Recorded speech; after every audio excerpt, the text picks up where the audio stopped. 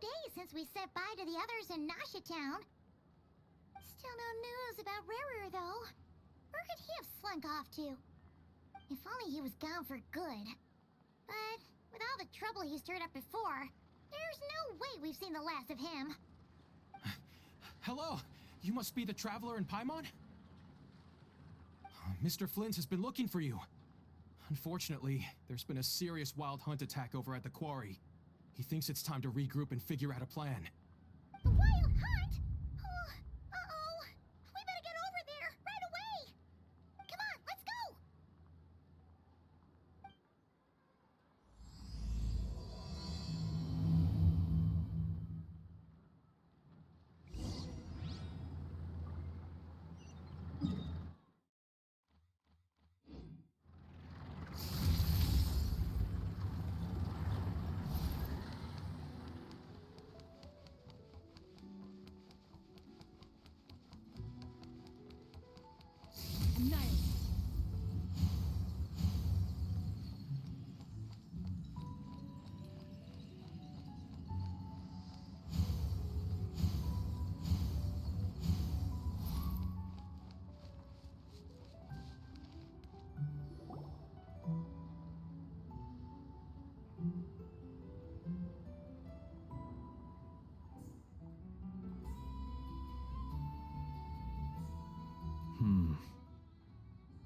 I can barely sense any Kuvaki at all.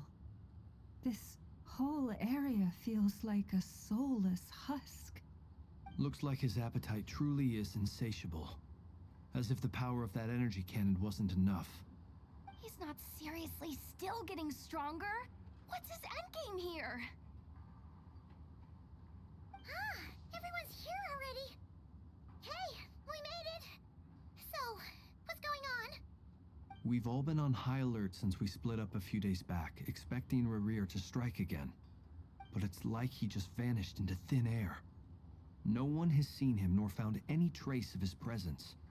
That is, until this morning, when a ratnik found signs of wild hunt activity while out here on patrol. As you can see, the Crystonite itself is physically intact, but the Kuvaki it contained is all but completely diminished. And we're sure that Rarir did this. Who else? He's the only one who could pull off a stunt like this. Kuvaki loss has reached critical levels. Reikir of Solnari set to maximum threat level. Warning, unless de-escalation measures are taken soon, he will pose a threat beyond our ability to contain. The consequences could be catastrophic. Traveler, do you remember when we encountered Rarir just after regaining his body? There wasn't a shred of sanity left. Nothing but madness and rage. Yeah, didn't he shout out a bunch of names? Then he started raving about how nothing in this world mattered to him. Oh, Paimon gets chills just thinking about it. Oh, but the thought that he's still out there, lurking somewhere in Notcry, waiting for his chance to strike? Oh, even chillier. Last time we fought, we were already at a disadvantage. If he has such overwhelming strength, why would he suddenly go into hiding? Yeah, if I were him and I wanted more Kuvaki, I'd just take it by force. No point staying in the shadows. Unless something went wrong. His whole resurrection thing didn't exactly go smoothly. The other thing is, how does someone who's completely lost their mind still have the wherewithal to cover their tracks so perfectly? Beats me. According to certain medical studies, insanity does not always entail a complete loss of rationality. It may be that he is simply living in a world of his own. That actually sounds about right. He was ranting away to himself the whole time, like he had zero interest in talking to us. There are many unanswered questions here. He could be right under our noses, and we'd still be in the dark. Besides his name and title, we know little about him. Certainly nothing about his past, or what he might be hoping to achieve. Exactly. And we wouldn't even know where to begin looking. Even Boss hadn't heard of the Rahir of Solnari before all this. I'd be willing to bet that even if we gathered together every scrap of intel in Nodcry, we still wouldn't find more than, like, 3 useful facts about him. So, if we do nothing, he'll just keep getting stronger. But if we want to investigate him, we have no idea where to look. Last time we had Marionette and her big robo-buddy to help us, and we still barely held our ground. If we had to face him alone... Oh, Paimon's head hurts just thinking about it. What are we supposed to do against a threat this big? Well, I do have a little hunch about his next move. Given that he attacked the quarry, I'd say it's likely he'll target other places rich in Kuvaki. Somewhere like the Eye of Krati, or the Pillar of Embla. One thing's for sure. If we just sit back and let him keep absorbing Kuvaki, we really won't stand a chance against him. A perfectly reasonable hypothesis. However, it is worth noting that these 2 locations are quite far apart. To investigate them both, we'll need to split up. I agree, we should split up. Right now, Rarir's goal seems to be gathering Kuvaki, not fighting us directly. Once we're done, let's regroup on Hisi Island. Wait, why Hisi Island? If I recall correctly, your largest goddess statue was carved from Kuvaki rich ore, was it not? That's right. Yes, it could well be a potential target of his. I should head back and start evacuating the pilgrims.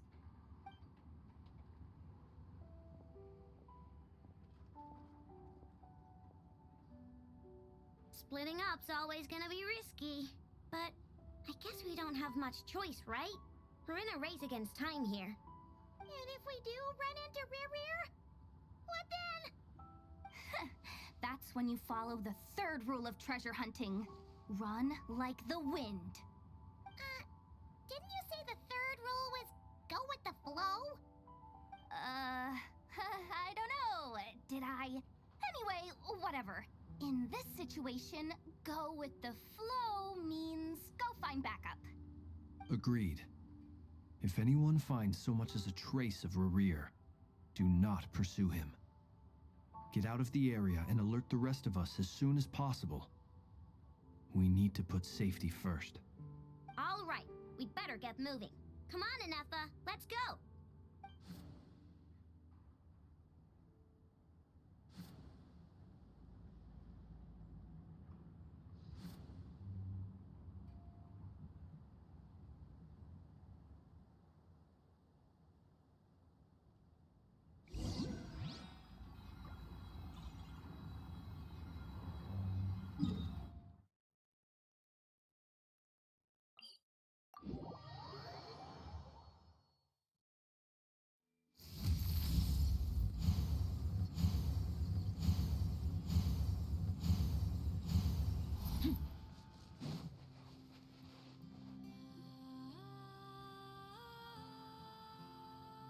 Any leads?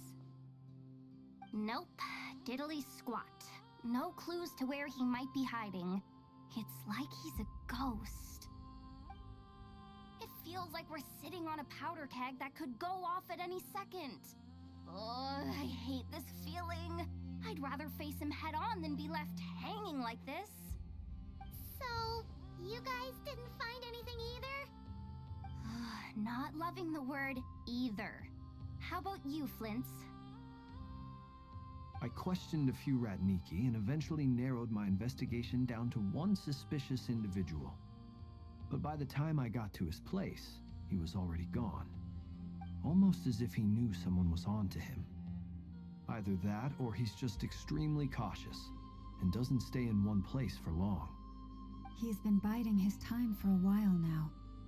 The question is, where or what is his next target? No idea. Since regaining his body, he seems to have lost all interest in the fragment in my possession. If he did still want it, he's had plenty of chances to take it. All we can do now is hope that I know and Anefa turn up some leads. Darn it, Rarir! If you've got the guts, come face me one-on-one! Wait, he's actually here? I didn't mean it! I swear! No, it's coming from Silver Moon Hall. The Lady Kutar might be in danger. Let's get over there, quick!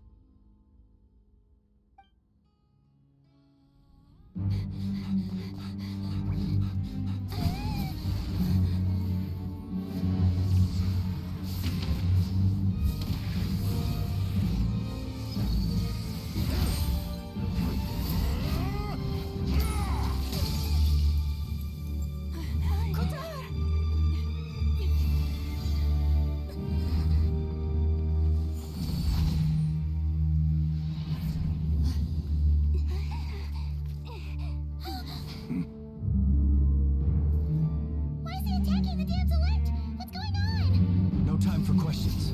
Stop him!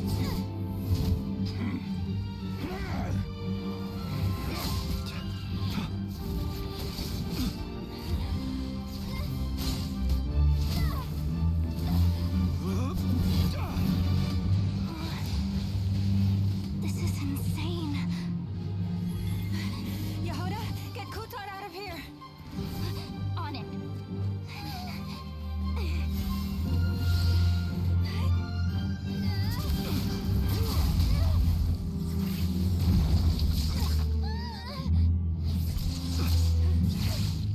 Look where your feeble light has gotten you.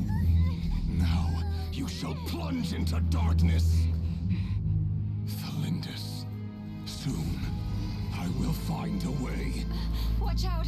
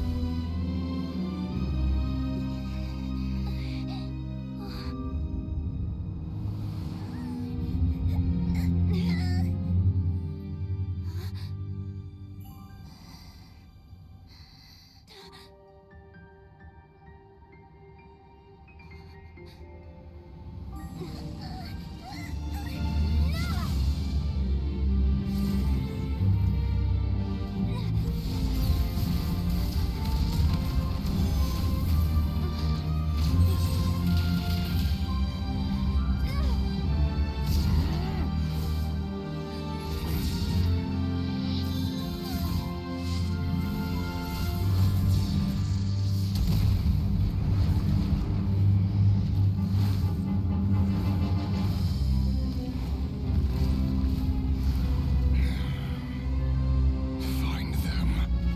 Even if it means turning this place to ashes.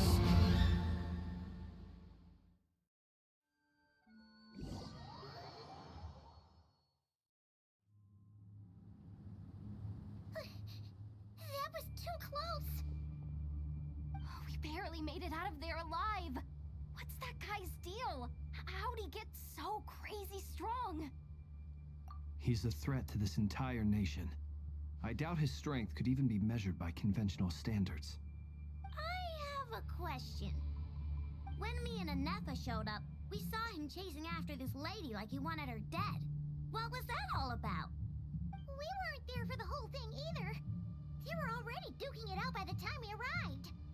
Yeah, we didn't see how it all started. It all escalated so quickly, we had no choice but to step in. Kutar, can you shed any light on the situation? Kutar. Cross-checking database. I see. So you're the one that the Frostmoon Scions refer to as the Moon Goddess? Wait, she's the moon goddess? Oh, no wonder she looks just like all those statues. There are many reasons why people might worship the moon, and just as many why they might despise it. I've never met that person before, but there was no mistaking his deep-seated hostility towards me. Why he holds me in such contempt, I cannot say. But since he hunts the power of the moon, it's no surprise that I am a target. Kutar. There are many potential motives. For instance, you help the traveler escape his grasp. This could be his way of taking revenge. It is also possible that he covets the Kuvaki inside you. and seeks to take it for his own. The list goes on. But right now, devising a counter strategy should be our #1 priority. The likelihood of this location being discovered is close to 100%. A counter strategy? But we don't stand a chance against an enemy like this. Surely our only option is to run. He's not gonna chase us to the end of the world, right? So as long as we can sneak out of Nodcry undetected. No, I can't say that. Come on, Yehoda. This is serious stuff. You can't suggest we all just chicken out. Running is our only option. Huh? You seem surprised. But what other choice do we have? We are facing an enemy we cannot possibly defeat in battle. Well, I mean, yeah, but still. It's not too late. I can distract him, so you have plenty of time to make your escape. Wait, what? You're gonna act as bait? Doesn't that make sense? I'm the one he's after. There's no need for you to risk your necks on my behalf. A coyote doesn't stop for bypassers while it's howling at the moon. What is it, Lama? The Frost Moon Scions have already grown accustomed to life without their goddess. My presence here is no longer essential, and this is not my home, so you needn't ask me to stay. We can't just roll over and let him get away with this. That's not our style. Yeah. We can't just call it quits after everything we've been through together. Besides, she'd pretty much saved my life back there. If I just ditched her now, I'd never forgive myself. We can't overlook that you have saved our lives multiple times now. To talk of returning the favor would be a little crass for my liking. But suffice to say that we are friends, and friends look out for one another. Rivers' true objective remains unclear. Even if we were to sacrifice Muskutar, there's no guarantee he would stop. But Kutar, I know why you left the Frostmoon Scions so long ago. It was because people started treating prayer as a form of trade. They would make self-centered wishes, force you to accept meaningless offerings in return, and then expect you to perform miracles for them, as if that were their entitlement. If it were me, I might have walked away too. But I believe that time can change everything, and that sometimes it takes losing something precious to appreciate its true worth. After much reflection, I've realized that this was never about whether the Frostmoon Scions need you. Any relationship based on need is purely transactional. What I truly hope is that you'll choose to stay, not out of obligation, but as part of our family. You were born here, and now you've returned. Who knows? Perhaps it was the moonlight that guided you home. thank you, Lama. But my power is on the wane. I'm afraid I will be of little use to you now. Very well then. I'll do as you say. Both times you saved us, we were transported across great distances in an instant. Is that one of your powers as the Moon Goddess? It is, but I find it very draining. I barely managed to pull it off just now, and it will be some time before I'm strong enough to do so again. Rejected by the world, my power is dwindling. Like a lake cut off from its source, slowly shrinking away. Now, it has almost run dry. What do you mean, rejected by the world?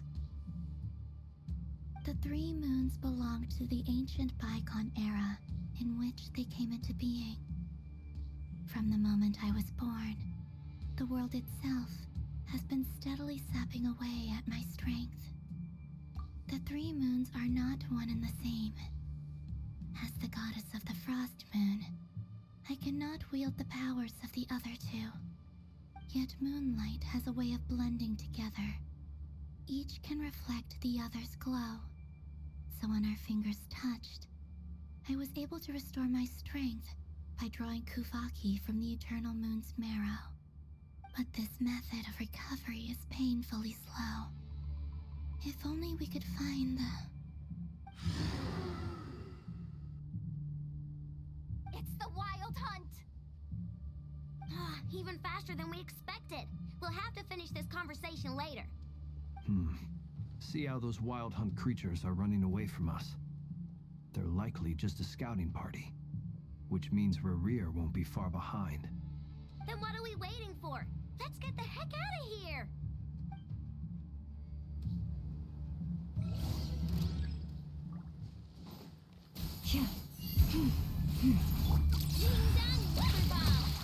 Preparing for dust up. Defensive mode engaged. They just keep coming! This is driving me nuts! Rerir's closing in on us. We need to pick up the pace. There's too many of them! And this time, we can't fall back on Kutar's help to escape! This goes on much longer.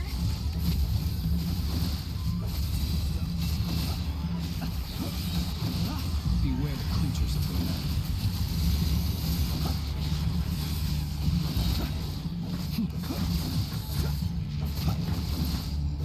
By the frostman of old. Look! The rainbow! Preparing for dust up. Cleanup sequence initiated. Close your eyes. Observe. Night falls. The long sleep beckons. Ultimatum protocol. Defensive mode engaged. For the everlasting forest.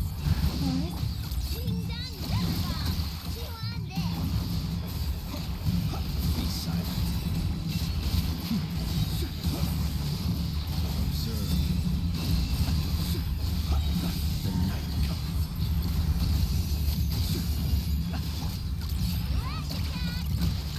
Annihilation mode. Insulation chamber. By the frostman of old.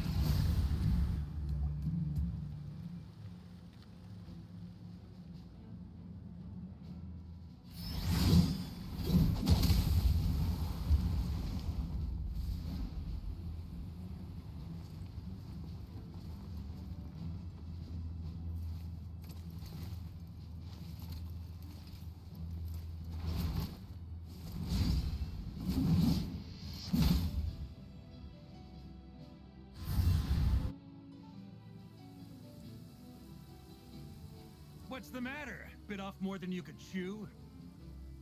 Who are you?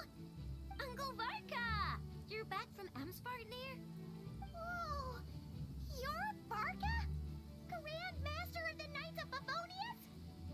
We could save the intros for later. Right now, let's get you all out of this hellhole. Follow me. I know somewhere you'll be safe. Oh, is that where I think it is? That's the one. Come on, move! There's no time to waste.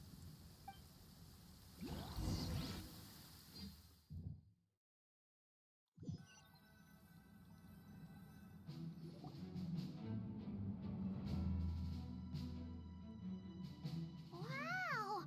Where are we? This is so well hidden. Well, that goes without saying. This is the Knights of Favonius' meeting place in Nodcry, and a contact hub for the Northern Intelligence Network, aka the black market of intel. No matter what faction you're with, it's the place to buy and sell information. Their headquarters are in Nodcry, but they've got contacts in every nation. As an expeditionary force on foreign soil, working with them has offered us the most effective way of getting our hands on reliable local intel. This is where we meet, so naturally, it's secure. Anyway, where were we? Folks from Nodcry should be pretty familiar with me by now, but I believe this is the first time we've met. Allow me to introduce myself. I am Varka, Knight of Boreas, and Grand Master of the Knights of Favonius. We've heard all about you. This meeting's been a long time coming. You look way younger than Paimon expected. But You definitely have that Grandmaster vibe. Well, I'm no spring chicken. Just not showing my age yet. Definitely feeling some of that back pain today, though. Rushed back from Amsfartnir without a wink of sleep, only to get right into another fight with that freshly revived maniac. Another? You mean you fought him before? Yep. He wasn't nearly as strong back then, but he was still a formidable foe. I brought some of the knights along to give him a little surprise, but he saw us coming from a mile off. My squad took heavy injuries, and I barely made it out alive myself. We knew it might have been our last chance, so we staked everything on it. But still, it wasn't enough to stop him. I tried tracking him down afterwards, but he didn't leave a trace. Even in his unhinged mental state, he's as cautious as any trained operative. So, I decided to come find you. And as luck would have it, turned up to find you being ambushed by the Wild Hunt. The rest, you already know. Is that why he's been frantically absorbing Kuvaki these past few days? Because he sees you as a threat? Maybe I'm part of the equation, but even if I weren't, I'm sure he'd still be gathering power. He's clearly working up towards something. Note to self, Uncle Varka's strength rating officially upgraded. Guess it's my turn to ask questions now. So, what exactly has been happening in Nodcry? Why is the Wild Hunt returned in humanoid form? And why is it after you? That's a long story, but I'll try to make it quick.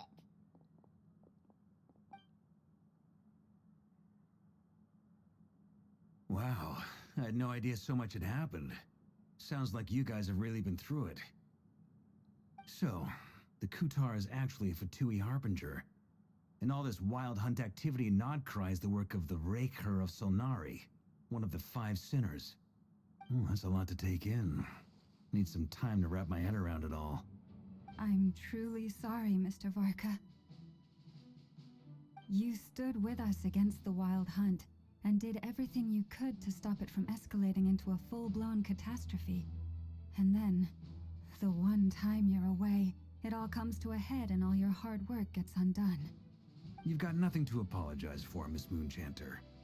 You can plan 100 steps ahead and still slip up. That's just life. No one knows what tomorrow holds. You can't predict which way the wind will blow next. And, to be perfectly honest, I can't say I'm surprised. For all the times we've defeated the Wild Hunt in the past, we've never been able to completely wipe it out. Turns out, we were just delaying the inevitable.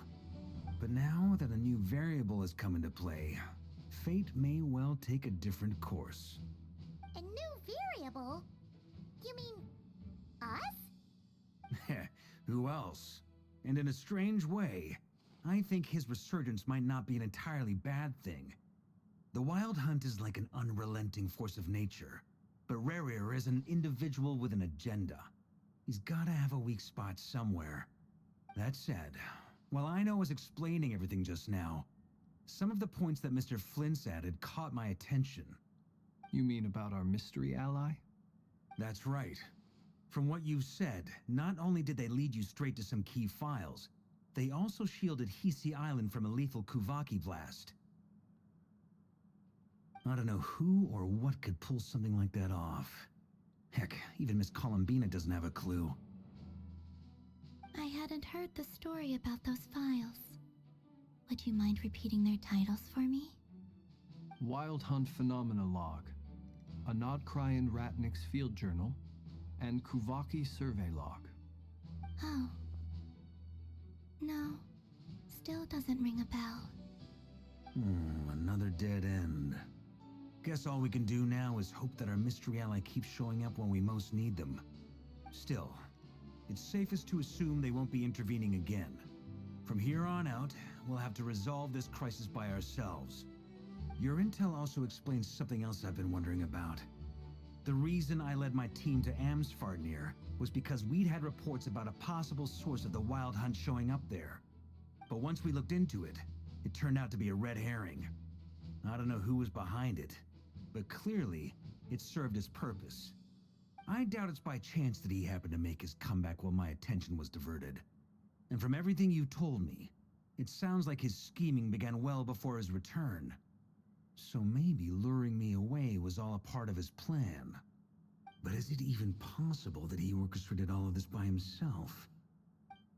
The Moon Maiden and the Raker of Solnari, Nodcry of all places.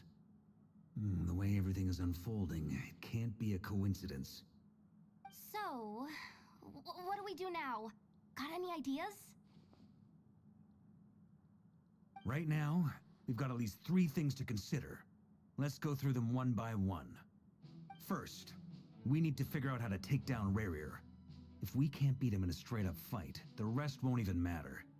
To my knowledge, the bulk of Nodcry's fighting force is already gathered here. But even with everyone united, we're still no match for Rerir in his current state, let alone with his power still growing. What if there was a way to tap into a new power of our own? How so? Have you thought of something, Columbina? 3 moons once watched over this world. The Eternal Moon was the largest. The Frost Moon was the brightest. And the Iridescent Moon was the most mysterious. They say that back then, the 3 moon goddesses wielded immense power. Enough to shape the workings of the world itself. I now bear the Frost Moon's power, and the Eternal Moon's marrow resides within the Traveler. Hold on. Are you suggesting... The iridescent moon, the last piece in the puzzle. That's right. If we can find the Iridescent Moon's marrow, I will be able to regain my strength much more quickly. The 3 moons are said to stir the tides and illuminate all things. Perhaps they hold further secrets beyond our understanding. According to my analysis, this solution is feasible. However, it is subject to one major condition. How do we locate the Iridescent Moon's marrow?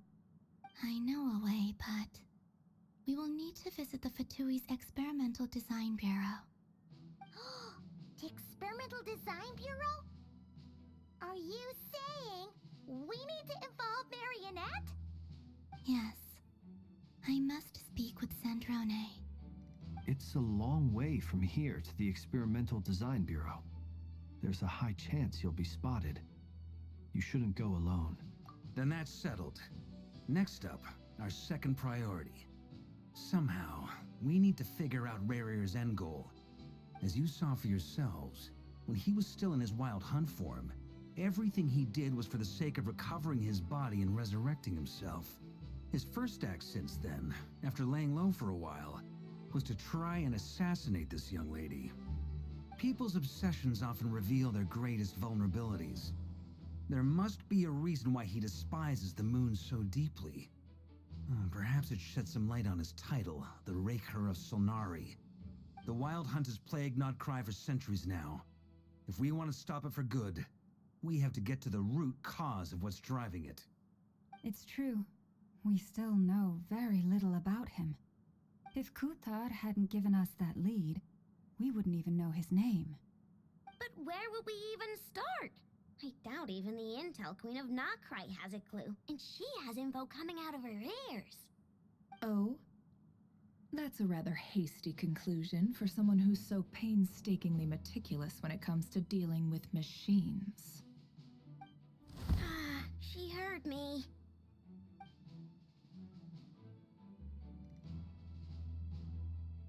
Boss! What are you doing here? I'm now asking myself the same question. I received a letter from a humble knight of Favonius, requesting a meeting to discuss a major business deal. But it looks like this humble knight had something else in mind. Details. Miss Neffer, the important thing is that you've arrived at the perfect time. Since his failed ambush, I've been racking my brains trying to come up with a plan to fight Rerir. Given the severity of the situation, I think it's fair to say that our only chance lies in uniting as one. And I'm talking all the factions in Nodcry. We can't do this without the Curatorium, but I knew it'd be a tough job to win you over. So, I took the liberty of reaching out for a little chat.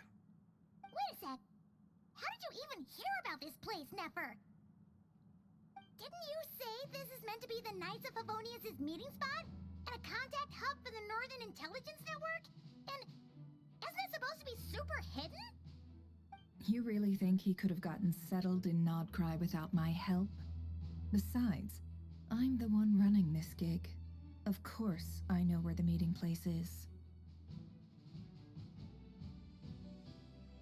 Allow me to introduce the current head of the Northern Intelligence Network. If it's intel you're after, she's your woman. Pretty much seen and heard it all. Please spare me the flattery. Let's cut to the chase. Seems like you've run into some trouble, huh?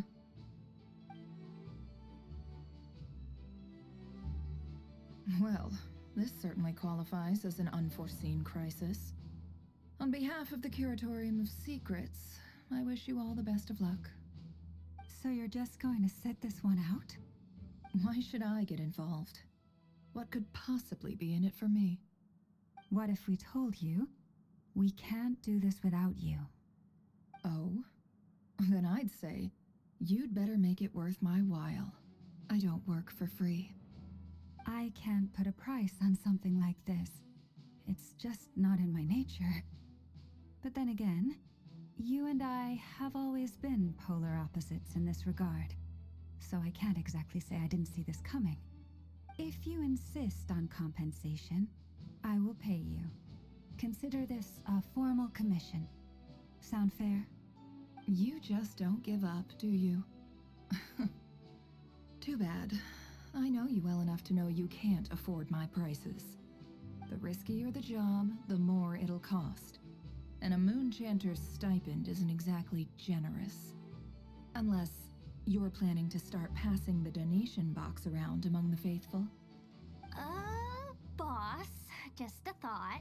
If they come up short, maybe you can take the difference out of my next few paychecks. Things got really dangerous during the fight with Rerir.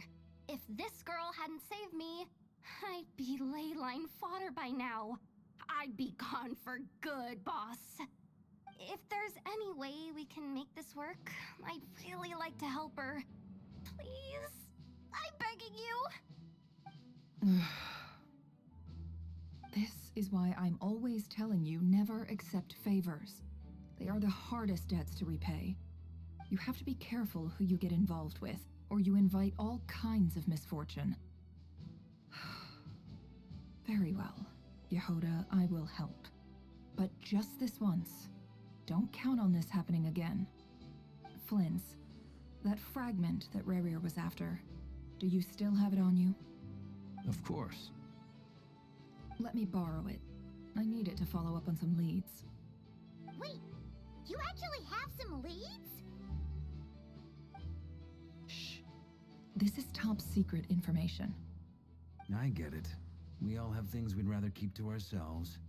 Plus, I know we can count on you, so we'll leave the intel gathering in your hands. And that brings me to the third and final item. We need to find a way to distract him. We need time to make our move, so someone will have to stall him. I'm in for this part, no matter what. Anyone coming with? Count me in too.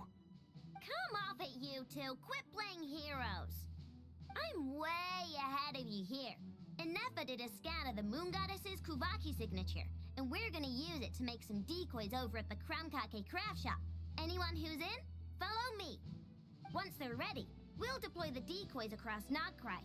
So as long as the rest of you keep moving, he won't catch on to your scent and won't be able to track you down. I like it. Genius idea. No biggie. All right then, we'll split into 3 teams. Once your team has finished their mission, return here and wait for the others. Dismissed!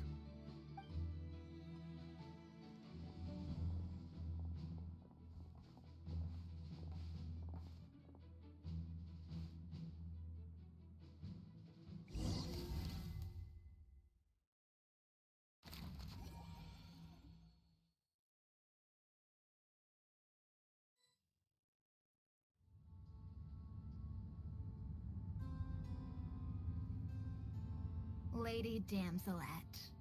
Wait, and you two? What are you doing at the Kuvaki Experimental Design Bureau? We've been doing our best to mind our own business lately. But if you're just gonna waltz up here like this, you're seriously pressing your luck. Don't blame us for doing what we have to. Huh. You really think that's gonna scare us off? We're not looking for any trouble. I just want to see Sandrone. Do I need to remind you that you're still a wanted fugitive for deserting us? Out of consideration for our former ties and the crisis we're all up against, we'll let you leave in one piece. But don't even think about trying to get inside. Let them But in. Are you going to make me repeat that? no, my lady. Sandrone seems to be in a good mood. Must be maintenance day.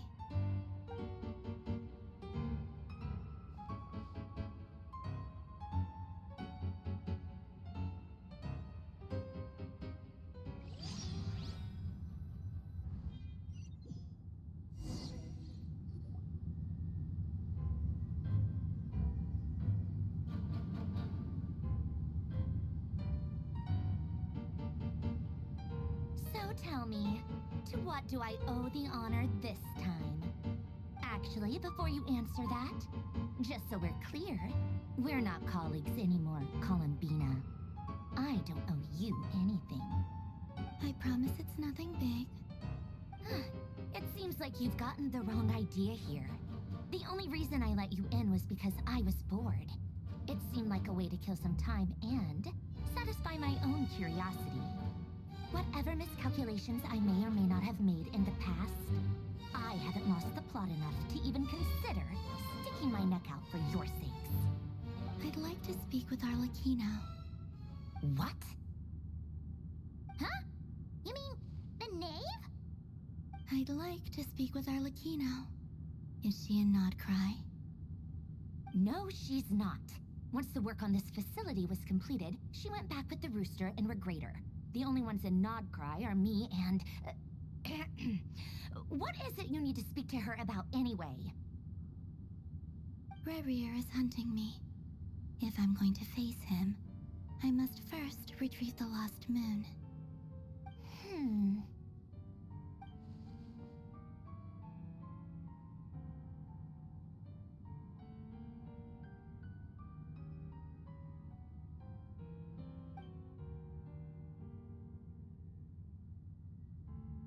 Is that a no, then?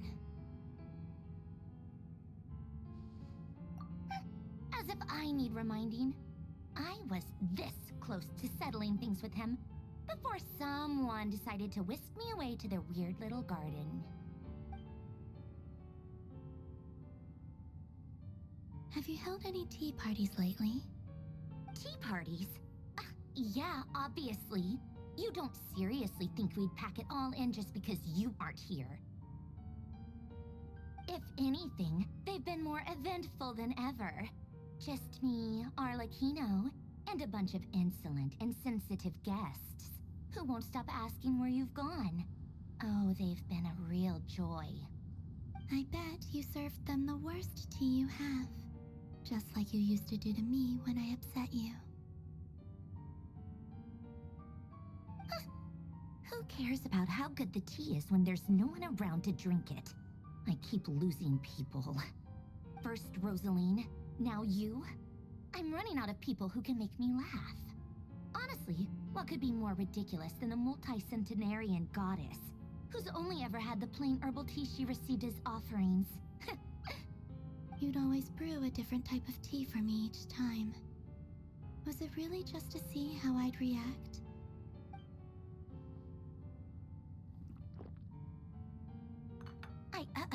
Well, duh. Why else? Watching you squirm was practically my only form of entertainment.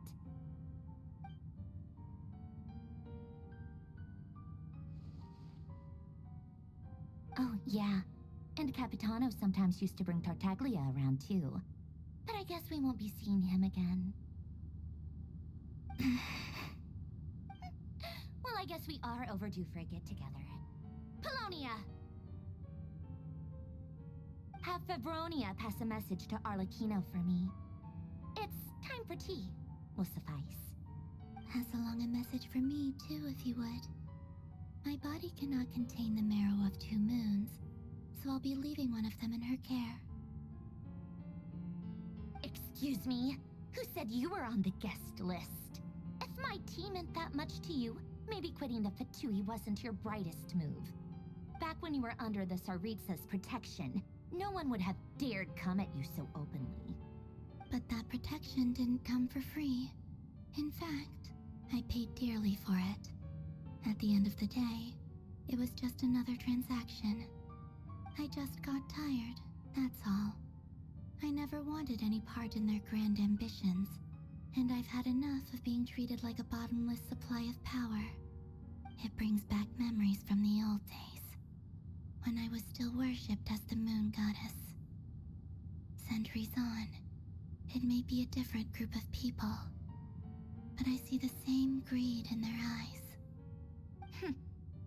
I figured you'd leave eventually.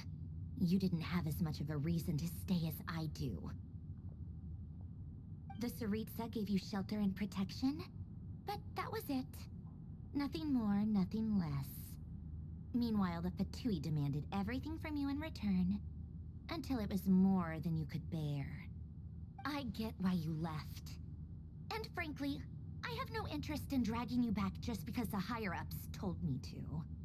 But if you keep hanging around with this riffraff, the next time we cross paths, we might be enemies for real.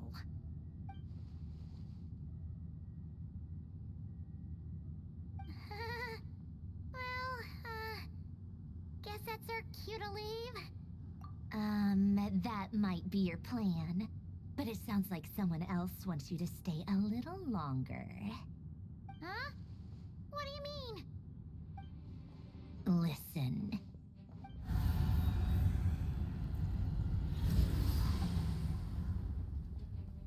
My lady, it's the Wild Hunt. A horde of monsters is headed straight for the facility. Another uninvited guest trying to crash my tea party. Clear the area. I'll handle this. Wait, what? You want us to leave you here by yourself? Huh, you'll be lucky to make it out of this alive. You really think you can afford to worry about me? Go on, get out of here. You may have stopped Polonia from crushing him last time, but I've made sure that won't happen again. The entire Experimental Design Bureau is rigged for war. Stay and watch if you want, but it'll be at your own risk. You're not flagged as friendlies in the weapon system. Don't tell me what to do! Look, if you're leaving, make it quick, or you'll just get in my way. There's a secret passage on the 2nd floor. It'll take you right to the plains out back. Stare all you want, Columbina. You're not getting another invitation to my tea party. I know. But thank you anyway, Sandrone. This is exactly why you shouldn't hang around with those people. All their melodrama and sentimental nonsense is rubbing off on you.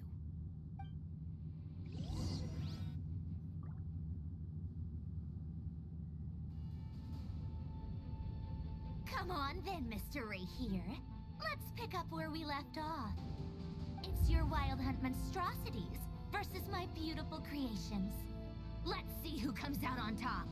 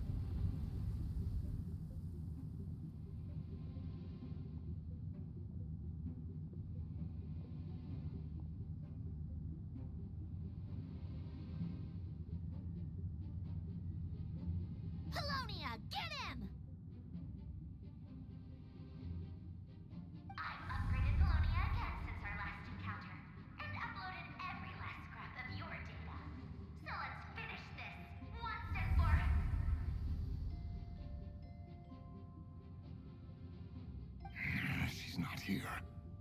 Where did she go? Hey! Over here, you big... Curse it. Moon. Go. Keep searching. She cannot have gotten far.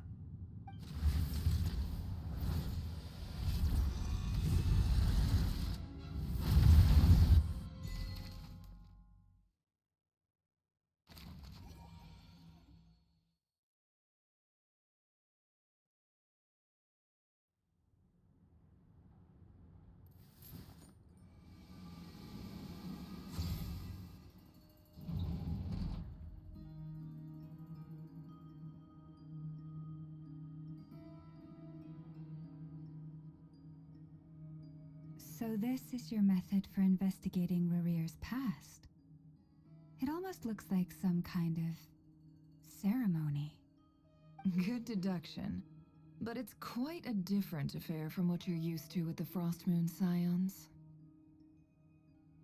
Whoa! First time I've ever been in here. Boss always said it was off limits, so I pictured some kind of creepy dungeon. But it's actually kinda nice. Oh, I guess this must be Sumero decor? That's where Boss is from. And that nice shopkeeper who sold me my treasure compass. I'm not sure exactly what you've got planned, but it looks like you're all set. When do we begin? Whenever we wish. But for some reason, I've got a feeling this isn't going to end well. I've never faced Rarir myself, but from what you've told me, his power is beyond anything I could imagine. I, on the other hand, am just an ordinary businesswoman. Our paths should never have crossed, yet here I am, forced to make an enemy of him. If you ask me, you're about as far from ordinary as it gets. So what are you saying? You're getting cold feet? Once I take a job, there's no backing out. Still, I have to ask myself if the power I'm relying on will even work on an opponent of this caliber. And also how to make sure I come out of this alive if things spiral out of control. Death is the one thing we can take for granted. It is the great equalizer, however fortunate or unfortunate we may otherwise be. So it's important to consider how to spend what lifespan we have left. Come on, boss. Lighten up. Quit talking about death. It's bad luck. For once, I agree with you. When you're up against a foe like Rarir, there's no such thing as being too prepared. Is there anything I can do to help? That won't be necessary. I've already made up my mind. Time to cash in a precious favor I've been saving for a rainy day. Yehoda, I need you to find someone for me. The sooner the better. Eh? Find who? That shady merchant who sold you an overpriced treasure compass the other day. Come on, boss. You're pulling my leg again. In what way is she shady? She showed up when I was completely lost and sold me a neat little gadget that was exactly what I needed. Trust me, she's a good person. Anyway, I know who you're talking about. Don't go anywhere. I'll be right back. I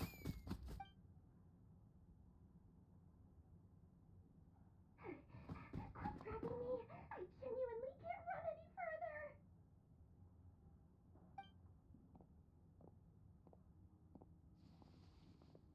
Hey, aren't you... What is it? What's the big rush? You dragged me out of a dream where I was literally swimming in Mora.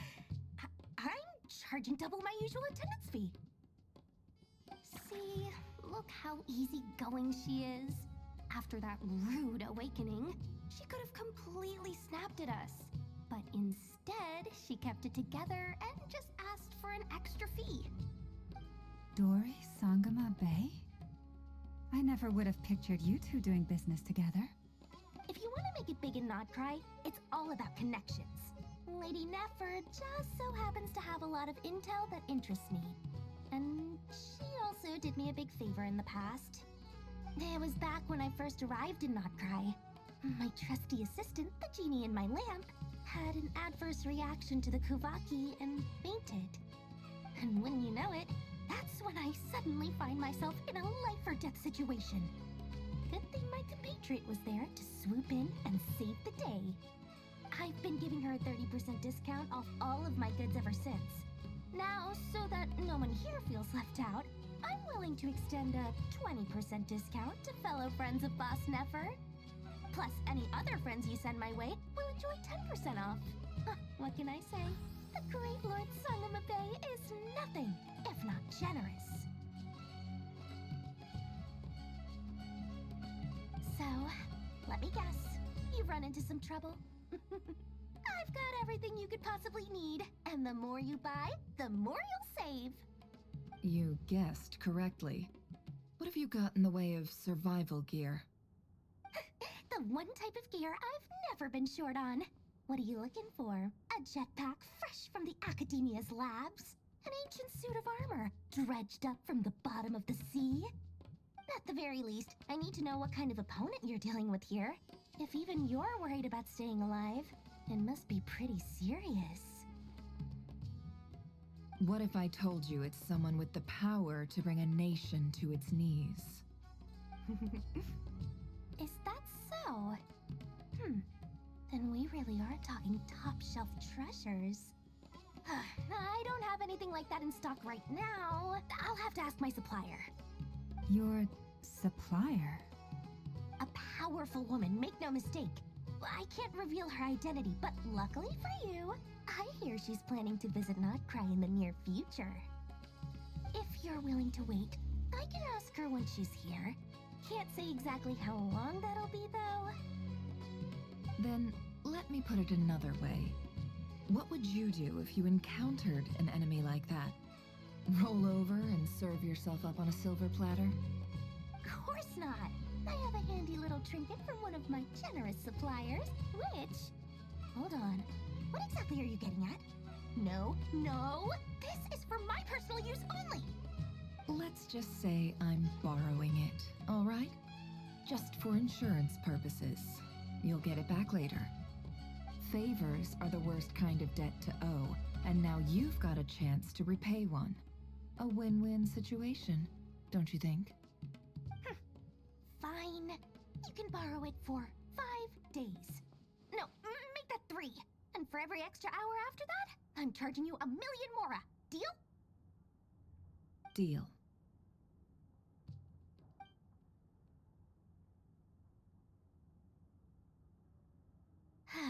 What a way to start the day. Now, was there anything else you wanted? Or can I go back to bed now?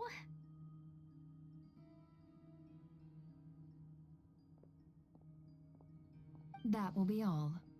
Take care now. Don't trip up on your way back, friend.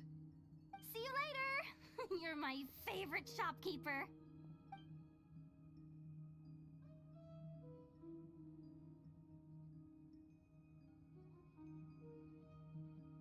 Excellent. Everything is well and truly ready. The ceremony can now begin. After initiating the ceremony, your minds will follow me wherever I go. You will see many strange things in your mind's eye. So remember, don't be frightened, and don't make a sound. Now then, let us peer into the Raker of Solnari's past.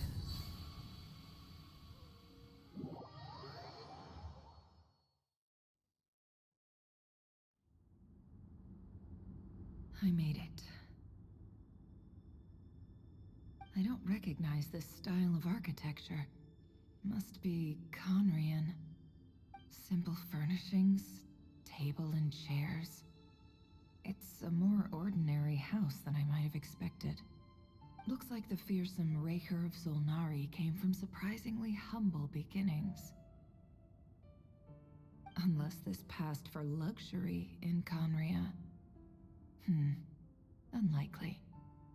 It was said to be a very prosperous nation in its heyday. Anyway, I'll keep exploring.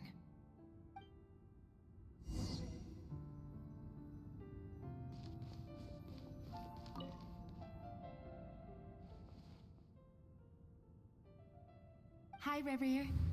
Since you're working extra hours tonight, I thought I'd keep myself busy by checking out that new kebab shop. I've heard good things about their menu. I'll test it out, and if it's as good as everyone's saying, let's go back together sometime. P.S. New stash from the Universitas Magistrorum. I brought some goodies home. A few teacups and a pin rack. Hope you like them. They didn't sign their name, but they must have been close. Sounds like they were living together.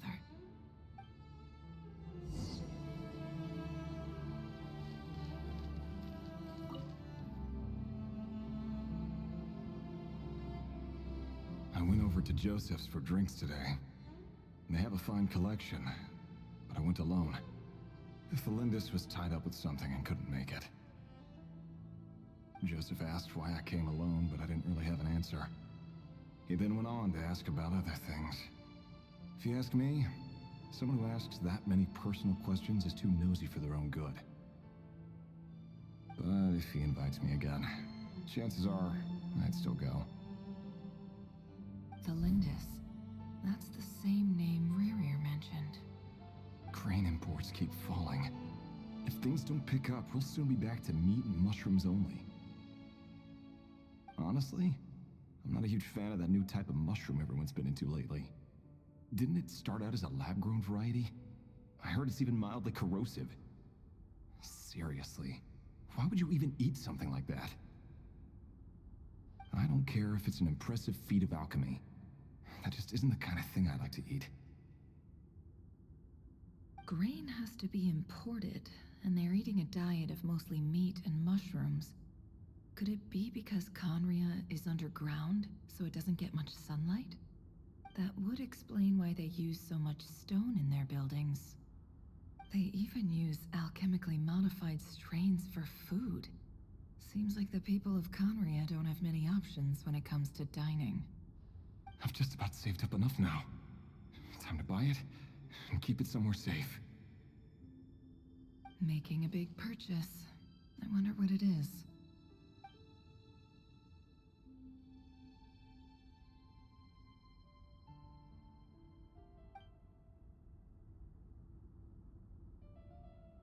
He really is a professional.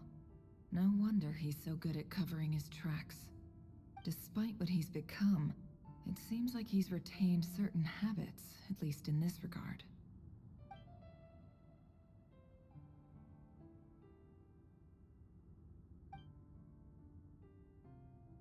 Did Rary rip it out himself?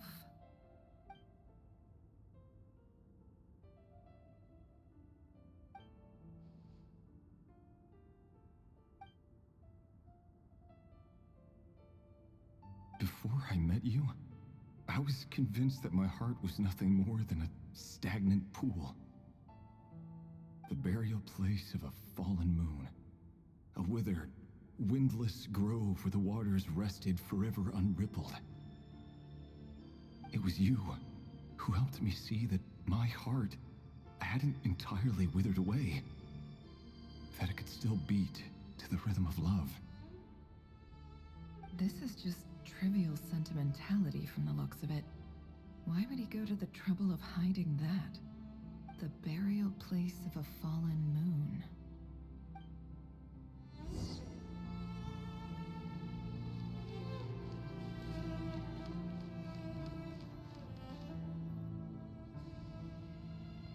Revere, over here. Dane! Oh, and, Vedelson here? What a surprise to see you here, sir. Hello there, Revere. You need not address me so formally outside of court. He doesn't get that much free time, so I invited him over for a drink. Even the court prophet deserves a break every now and then, right? Well, I'm flattered. So, what are we discussing today? Hey, don't look at me. As far as I see it, we don't need an excuse to have a few drinks. Come on, don't give us that. Didn't you say you were about to pop the big question? How's that coming along? Who'd have thought the great Twilight Sword was an even greater gossip? I just didn't expect you to be the first one to settle down and get married, that's all. Yeah. If you told me that a few years ago, I wouldn't have believed you either. So, are you planning to come clean about your job then? I'm guessing you still haven't told her. Sure, I'll have to tell her at some point. But I'll need to pick the right time and place. To be honest, I have no idea how she'll take it. Come on, stop being such a pessimist. For all you know, she could be thrilled. I bet she'll be much more impressed by your actual job than the one she thinks you're doing now. A member of the King's Guard. Quite the cover story. Does the king himself even know? Of course he does. Anyway, enough about me. How have you been? Me?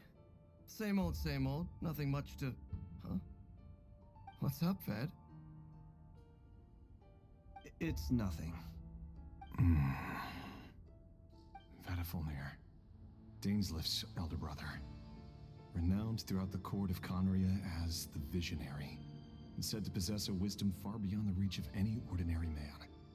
And yet, despite the gulf between us, he seems to have something to say about me. Does he even know me? Does he see me as a friend of his brother, or just another of the Vinster King's blades? Why did he react so strongly? Was it really to do with what we were talking about? Brown, curly hair and brooding blue eyes. So this is what Rare looked like back in the day. Perfectly normal. No different from anyone else. As frightening as this monster is in the present, there's something even more unsettling about seeing the human he used to be.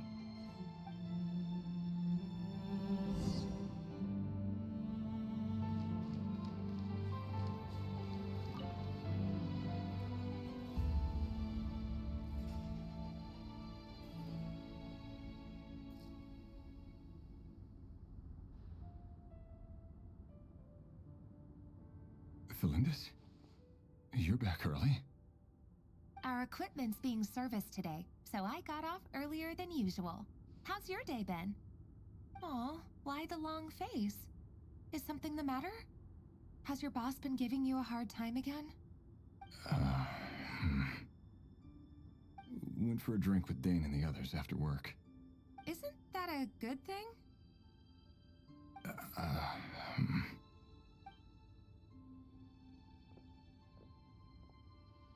Vedifulnir showed up today, too. You know, Daneslif's older brother. Ah, Mr. Vedifulnir. Yes, I've heard of him. They say that everything he says ends up coming true. He overheard Daneslif mention that I'd recently proposed, and seemed to have an issue with it. But when I asked what it was, he kept it to himself. So, you're worried? You can be such a child sometimes, Revier. We're nobodies. Why would the Visionary be concerned about us? I'm sure someone in his position has much bigger fish to fry. Maybe you're right. You worry too much, Revier. We've been together for ages now, and everything's been going so well, has it not? You've even proposed to me. So, you do remember. Tell me then. What's your answer? Like I said, I need some time to decide. You can't just rush into things like this. We may be nobodies in the grand scheme of things, but if we want things to work out, we've still got to plan ahead. All right. Take your time. Just don't keep me waiting forever. Nobodies. Sounds about right. In the eyes of people like Vedifulnir and Daneslif, what do we matter? Can someone whose gaze is so fixed on a far-flung future even see the present clearly? Besides, the dynasty's fate rests with the king and his inner circle. Whatever I do, it won't make much difference. Meanwhile, every idea they come up with and every decision they make, it affects everything. These days, the king is lost in his research, and the purge of the Crimson Moon bloodline grows ever more intense. The opposition tried to speak out, but nothing came of it. And I'm under no illusions as to why. Because we eliminated them and got rid of their bodies. A man can have 1,000 reasons to carry a sword, but there are few good excuses to use it. Yet the king has never even considered a gentler approach, and he never will. What becomes of someone who kills on another's behalf? Can he ever find true peace?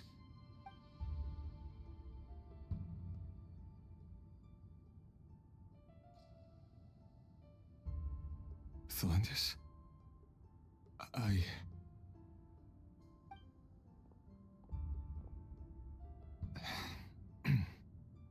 It's nothing. You were right. Fate has never smiled upon nobodies like us. But by the same token, it's unlikely to bear a grudge against us either. There's no reason we can't keep living happily together, cherishing the simple joys of each day as they come. See? You just need to stay positive, Revere. I can feel your warmth, your breath. You're right there, right by my side. Just seeing you makes me happy in a way I can't explain, and that's something that no one could ever take away from me. So smile, my love. Let go of that frown. You're right, Thelindis. I've just been overthinking things. That's better. Getting caught up about things like this will only ruin our evening. Speaking of which, all set for the ball tonight? I need to go get ready. You go ahead. I just have a few things to take care of, then I'll come join you. Even busier than the big shots, huh? Fine, I'll go get started. But don't be late. If you keep me waiting too long, I won't be a happy bunny. Relax. I'll be there. Seriously, though, you drive a hard bargain. You're really gonna leave my proposal hanging and still expect me to take you to the ball? Well, that goes without saying. I already told everyone I'd be coming with a dance partner. Besides, they're two completely different things. Let's take it one thing at a time, all right? All right. White outfit it is. It seems like Rerir was deliberately hiding his ties to the intelligence services by giving the impression that he was just an ordinary member of the Vinster King's Guard. He clearly doesn't want his would-be fiancée to know about his other life. Then again, that's hardly surprising. People in the intelligence trade rarely do. Who'd have thought we were in the same line of work? Let's dig a little deeper.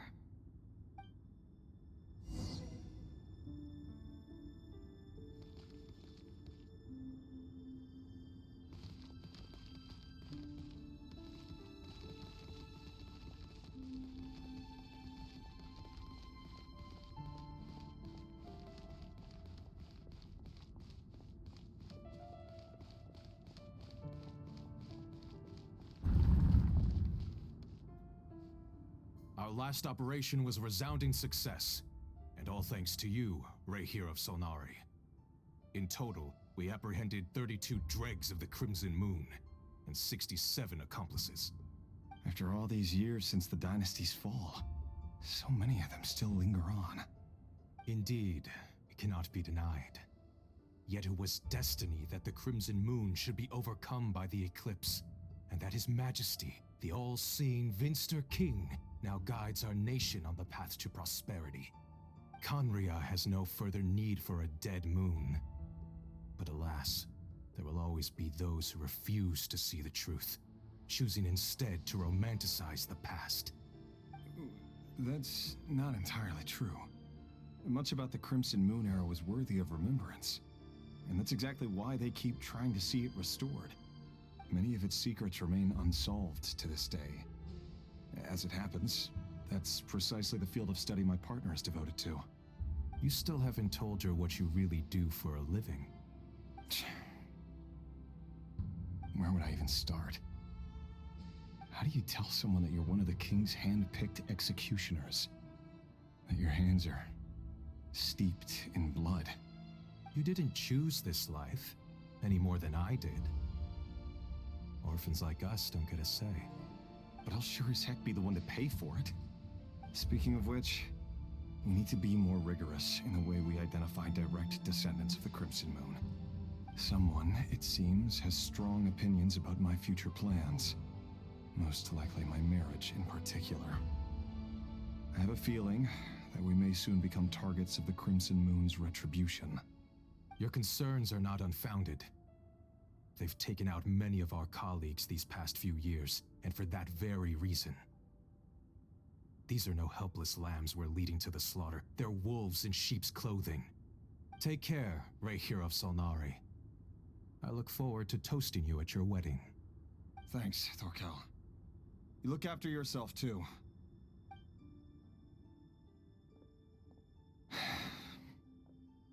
Thelindis, I never wanted to keep this from you. You're the last person I would ever want to lie to. But that's exactly why I can't tell you everything. There are things you shouldn't know. Things you cannot know. The Moonlit Dynasties are a thing of the past. Yet even now, with the sun shining high in the sky, there are those who would call forth a dead moon's ghost. Could that be why Vedalfnir held back? Or was it because of some court secret he's not at liberty to share? I have to get a clear answer from him. No matter what happens, I will protect Thelindis. Rerir seems to be very concerned by Vedalfnir's reaction. Vedalfnir and Dainsleif, the Visionary and Twilight Sword. So that's what they were really like. I've investigated this whole area now.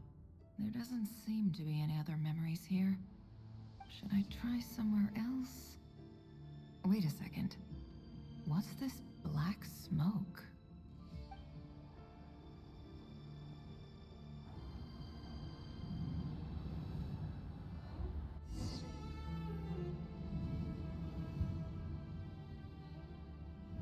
So, he's late after all. Just you wait, Rerir. You're in for it. Big time. Are you waiting for someone, ma'am? Could I tempt you into buying some flowers? Oh, sure. Pick me out a pretty bunch if you would. Thank you. But I'm afraid none of them are as pretty as you. For someone so young, you sure have a way with words, don't you? I'm only telling the truth. Look me in the eyes.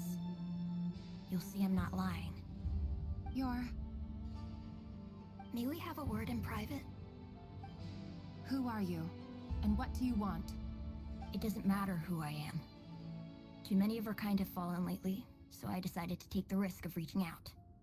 Not long ago, the Rayhir of Solnari led an assault on one of our strongholds.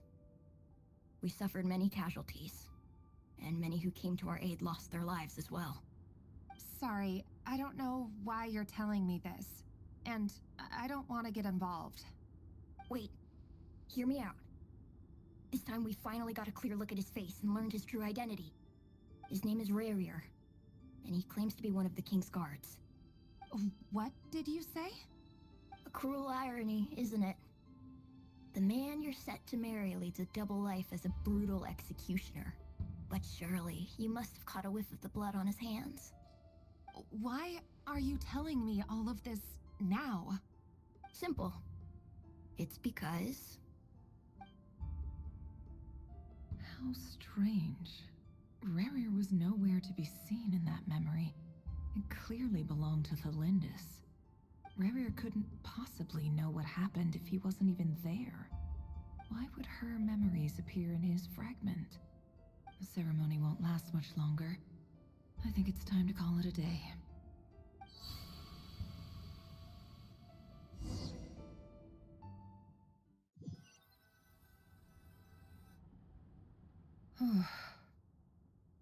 So that was your doing?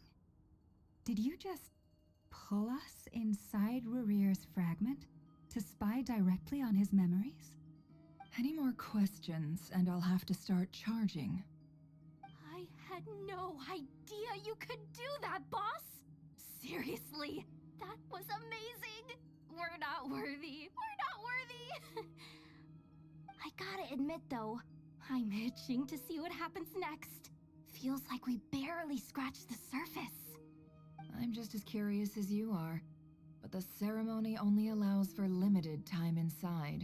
That's all we can see for now. Luckily, we managed to learn quite a lot. So far, so good. I just hope the others are doing okay too. Especially the group with the Traveler.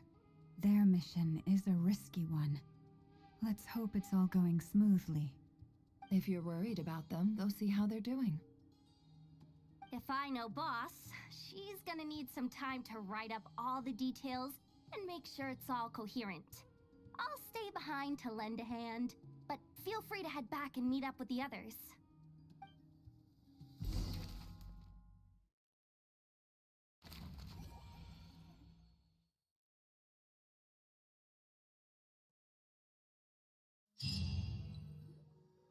Oh, they've been prowling around for nearly 2 days now. These things just won't quit. Oh, they might not have seen us yet, but them constantly sweeping the area, our way out is completely blocked. Oh, that's never gonna work. One little slip up and it's game over. If they spot us, they'll run straight back to Rare. And once he knows we're here, it won't be long before he's breathing down our necks again. Oh, guess you're right. All right, time to zip it.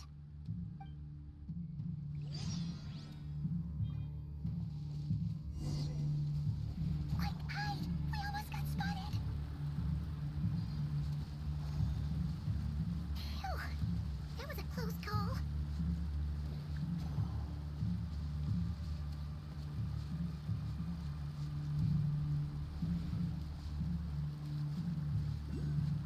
Watch out! He's coming this way!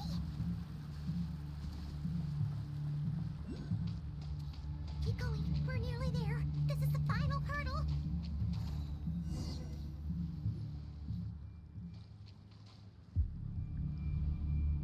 Oh, they're so into these things!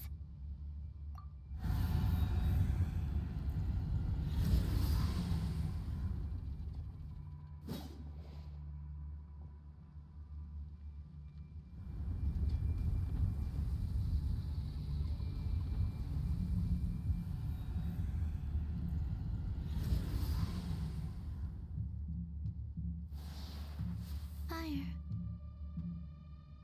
Fire? Wait, what's that smell? Oh no! There's a fire!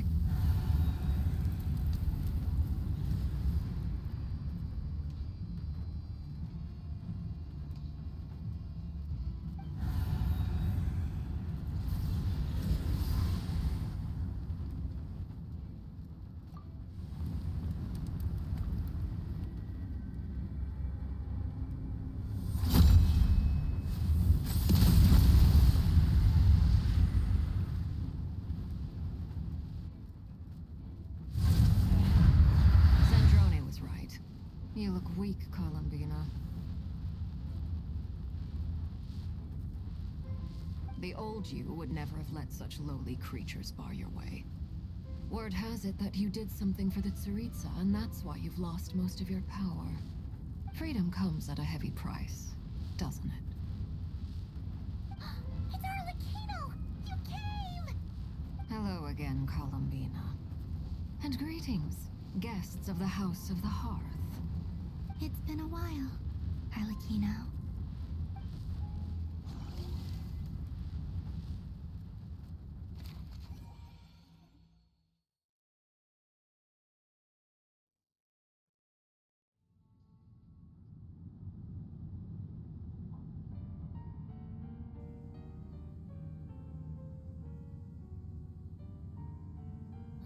Stupid right here of stupid Solnari. Ugh, whatever. I've got all the data I need. Next time we meet, you're finished.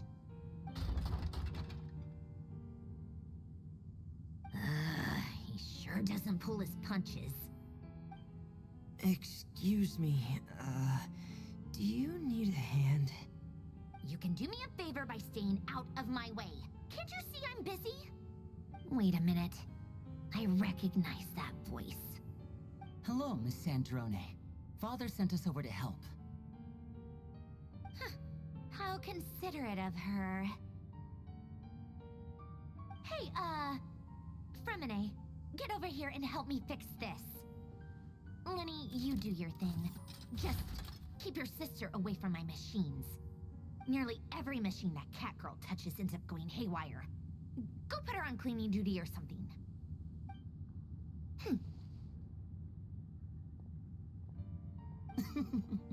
Then let's start downstairs. Fremine, we'll leave this place to you. You've got it. Wait a second. Pretty sure there's still some tea in the cupboard. If you want some, you'll have to make it yourselves.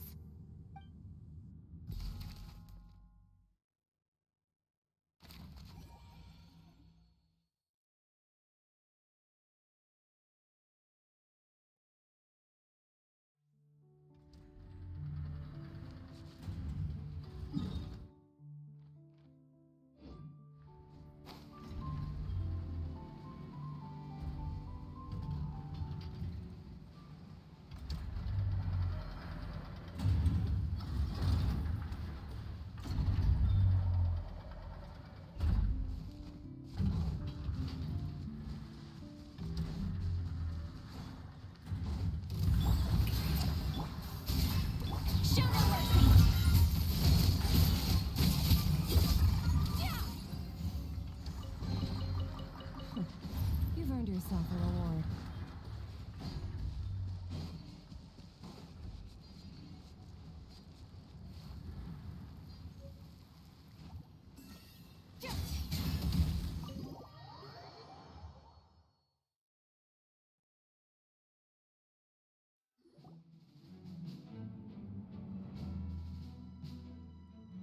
It's a relief to see you all made it back in one piece.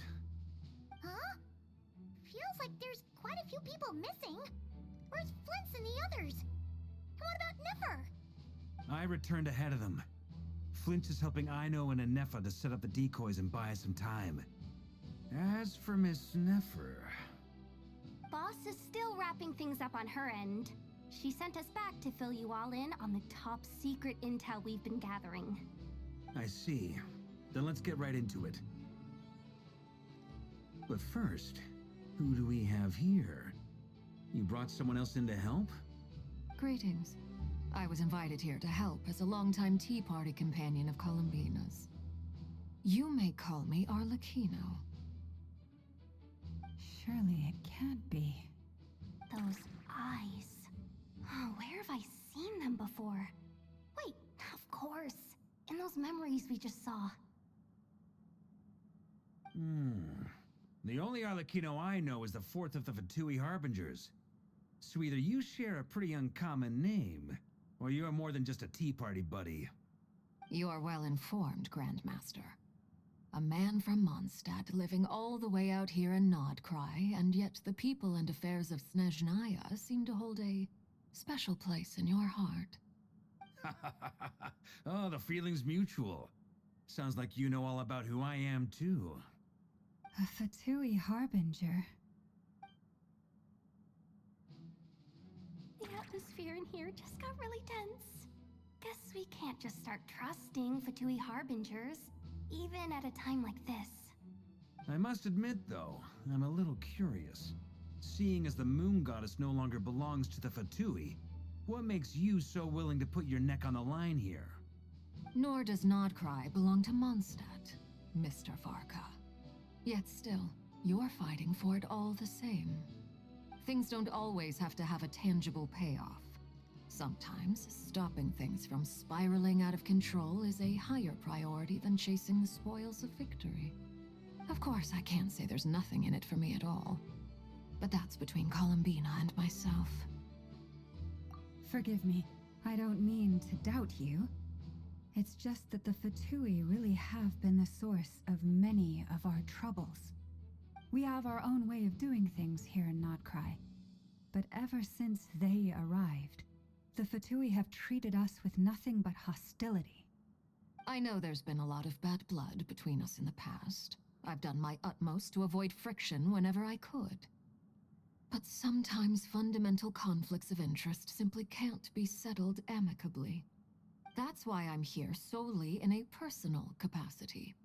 This has nothing to do with the Fatui. As a gesture of good faith, I'll be frank.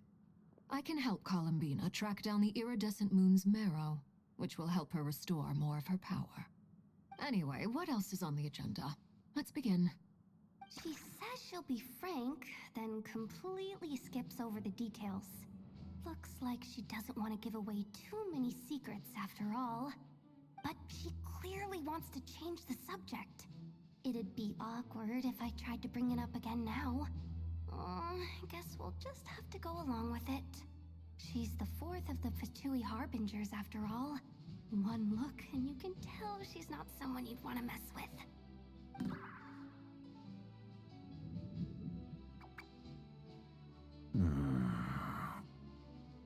Well, since Miss Arlecchino sounds confident in her ability to handle that, we'll proceed to the next topic. Yehoda, time to share that top-secret intel. All right, listen up, everyone. First, we now know that Rerir was originally a Conrian secret agent whose primary mission was to hunt down and assassinate the so-called Dregs of the Crimson Moon. The Dregs of the Crimson Moon? Mm-hmm. In the memories, there was a lot of talk about the Crimson Moon and Eclipse, and a whole bunch of other stuff from the time of Conria.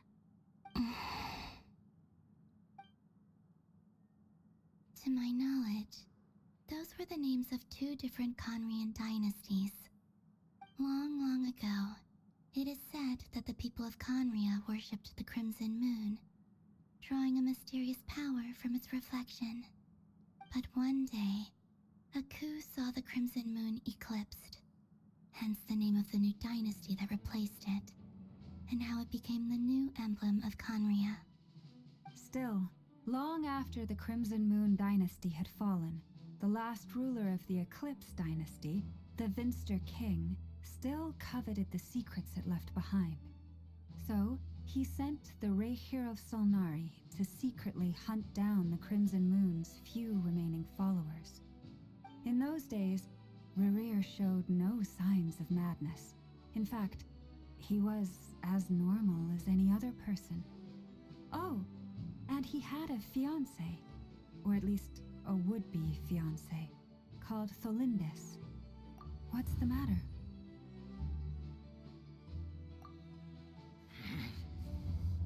Ferfnir, Vrindaughter, Tholindis.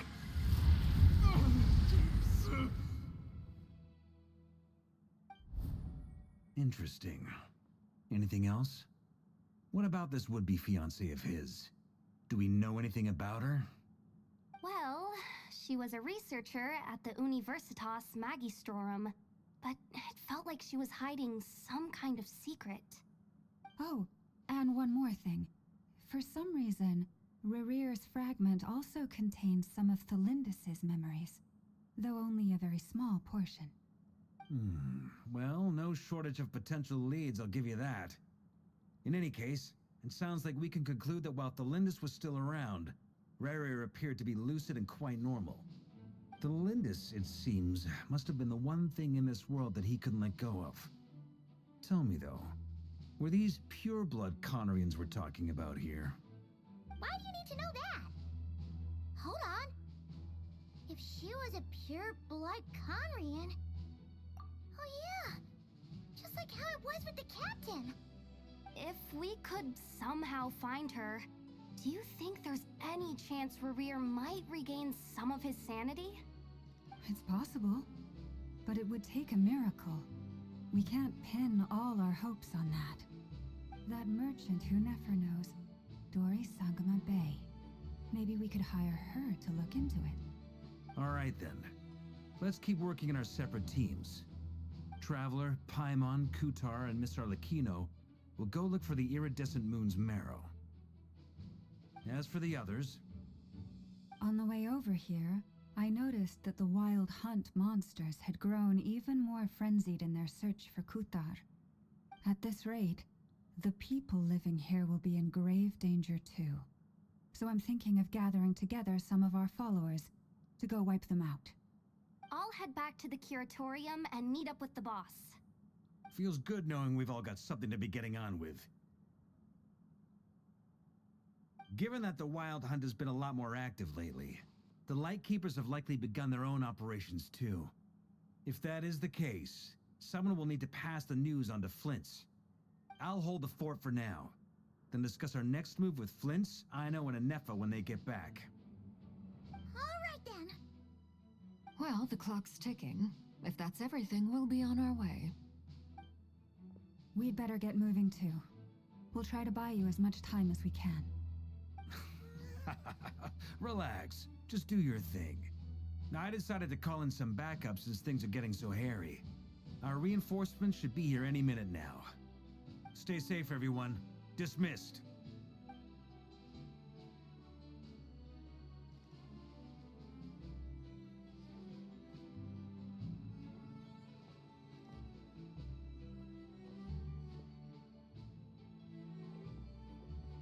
We're back. Did we get here a little early? Or a little late? A tad late. The others have already set off. To summarize, our resident moon goddess has found us a new ally, and Boss Nefer has uncovered some promising info. Everything going smoothly on your end? Not great. I don't know how long we can stall them for. The decoys are getting taken out way faster than we imagined. I'm gonna make some more later, but I need a timeout first. I'm so tired right now. Oh, right! Inefa, could you fill in Uncle Varka on what we just discussed with Flint's? Sure.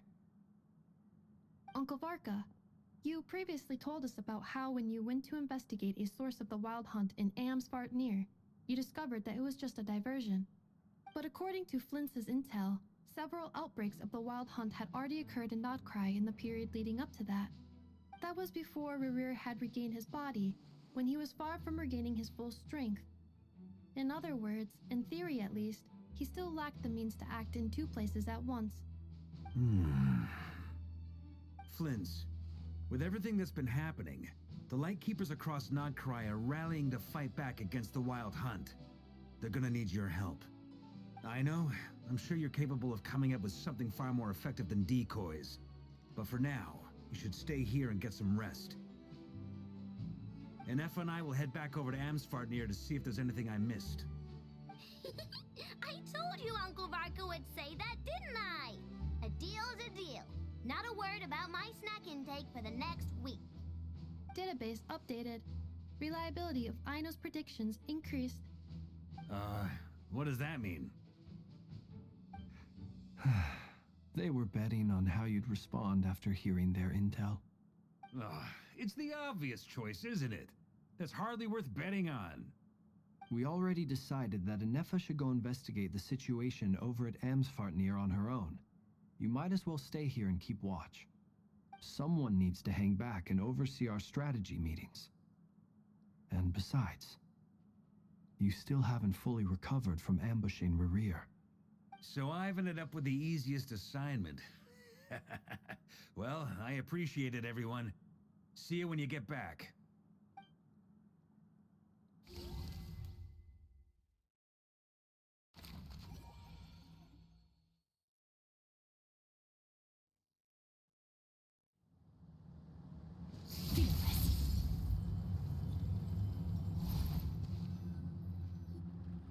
Here, this will serve as a good spot to cross over. Arlecchino, hold up a second. Since you brought us all this way, would you mind telling us what you got planned? We still haven't got the slightest idea what's going on here.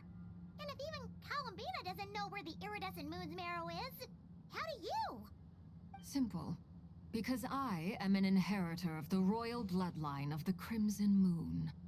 And one of the last surviving embers of the Two Worlds Flames. Huh? Are you serious? Isn't you're a descendant of that Crimson Moon dynasty we were just talking about? The one from ancient Conria? Your surprise is understandable. I was also taken aback when I first learned of it. But the more I thought about it, the more I realized the signs had been there all along. When I was young, I discovered I could wield a very special kind of fire. It coursed like blood through my veins and smoldered away inside my nerves.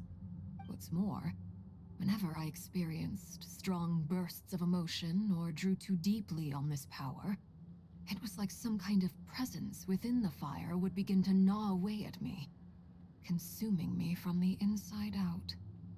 Exactly. That is why my hands are like this too. At first, I saw it only as a curse, but once I became a harbinger, the Jester apprised me of the truth. Together with my own investigations over the past few years, there are several things that I have gradually come to understand. For instance, take the so-called Crimson Moon. In truth, it is nothing more than the shattered remnants of the iridescent moon, fused with the abyss to prolong its lifespan. Since this blood flame was bestowed upon me by the Crimson Moon, it is a fusion of the iridescent moon's former power and the corruption of the abyss. You all understand the nature of the abyss well enough. I draw upon its power, and in return, it hungers for my soul. This strange blackness is the mark of corruption it has left behind. If I recall correctly, you once told me that if the corruption ever made it to your heart, you'd become a completely different person. Yes, and that's the reason I'm always careful not to push my power too far. It's essentially a never-ending tug-of-war. Oh, sounds intense. Anyway, the rest of my story can wait. Is there anything else about the Crimson Moon or the Iridescent Moon that you are unclear about? Paimon has a question. So, the Crimson Moon that the Carians used to worship was actually the Iridescent Moon, right? Which was one of the three Moon Sisters. Does that mean that the Carians were to the Crimson Moon as the Frost Moon Scions are to the Frost Moon? So much of that history has been lost. We have no way of knowing exactly what they were like. But I would suspect that the Conrians weren't as devout in their moon worship as it might appear. The iridescent moon's remains simply served as their link to the abyss. Later on, perhaps someone discovered a way to make direct contact with the abyss. Or maybe there was some kind of ideological divide. Either way, a dissenting faction staged a coup and drove out the royal heirs of the Crimson Moon dynasty. Still, even with the dark sun looming high overhead, the Crimson Moon's glow never truly faded. If you want living proof, it's standing right before you. The first time we met, I sensed something familiar in your presence. When I looked at you, I felt I could see that mysterious red moon in the corner of my eye. In your flames, I saw its broken image, surrounded by a strange black aura. Well, I appreciate that you kept it to yourself. Much about the Crimson Moon is still a mystery, and I'd prefer not to end up as the object of an insane research project. Anyway, time is against us here, so if there's any other questions, they'll have to wait. I just want to make sure I've got one thing straight. In her letter, Sandrone mentioned that since you are unable to contain the iridescent moon's marrow yourself, you intend to leave it in my custody, correct? That's right. For now, it's the only way I can pay you back for your help. The iridescent moon is already part of who you are, so with its marrow in your possession, you'll be even more powerful than before. Deal. Then let's get started. Get what started? What does this place have to do with the Crimson Moon? When I first became a harbinger, the Jester gave me a book called Paranhari, also known as Leobranto Inamorato. You should be able to buy a copy next time you're in Fontaine. It's a love story set in the Crimson Moon era. But setting aside the tangled romances of its characters, it also records a few interesting details. In the Crimson Moon era, or so the story goes, there was an orphanage that received children from beyond the bounds of this world, and subjected them to a peculiar induction ceremony. Beyond the bounds of this world? For real? And what kind of induction ceremony? The Crimson Moon sages looked beyond this world for beings with powers that surpassed the gods. But fearing they might lose control, they subjected these children to a process of refinement. They made these children crawl up a fireplace and kept asking them, "Have you died? Did you see it?"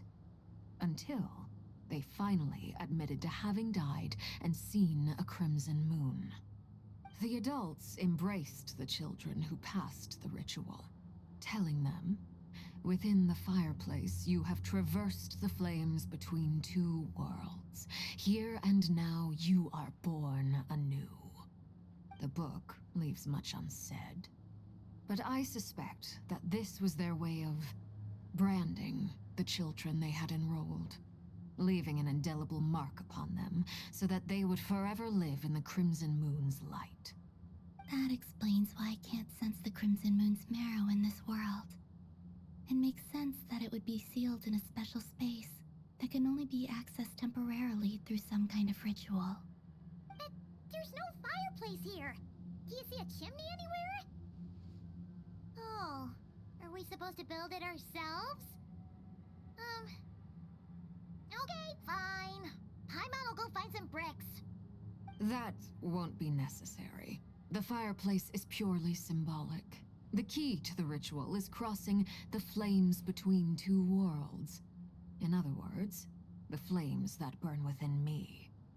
Those burned away by such flames leave behind a kind of ghostly afterimage in the world. In the days of Conria, people believed they could be used to bridge the gap between the two worlds of life and death. In short, I can open a passage to that space for you. That's the easy part. The catch is I'll need to stay on this side to keep the passage open, so I won't be able to come with you. Once you're inside, you'll have to find your own way. Very well. Then I'll open it up. Traveler, spare me a little more moonlight if you would. I may need it.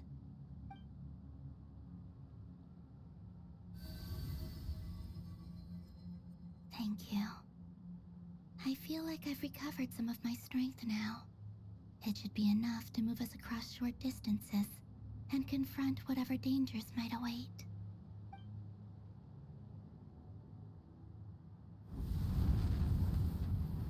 Mistress of the seven hues of ages past, great mother of the present, crimson-clad sovereign of the two realms, by fire severed, by fire renewed, I offer myself now and beseech your descent.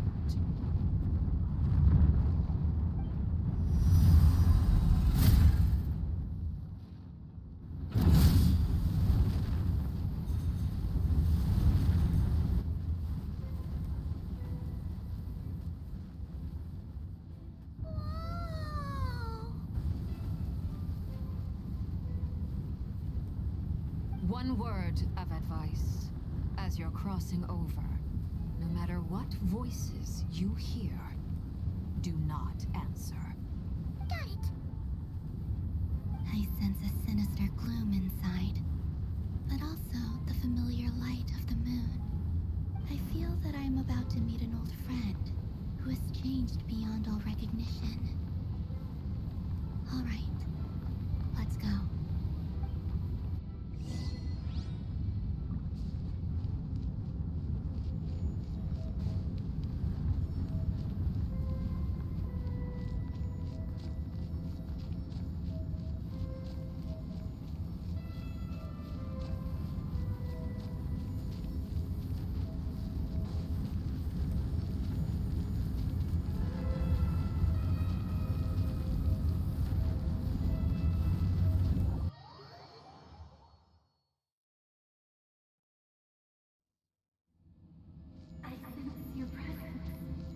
and craving death and rebirth. Wait, why are you? You're crossed over from another world. Transcended fate itself. I have no right to.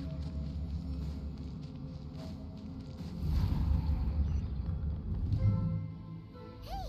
Look up at the sky! A red moon! This must be the spot, right? Is that the abyss? It's practically filled the entire place. What now? What a tragic sight. Fragments of your broken body, seized by the abyss and hung up aloft like mummified remains. Iridescent moon, was this truly what you wished for? Careful! There's something spooky about this place. Feels like something is lurking in the fog. Haimon's right behind you. Whatever you do, don't run off without her.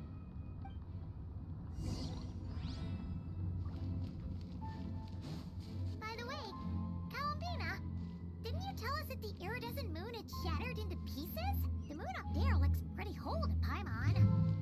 How is that possible?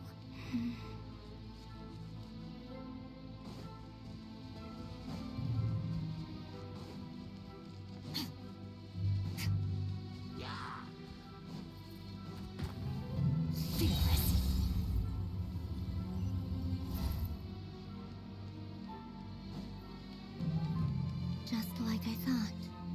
It was only a facade.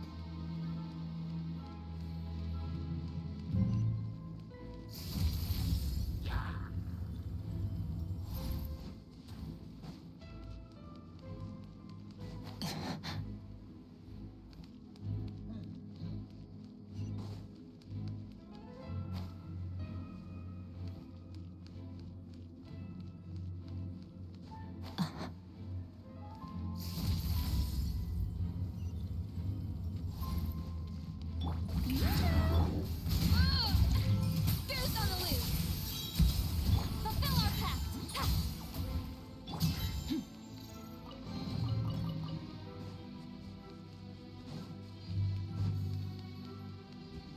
Merciless.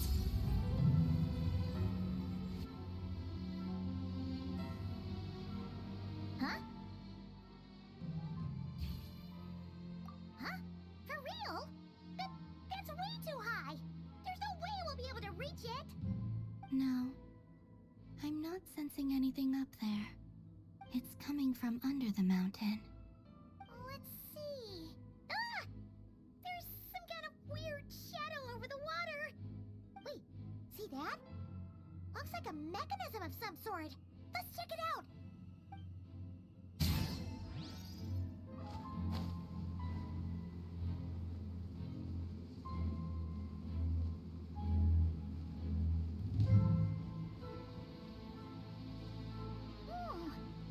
Looks like a device from the time of Kyria. Maybe people once came here to study the Crimson Moon's domain, and they left this behind. Oh, if we could activate it, we might find some clues.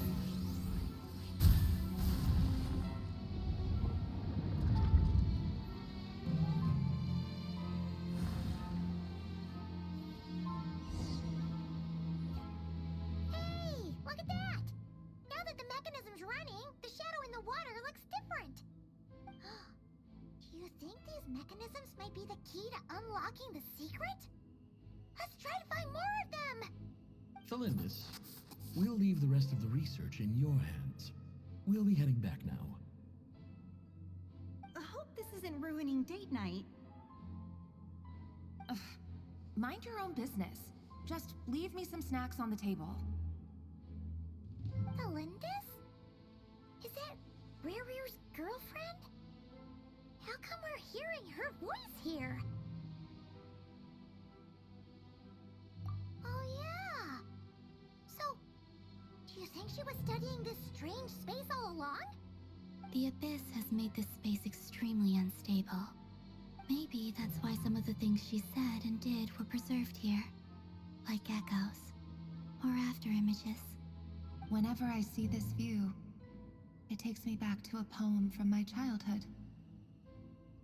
Waning moon, oh lifeless damsel, weeping on the mountain crest, mourning still in wistful tone, her fragile soul now laid to rest. For me, of all people, to be here investigating the mysteries of the Crimson Moon space, is it a coincidence or something more?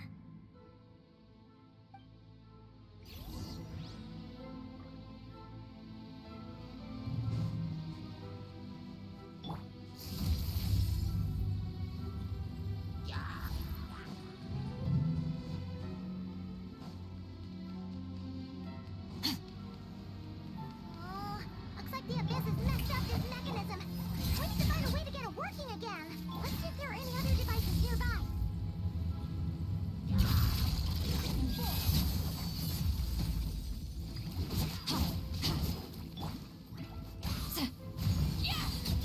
A dash of frosting!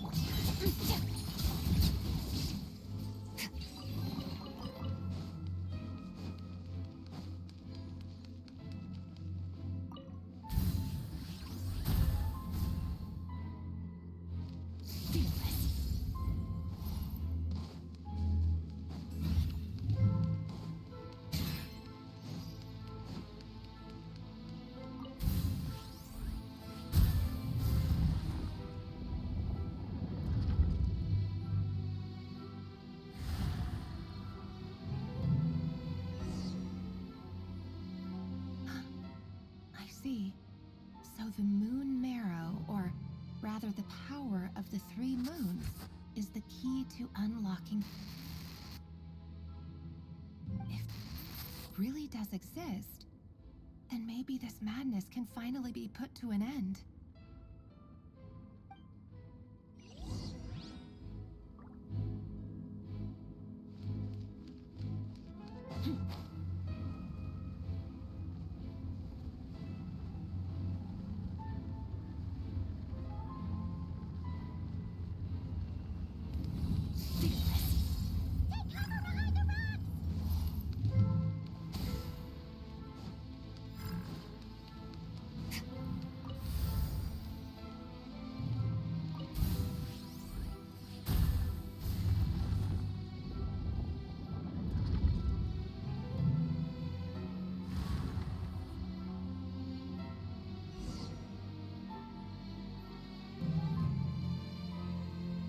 With the Abyss inhibitors in place, I should be able to access the chamber with the moon marrow. Oh, Rebrier, with every step you take, you're drifting further from what you truly desire. But you're not the root of the problem. Ever since that outsider set foot in Conria, the Vinster King has sunken deeper into madness. If only I could get my hands on that outsider.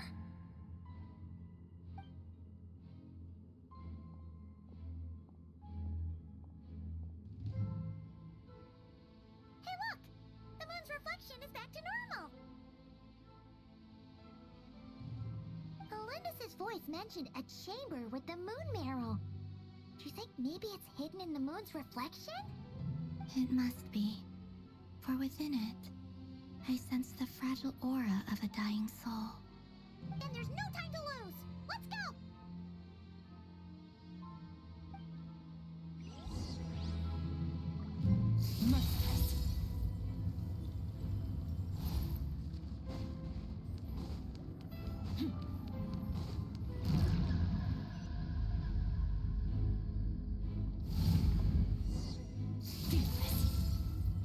Ugh, these things are so creepy!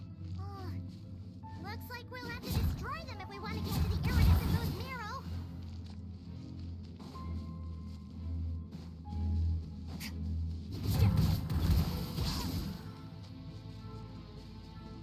That must be the iridescent moon's marrow! Oh, we'll need to destroy these things before we can reach it!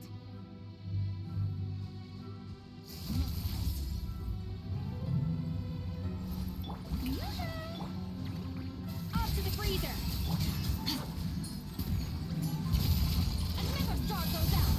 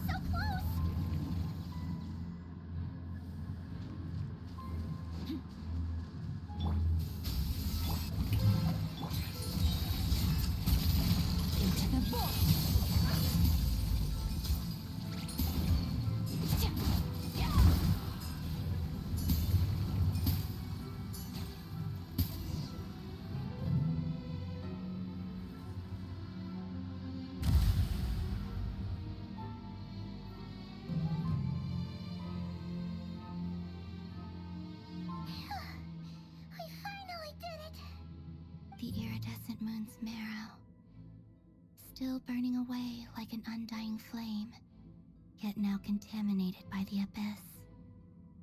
It has taken on a new form entirely.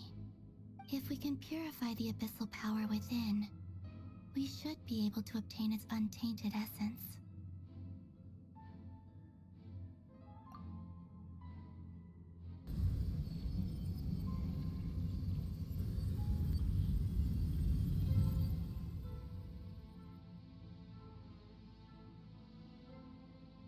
It's so cold.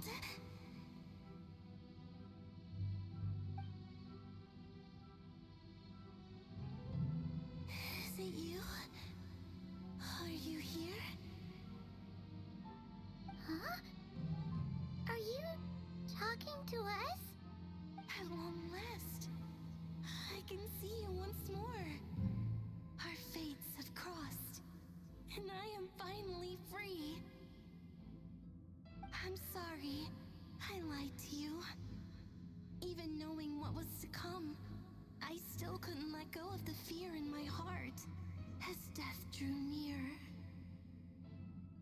The moment the moon shattered, my body began to split apart piece by piece. Like I was being cut into pieces by 1,000 blunt blades. My thoughts scattered as the cold crept in, but I could not bear to fade away like that. Tell me, what was it that brought you to us all that time ago? If only I had possessed your courage, then I might have been spared this torment more painful than death. You look so puzzled. That's how I felt too when I first saw you. But trust me when I say that everything happens for a reason.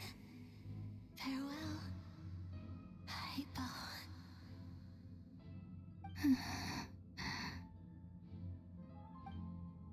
What was that all about? Was that the goddess of the iridescent moon?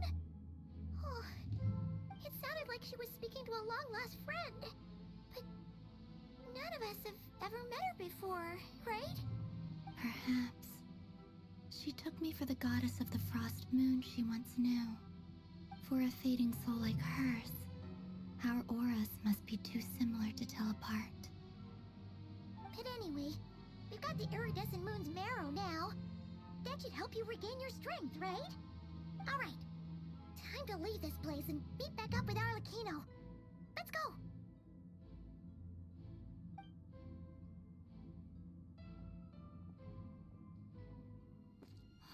That's odd.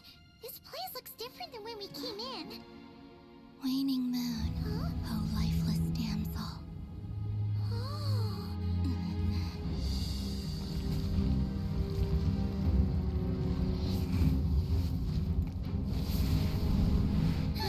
Hurry! The place is collapsing!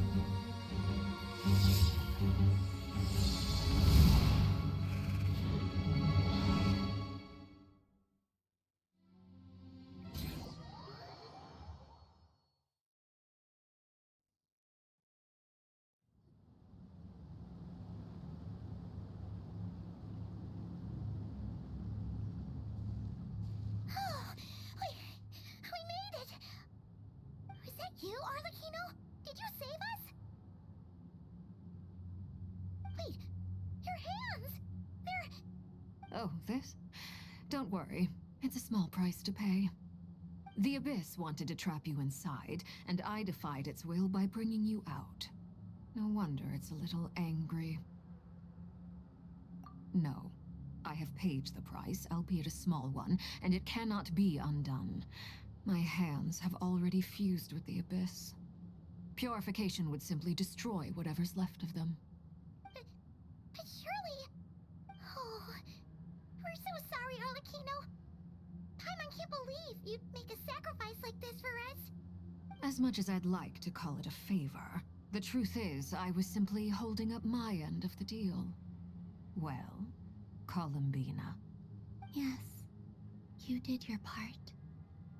And as promised, I will leave the iridescent moon's marrow in your care. From this day forth, may the two worlds' flames burn ever more brightly.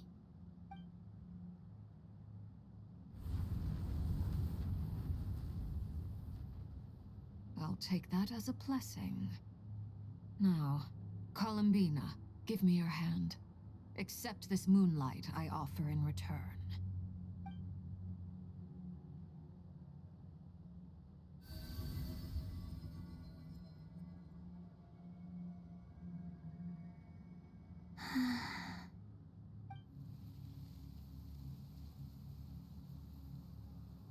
Feeling stronger?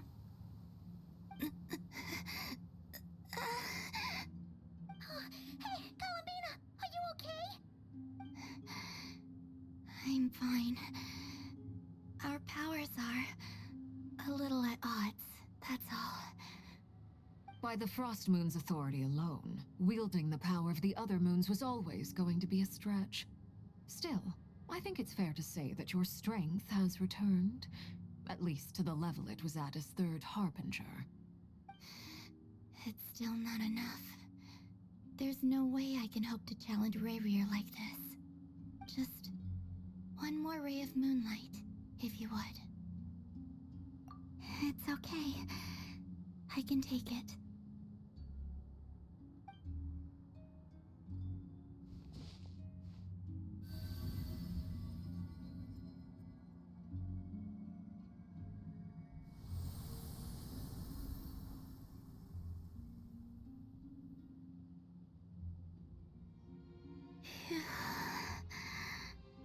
How about now? Fighting fit? At the very least, I won't have to stay hidden like before. I want to see him gone from Nodcry. The Ray here of Solnari and his wild hunt must be sent back where they belong. Well, it's good to have something to aim for. You certainly seem more alive now than you did earlier. When I first met you, you didn't strike me as a ray of moonlight. More like a wisp of fog drifting in from who knows where, ready to scatter at the first sign of a breeze. But now, you're full of vitality. Just like the Frost Moon, once the brightest of them all. May you keep shining, Columbina. This is who you are. Thank you. Look after yourself too, Arlecchino. I know you have plans of your own, and that's why you're always seeking to grow stronger. But whatever you're after, don't let the Abyss take a hold of you. I do not wish to see you go down the same path as Rayrier. I appreciate the concern, Columbina. Although perhaps it's time you took a new name. A new name? Kutar, the Moon Maiden, Columbina, they're nothing more than code names. They describe who she is and the roles she's played, but they're not her real name. We often use code names in the House of the Hearth, too. But it's knowing your real name that keeps you grounded. Up till now, you've been living a wandering life, so you've probably never really cared. All I'll say is this. Once you've defeated Rayrier, give it some thought. All right, that's it from me. I'll get you back safely first, then go meet up with Sandrone. You're the best! I appreciate the gesture. It it speaks to your good character. Anyway, let's get going. There are more urgent things to do right now than trade compliments.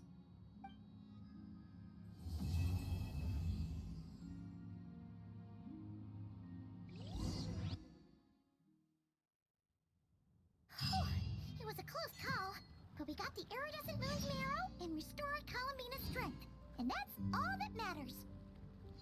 In other words, mission accomplished. Paimon wonders how everyone else is doing.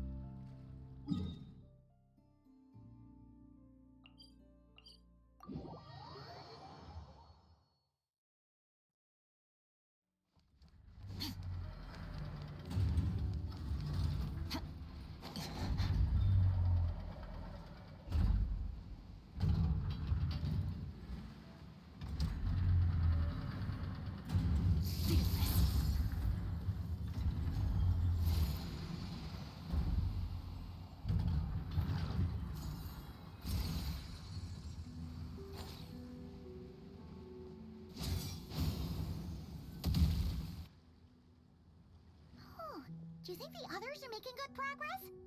Hope it's all going smoothly. Oh, hey look! They made it back as well! Flintz! Llama! How'd it all go?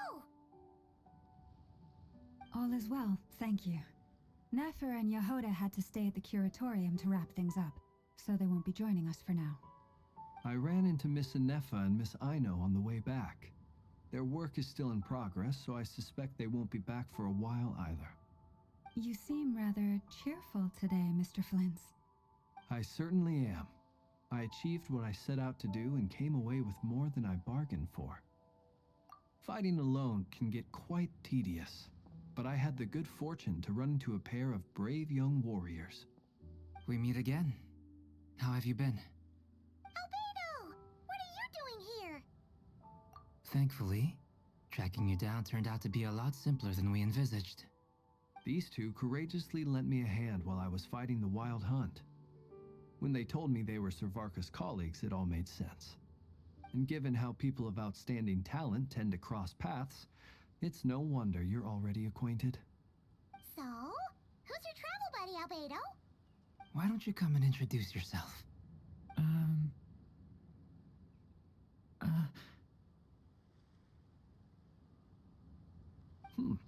A gentleman of few words, I see. And a rather stern countenance. I presumed you were acquainted with him. Is that not the case? It's nice to meet you. Again. We've technically met before. Wait a sec! You're Minnie Durin! That's right. It's me. I'm glad to see you again. By the way, he says it's okay if you drop the mini. Yeah, I'm not as mini as I used to be. Interesting, isn't it? The first step towards blending into human society appears to be reflecting on whether one's name really reflects who they are. Wow! You look so different! In a good way, of course. It's great to see you looking so healthy. Thank you, Paimon. And although you're as mini as ever, I understand that diminutives don't always convey endearment. I'll be sure to simply call you Paimon, as a sign of my great respect for you. Wow! You're such a smooth talker now. Paimon could get used to this. From now... Personally, I think our little Paimon is the perfect size. When people call her Little Paimon, it's just because she's so adorable that they can't help themselves. If that's not a sign of endearment, what is? You're absolutely right, Miss Lauma. My brother still has a long road ahead of him when it comes to understanding human relationships. Anyway, speaking of long journeys, didn't Columbina, leave with you? How come she isn't back yet? She's been catching up with old friends. Wouldn't be surprised if she stopped for a cup of tea or 10 on the way back. Uh-oh. People are talking about me. Hope it's nothing negative. Judging from your expressions, I'm guessing it all went well? It's getting crowded here. I'll go grab some chairs. No need. This is a job for an alchemist. I'll whip some up momentarily. Thank you for your hospitality, ladies and gentlemen, but I was merely escorting my friends back. I'll be meeting Zendrone shortly, as we still have some things to discuss. It's been a pleasure, everyone. But this is where I'll say goodbye. We really appreciate your help. Oh, come on. Spare the formalities. I'm just glad I could help out some true friends. I understand. Well, bye for now, Harlequino.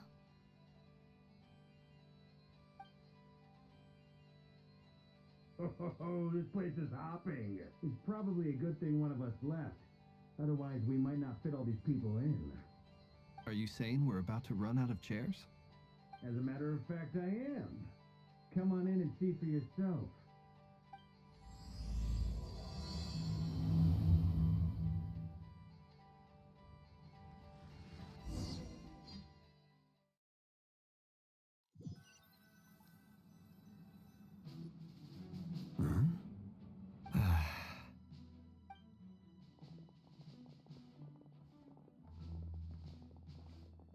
I overheard your little chit-chat outside, by the way.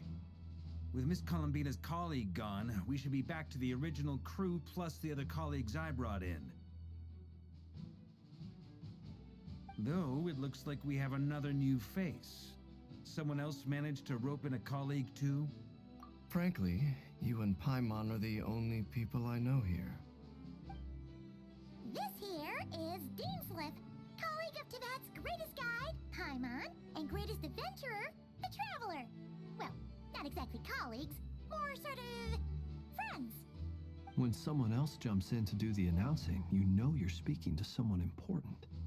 Let's hear what he has to say. Note to self. Once Paimon knows your name, the rest of the world will soon follow. When he comes looking for us, it's usually something important. Paimon's guessing you've heard about the Wild Hunt, then. From the looks of it, you're about to hold a meeting. If I were to say that the Wild Hunt is our mutual enemy, would that earn me a seat at the table? As the saying goes, the enemy of my enemy is my friend. Mr. Dainsliff, there's a seat with your name on it. Though, I can't promise the same for everyone else. Hey, Albedo, think you can rustle up a couple more chairs? After all this time apart, Grandmaster Varka's first order is to rustle up a couple more chairs. I've missed this. Is he being sarcastic? Hey, he's your brother. Why are you asking us? I've still got a lot to learn about the nuances of human conversation. Trying to decipher Albedo's way of speaking has been like jumping in at the deep end. Oh, good point. Paimon gets you now. Don't sweat it. There are people who go their whole lives without getting the hang of it. You're ahead of the game already. I wonder what's taking Nefer so long. Perhaps you should go and check in with her. If anyone can hurry her along, it's you. I just got back from the curatorium. Besides, aren't you curious to see what's taking her so long? Miss Nefer doesn't strike me as the type to share secrets. And since gathering intel is her specialty, I'm guessing she'd prefer to keep her methods confidential.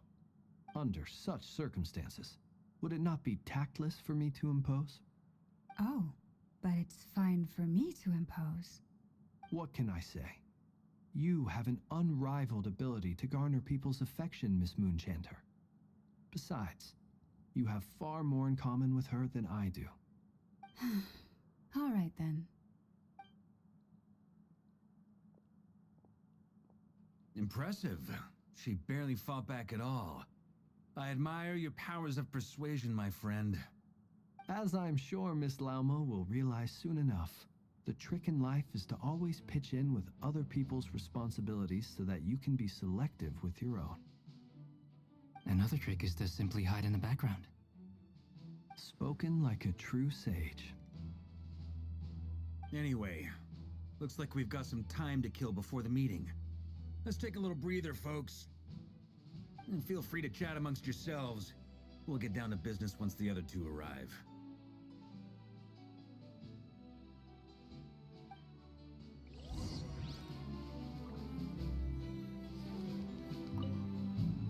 You're both awfully quiet. Why don't I start us off with an icebreaker? Much obliged. Have either of you ever had your portrait painted? If not, I'd be glad to help. That sounds like a lovely idea. You know how to paint, then? I dabble occasionally. He's an excellent painter. Tables, chairs, people, dragons, you name it. He'll paint it for you. I'm flattered. If I ever get the chance, I'd like to give it a try myself. I'll bear that in mind. Anyway, how about you, Durin? What sort of portrait would you prefer? Oh, I'd be fine with anything. Whatever style feels best to you. Very well. Then I'll play it by ear. You can replicate any style I want? I can try. If you show me a sample, I'll do my best to match it. Thank you. In that case, I'll dig up some reference material for you.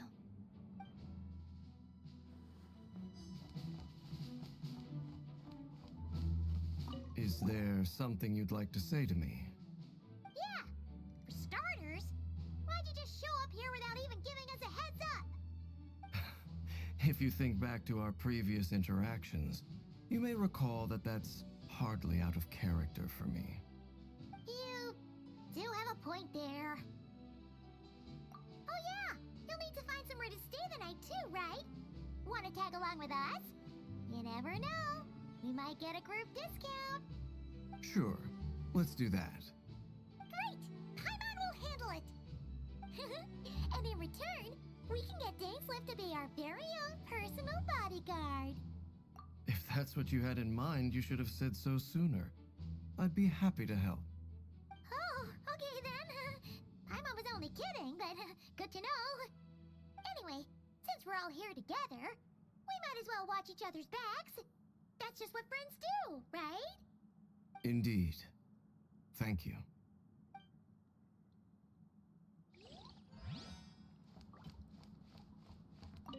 Truth be told, I can't remember the last time I was in a meeting with so many people. You're not alone there, my friend. The Lightkeepers also struggle to bring everyone together for a serious discussion. I don't doubt that. I've only ever met two Ratniki, one being you, and the other being that young guy, Itlua. Itlua is a good apple. I'll give him that. He's kind, honest, and regularly delivers supplies to my lighthouse. A true Ratnik to the core.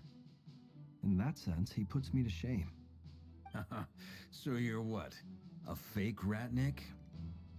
That's what it sounds like you're saying. But I get the feeling that's not quite what you meant.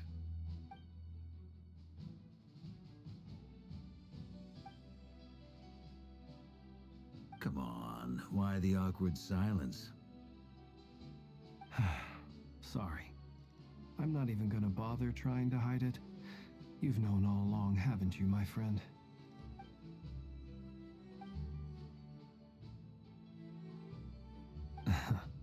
Now that was an awkward silence. Let's just keep this between ourselves. Probably best if Itlua doesn't know, huh? That goes without saying. Gotta be careful what you share with youngsters, after all. Anyone else in the know?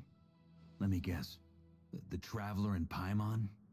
It's dangerous being too sharp for one's own good, you know. Then, in the name of the Animo Archon Barbados himself, I swear, your secret's safe with me. When we went for drinks, you said that you and Barbados were practically best buds. In the light of that claim, do you really expect me to take your oath seriously? Of course. Just as long as you don't go spreading around the fact that I'm close with Barbados, all right? Fair enough, then. Nothing like a bit of mutual leverage to seal the bonds of friendship.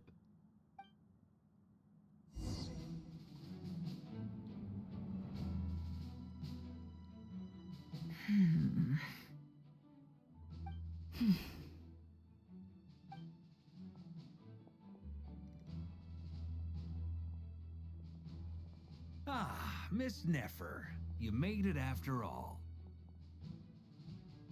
But what about Yehoda? I'm here to give you an update on how things are going on our end. Once this is over, I'll be heading straight back to continue my work. I left Yehoda back at the curatorium to watch over things while I'm gone. Huh. So much for just this once.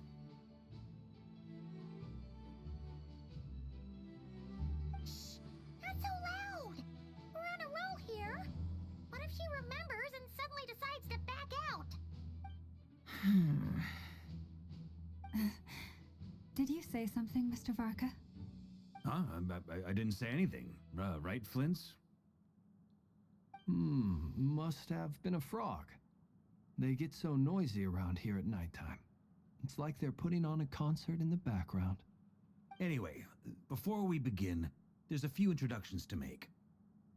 Let me start by saying that it's an honor to be speaking before so many distinguished colleagues and collaborators. First up, we have Miss Lauma. As Moon Chanter, she's the leader of the Frost Moon Scions, a local religious community in Nodcry. Then there's Miss Nefer, boss of the Curatorium of Secrets, an intel gatherer extraordinaire. Nefer is leading the investigation into Rerer's background, assisted by Yehoda and Lauma. From the little I've heard, they're making some great progress. Over here, we have Mr. Flints, a ratnik and guardian of the abandoned lighthouse. In our last operation, he courageously distracted the Wild Hunt to buy time for the rest of us. For those of you who've never met, this is Mr. Albedo, a renowned alchemist and captain of the Knights of Favonius investigation team. By his side is a new face for us all, myself included, Mr. Durin, who's come to lend his aid. Next up, we have the Moon Maiden and former Fatui Harbinger, Miss Columbina. Then we have the Traveler, who's earned more titles than I could possibly hope to list out, so I'll spare you the rundown. And Paimon, the ultimate travel companion and quite possibly the best guide in all of Tevat. Wow! That's a lot of people! Great turnout! Miss Nefer, it looks like you might have another job coming your way, so, congratulations on the booming business, I guess. You think I haven't got enough on my hands as it is? Who's looking for me now? That would be me, Miss Nefer. I have a commission for you. And you are? Who I am doesn't matter right now. What does matter is that I'd like you to gather more intelligence about the Recher of Solnari. Well, it's not as if we never take on anonymous commissions. But in your case, I'll have to decline. I'm gonna take a wild guess and say your job's probably more hassle than it's worth. Something about you seems like bad news. It's my eyes, isn't it? Conrian, I assume. And what's with the mask? Are you trying to hide your identity? In any case, the fact that you're even still alive raises an awful lot of questions for me. My name is Dainsleif. And yes, I am from Conria. As I'm sure you're aware, the Recher of Solnari's real name is Rerir. He was once an acquaintance of mine. Really? Then you must have been quite an influential figure yourself. You flatter me, but none of that matters anymore. My point was simply to clarify why I have asked Miss Nefer to investigate Rerir's background. So you're both from Conria, and it sounds like you used to be friends? What am I missing here? Surely you already know how he became one of the Five Sinners. I'll tell you everything I know. The history of Conria, the names and identities of the Five Sinners. I remember it all like it was yesterday. I have never spoken openly of this before. But the truth was exactly as people say. The Five Sinners were each driven by their own desires, and it was by playing upon these that the Abyss tempted them to their fall, tearing Conria apart in the process. The visionary, Vedafinir, who wished to foretell the future. The wise, Haroptatir, who sought limitless knowledge. Gold, Rhindaughter, who desired to create life. The foul, Sertologi, who pursued supreme strength. And last, but not least, Raker of Solnari, Rerir, Ravager of the Moon. Of the five, Rerir is the only one who remains a mystery to me. He never harbored grand ambitions, so what changed in the space of a single night? How did he come to fall like the others? In other words, you're saying that his change came as a shock to you, and you have no idea what actually happened? That's right. You mentioned how the Abyss tempted them, which led to their fall. But what did that look like in practice? And what other context can you give me about the events of that time? The more detail you can give me, the better. Strangely, now that it comes to it, I hardly know where to begin. The fateful night took place during the era of the Eclipse Dynasty. One day, my elder brother, the visionary, Vedafenir, was summoned to the palace by the Vinster King, only for the king to gouge out his eyes and cast him into the dungeons. When I came to hear of this, my fury knew no bounds. I gathered together every ally I thought I had, and together, we set a night to storm the palace and free Ved. Centuries on, the memories of that night still haunt me like a never-ending nightmare. We broke through the palace gates, just like we had planned, each striking towards our separate targets. But then, I was betrayed. Even Vedafenir, the very person I had come to rescue, abandoned me and partook of the Abyss's power. So, it's personal after all. Then tell me, Mr. Dainsleif, what price are you willing to pay? You, of all people, must know that nothing comes for free. I cannot say what price would be worthy of such a commission.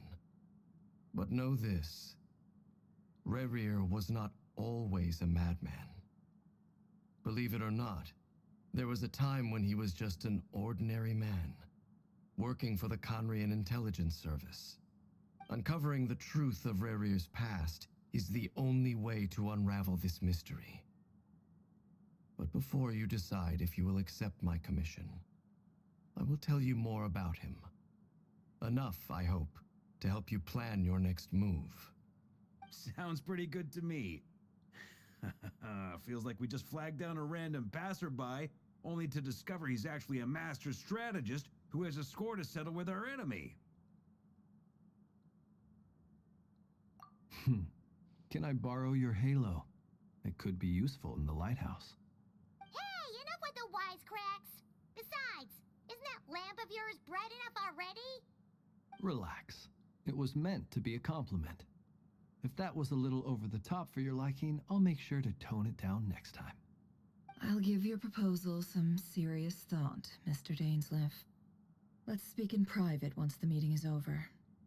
Before that, there's a few things I'd like to share.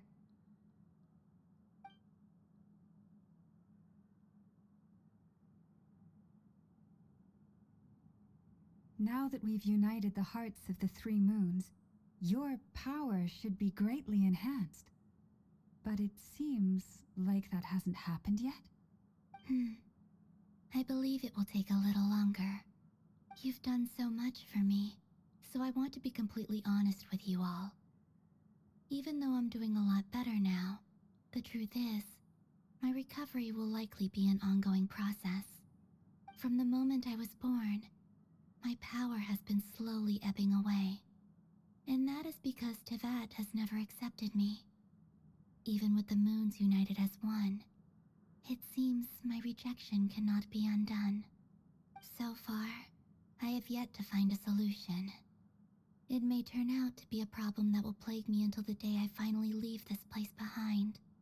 Even so, I will do everything in my power to help you drive out the Ray here of Solnari. As Arlecchino put it, this is not about chasing the spoils of victory.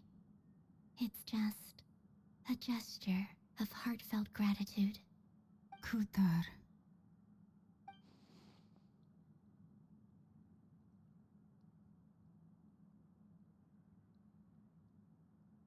Defeating the Ray here of Solnari will be no easy task. While my strength slowly recovers, we'll also need to gather more intel. Naturally.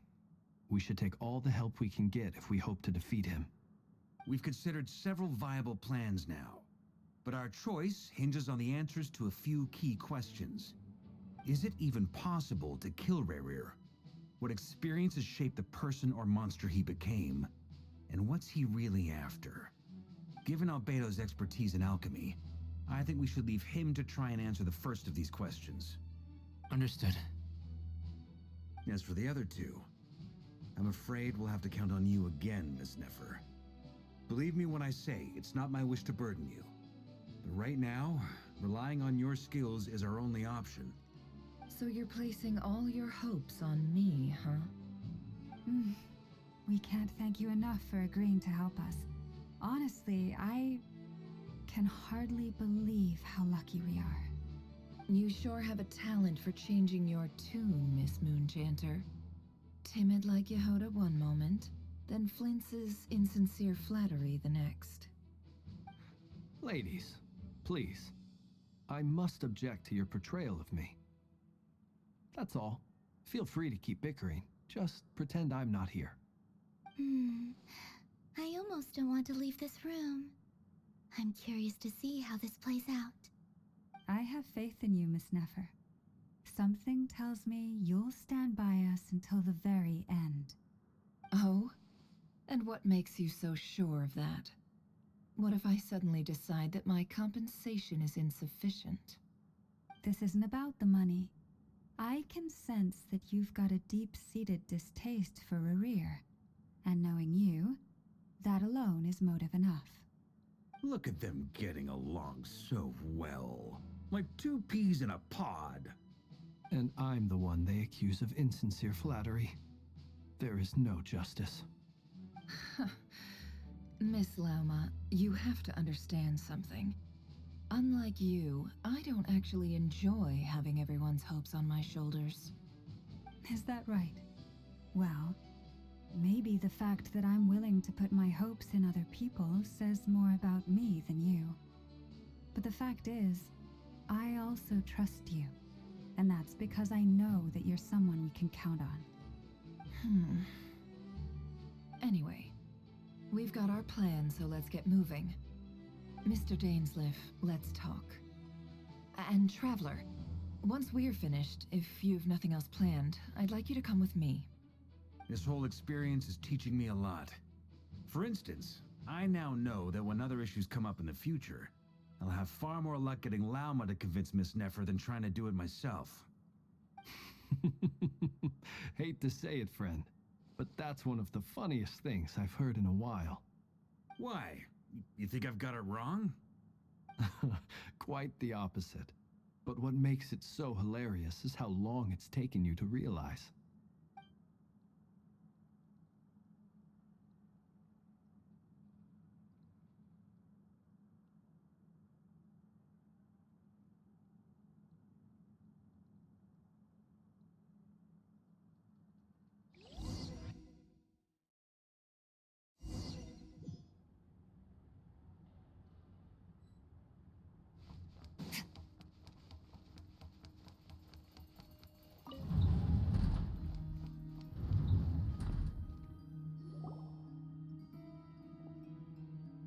Thank you for waiting.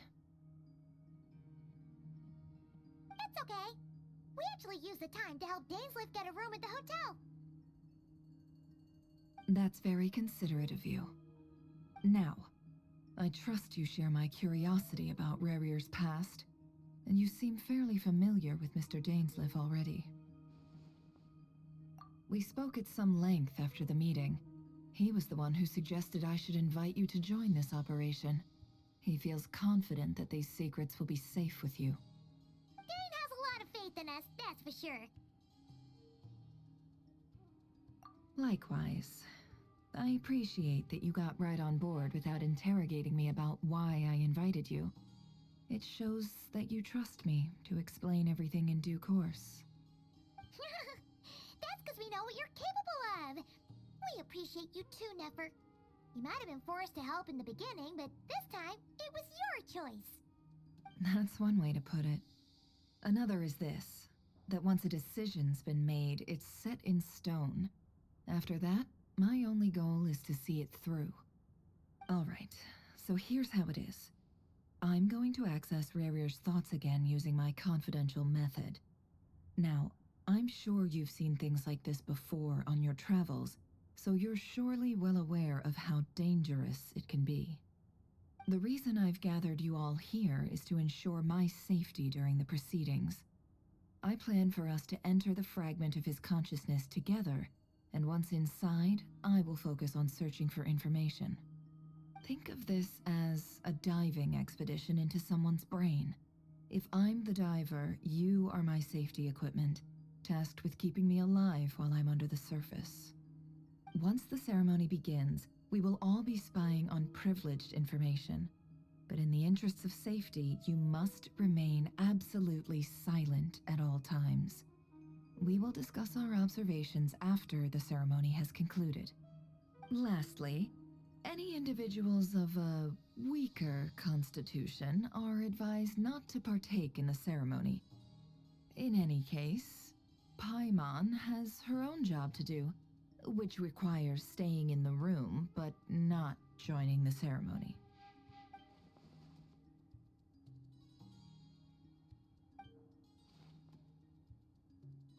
Well, good luck, everyone. Sounds like all Paimon can do is cross her fingers and root for you guys. There's a little more to it than that. I was being serious when I said you have a job to do. While the rest of us are inside Rarier's mind, it's imperative that we have a team member on the outside. In the event that something goes wrong, you will be our first responder. I don't anticipate any issues, but the extra level of safety will be greatly appreciated. I second that. This is a dangerous operation here, and you're our whole rescue team. That's pretty much the most important job in the crew. So, Paimon's like the lifeguard? Yeah, that makes sense. Alright, got it. Good. Please, take a seat. We'll get started momentarily.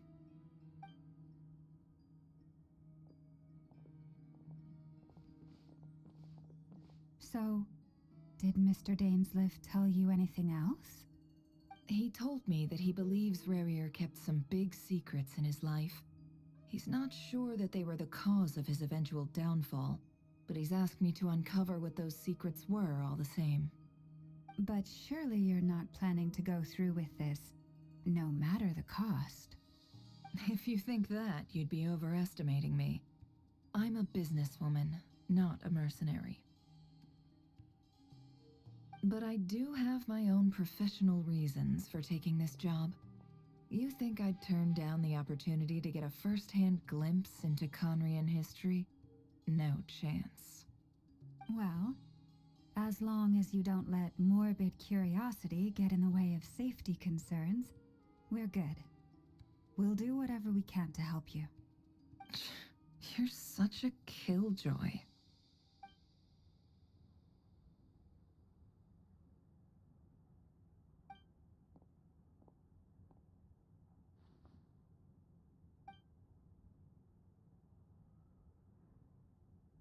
All right, I'm good to go. All set over here, too. Promise, Paimon, you'll be extra careful. All right. Let your whole body relax. We're about to begin. Close your eyes.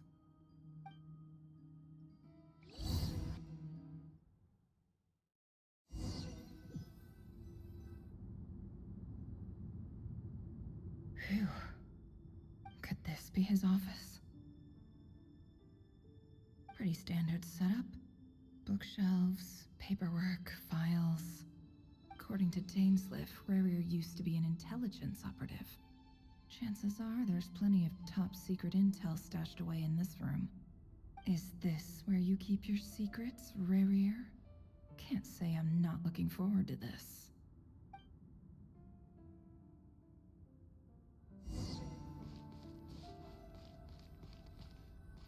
He looks even gloomier than last time. I wonder what's changed.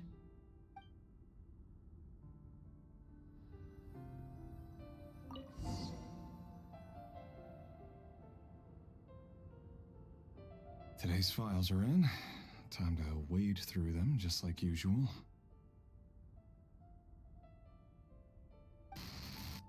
Male, 51. Occupation, cook. Confirmed Crimson Moon descendant. Has maintained frequent contact with other descendants over the past year. Poses a threat to the dynasty. Neutralized.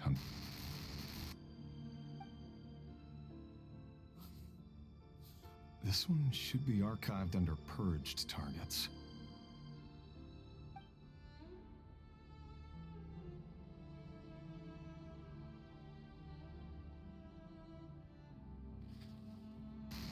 Female, 23. Occupation, office clerk. Confirmed Crimson Moon descendant. Has maintained frequent contact with other descendants over the past year. Poses a threat to the dynasty. Neutralized.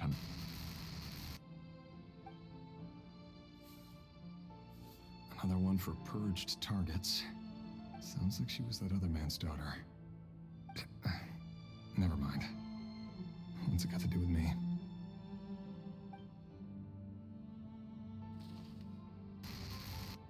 Male, 40. Occupation, teacher. Confirmed Crimson Moon descendant. Has been observed making contact with other descendants during the past year. Poses a threat to the dynasty. Neutralized on... Just another nobody for the archive.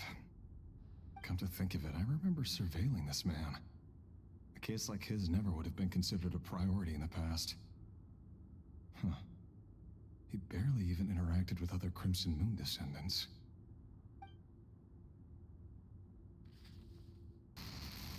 Female, 16. Occupation, none. Orphan and confirmed Crimson Moon descendant. Has been observed making contact with other descendants during the past year. Poses a threat to the dynasty. Neutralized on... Filed. I have no recollection of this girl. None whatsoever.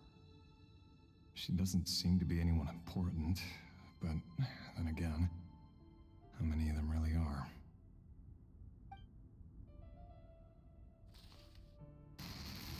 Female, 13. Occupation, none. Orphan and confirmed Crimson Moon descendant. Has been observed making contact with other descendants during the past year. Poses a threat to the dynasty. Neutralized on...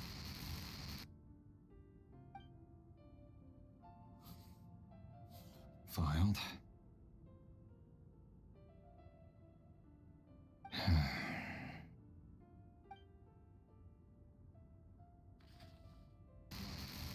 Male, 11. Occupation, none. Orphan and confirmed Crimson Moon descendant. Has not been observed making any contact with other descendants during the past year. Poses a threat to the dynasty. Neutralized on...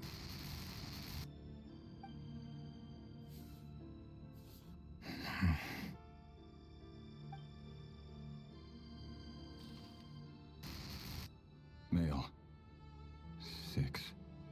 Occupation, none. Orphan and confirmed Crimson Moon descendant. Poses a threat to the dynasty.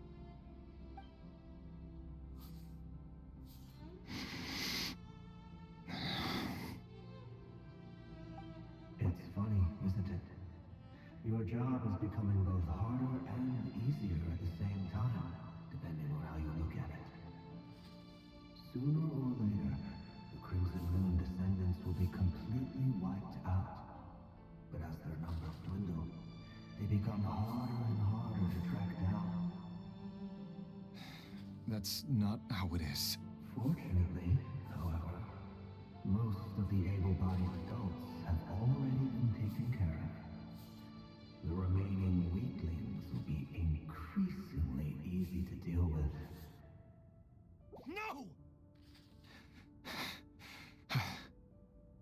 No. My job is to ensure the survival of the Eclipse Dynasty. And the only way to do that is by eliminating any and all potential threats. It's a perfectly legitimate line of work. Every single one of my colleagues can attest to my fairness. And if my friends were aware of the facts, I know they'd back me up too.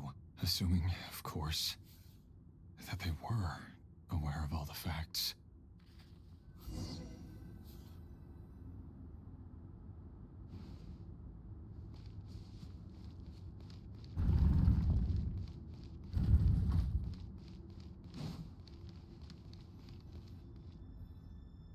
Mr. Vedifalnir, it's been quite some time since we last met. Rerir, I trust you're here because you have something important to discuss. Forgive me. I wasn't tuning out, it's just, I noticed you didn't even phrase that as a question. As if you knew I was coming. Tell me, does someone in your position ever feel the need to ask questions at all? It is indeed within my power to foresee certain things. Things like your arrival. I was just thinking. It won't be long before I'll be inviting both you and Dane to my wedding. That isn't a lie, but nor is it a fact as such. It's a wish, isn't it? No fooling a prophet, is there? Ever since that day we met for drinks, I knew it was only a matter of time before you came looking for me. Does it feel good? Knowing how the future will unfold. I'm afraid the notions of good and bad fail to capture the complexity of what such a power entails. Once you've seen what will come to pass, it can be all too easy to succumb to fear and melancholy. Unless, of course, you learn to abandon these feelings.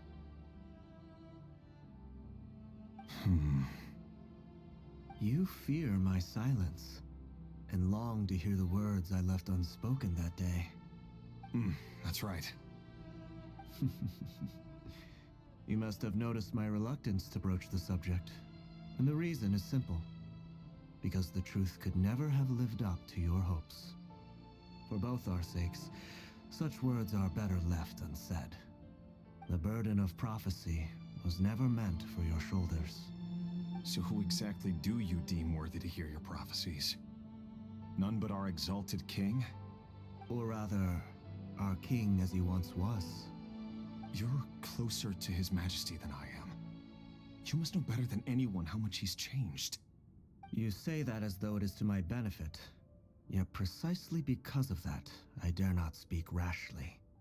A king can turn out to be the most virtuous of rulers, or a tyrant more terrible than the most vicious of dragons. You are so wise and far-sighted, yet still you would have me live in fear of the unknown? You make a fair point. Especially given my silence alone was all it took to send you spiraling downwards.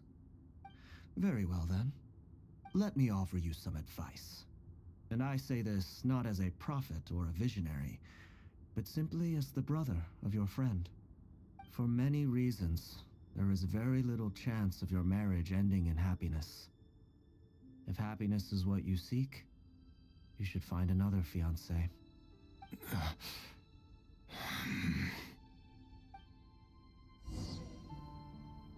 Hold on. There's that same black fog again. Could this memory belong to Thelindis? Wait. Hear me out. This time we finally got a clear look at his face and learned his true identity.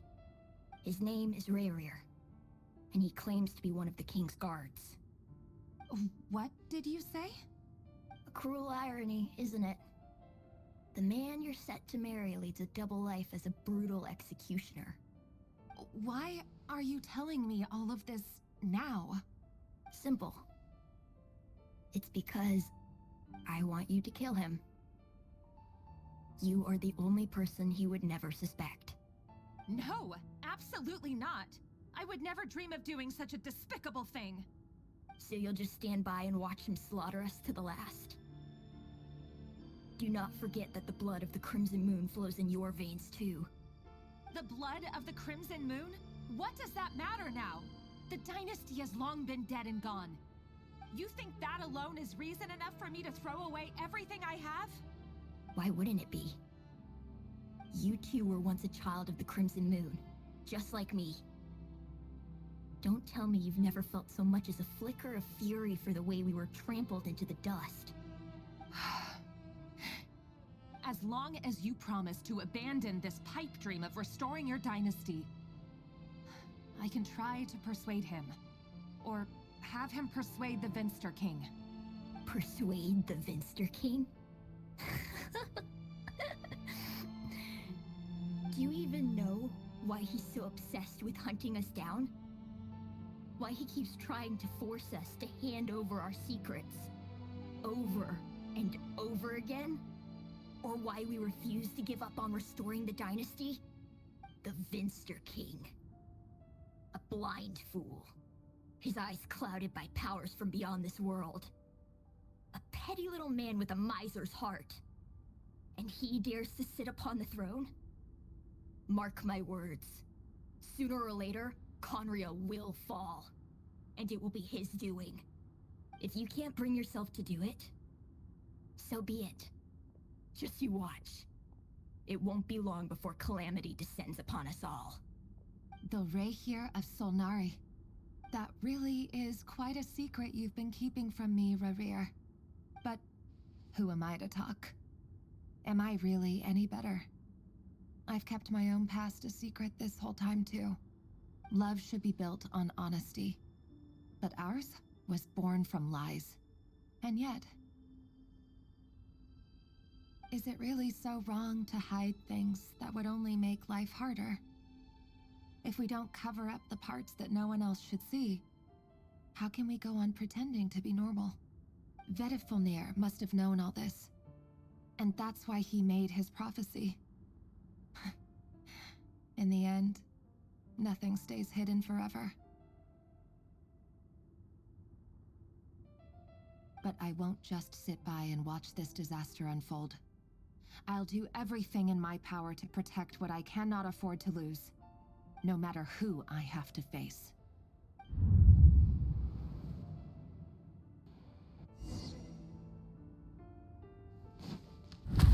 Huh?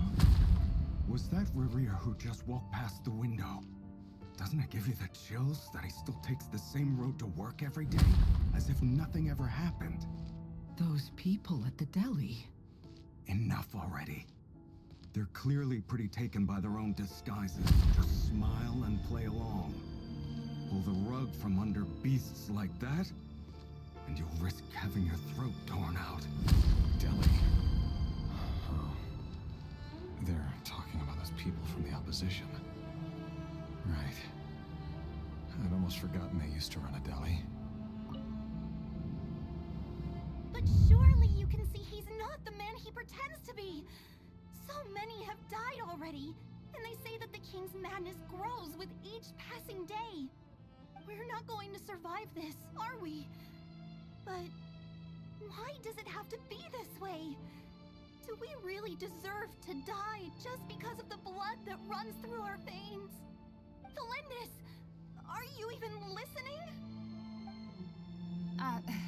Sorry, Freether. My mind was off wandering. I heard you, though. You're talking about what Rerir said. He's just following the king's orders. He's a secret agent, and it's his job to hunt down rebels and dissidents. By the time you first met him, he'd already taken lives. Maybe he was using you from the very beginning. No. Rerir has no idea I have anything to do with the Crimson Moon. My family are only distant relatives of the main lineage, and besides, my eyes are perfectly ordinary. Truth be told, apart from my teacher, pretty much no one knows I have any connection to any of it. It's been a long time since my family severed ties. But as Orlog said, who could possibly talk sense into that raving lunatic of a king? No one. I'll work something out. Trust me, I'm with you all. But for now, you need to keep yourselves hidden. Don't let anyone find you, anyone at all. Don't forget that Rerir is an Eclipse operative. You need to be extra careful when he's around. And when I am too. For now, don't come looking for me. And if anything happens to me, just act like we've never met. If even you can't escape this, what hope do the rest of us have? But after all this time together, surely he wouldn't lay a hand on you. I won't speak in his defense, nor can I give you a clear answer to that question. But I'll do everything I can to put an end to this. Here, hold on to this. If an opportunity to escape presents itself, take it. You'll be glad you took some spare change. You call that change? But what about you? I've got a job, and there's still money coming in. But you can't go anywhere right now. Please think about yourself for once.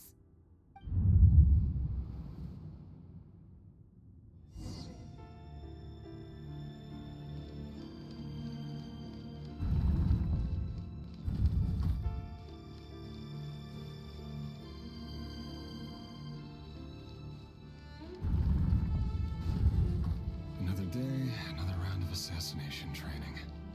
Training ground is just beyond this hidden passageway. When you kill a person, doesn't it bother you when you end up covered in their blood? Why would it? Aren't we all just walking blood bags? But not everyone is accustomed to hunting down others like prey. You've been a hunter for so long now, you seem to have forgotten that most people don't just go around killing one another. Leave me alone. Make sure you have a firm grip on the handle. Then choose your angle well. Keep your movements light and brisk. The prey won't sense a thing. I'll bet no one's ever died a quiet death at your hands. I work clean. No traces.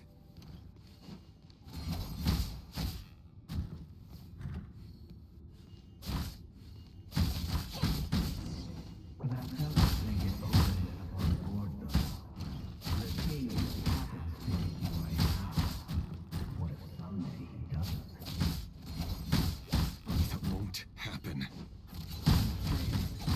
And they're taking so under the spell of that power. He only had you take out a handful of the guilty. The ones I've dealt with have always been guilty. And I've carried out my work flawlessly.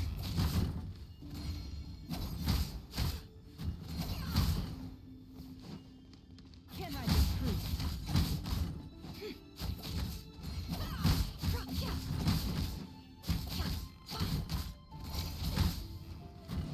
It all adds up. You know why I accept your proposal, though. Was it because you didn't do something? Something else.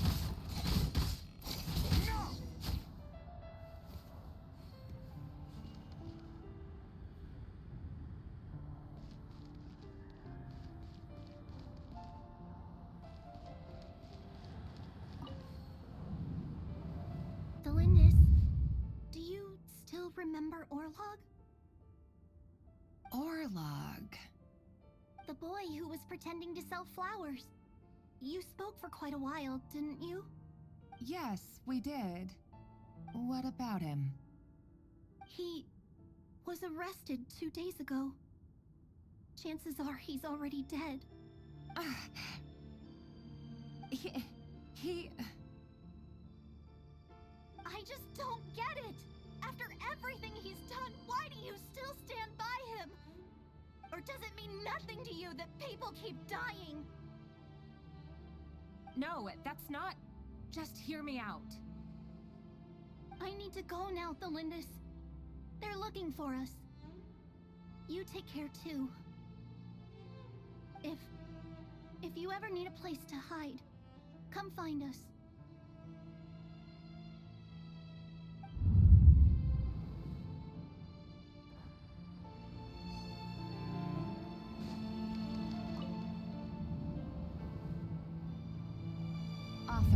Thelindis. Over the course of this week, the research object was subjected to interference for a total of 47 hours for experimental purposes. The results are as follows. All subjects of observation that were sent inside have now... The situation within is proving more problematic than anticipated. No progress whatsoever. What now? Won't you give me even a glimmer of hope? Things are getting worse by the day. I have to find a way or we'll all be in danger. But I... If all this research comes to nothing, what then? Sooner or later, it'll be my neck on the line. But could he really bring himself to kill me? No. Surely he wouldn't have the heart.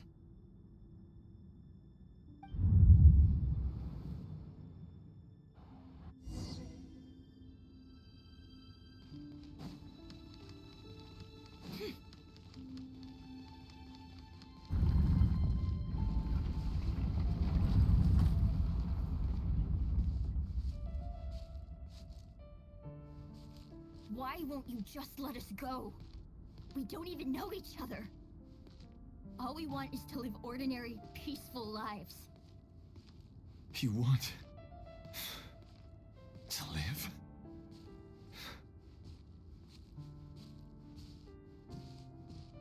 Yes. I just want to go on living. Is that really such an unforgivable crime?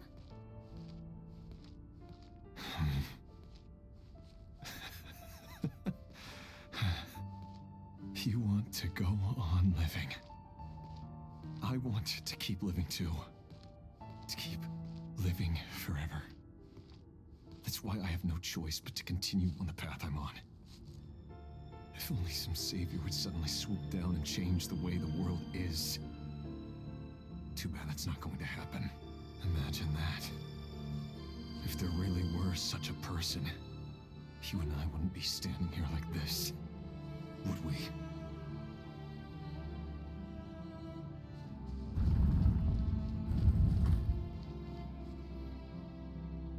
Today's files are in. Time to wade through them just like usual. No, I don't get tired of it. It's my job. And not only am I lucky to have it, I'm good at it too.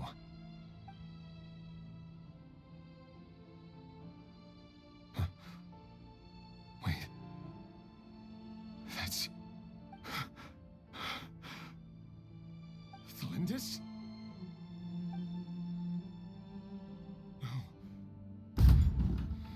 No.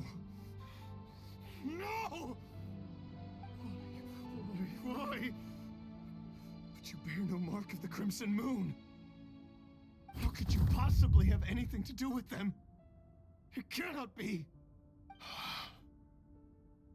A diluted bloodline. Carefully concealed. I see it now. You've been living in the shadows just like me. What a fool I've been. Numbing myself with talk of justice. Even imagining my friends would back me up. But in the end, Irminsul. Finster King! How far are you going to take this? From the direct bloodline to secondary offshoots? And then what? Today it's the descendants of the Crimson Moon. Who will it be tomorrow? Will you not rest until everyone down here is dead? No. This cannot go on. This is where it ends.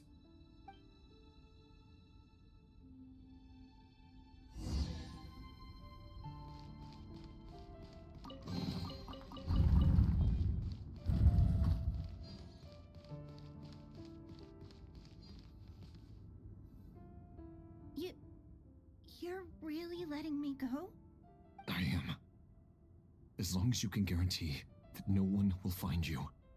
Don't worry, I'll be extra careful. No one will know I was here. But what about you? Me? If you you let me go, you won't be able to complete your mission, will you? Good point. In that case, maybe you should stay.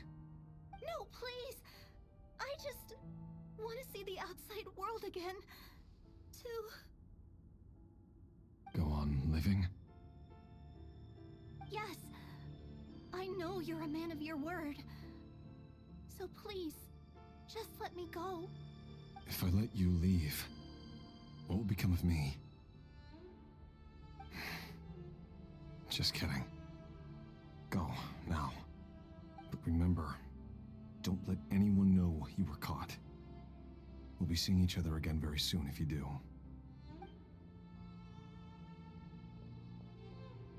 Even shadows in the dark must live by a code. But you can't save everyone. You've been whispering in my ear for days now, Vedifalnir. What are you trying to do? Break me down? I only say this because you long for an answer to your problems. Let her go, Rerir. You risk losing everything. I will not abandon Thelindis. Then you'll need a little more vigilance and a lot more power. The world is changing, Rerir. Keep your eyes peeled for your moment of opportunity. That voice used to be so unclear. But now I know exactly whose it is. It's Vedifalnir. He won't tell me how to actually resolve any of this, but he keeps trying to manipulate me like a puppet. What's his game here? Tell me then. What will this moment of opportunity look like? And no answer. He's like a ghost. Always disturbing me when I'm on edge, but never answering when I need him most. So, the Eclipse Dynasty was purging, well, massacring the descendants of the Crimson Moon. And it seems like it was all connected to the Vinster King's research. The King's obsession with abyssal power left the future of Conria hanging in the balance. No wonder every aspect of Rerir's life was so unstable. And it looks like this Thelindis, Rerir's would-be fiancée, herself belonged to a sub-branch of the Crimson Moon Dynasty's descendants.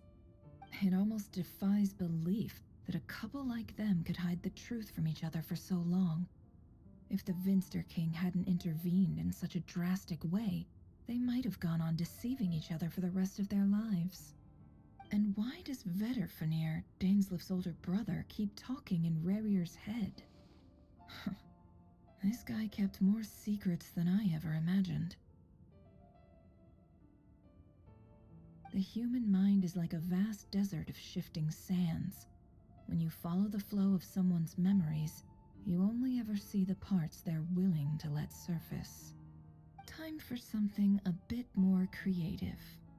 We've been inside Rerir's mind this whole time, building up a picture of his psyche. There's already enough clues on the board to start reading between the lines and mapping out the rest. Now, we can finally begin to put the pieces together. Sure, it'll only be a reconstruction, part simulation, part reasoning, but it's usually pretty accurate. Once we've built up a cognitive profile, we just need to cross-check the logic behind his actions. And then we'll be able to take a sneak peek at whatever it is that Rerir has really been hiding.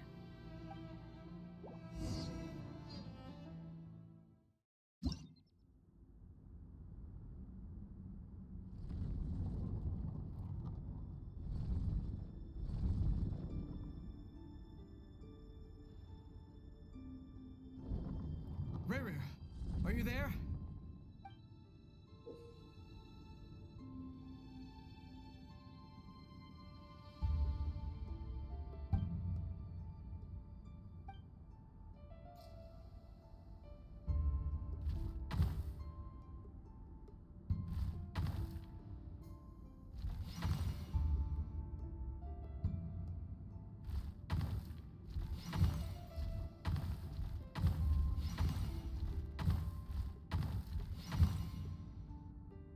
Hey, Rerir! Come out, it's urgent! Dane? What's wrong? Quick, come with me. I'll explain everything once we've met up with the others. Okay. I'll come. But the Lindis is still over at the Universitas. I'll need to leave her a note. All right then, but make it quick. I've never seen Dane so worked up before. Whatever this is, it must be big trouble.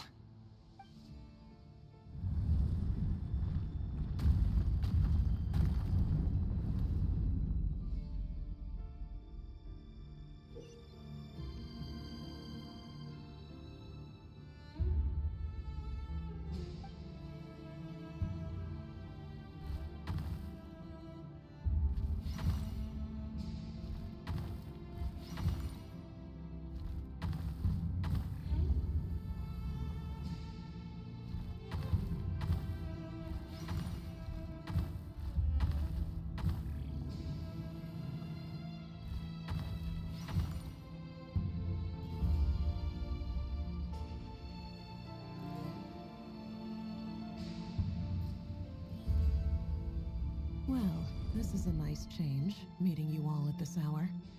When men and women of ambition can speak face to face in broad daylight, I say that's a big step forward for our dear Conria. Don't be ridiculous. We do not fear the day. Why would we seek refuge in the night? You might ask your blade that same question. I'm told it prefers the cover of darkness.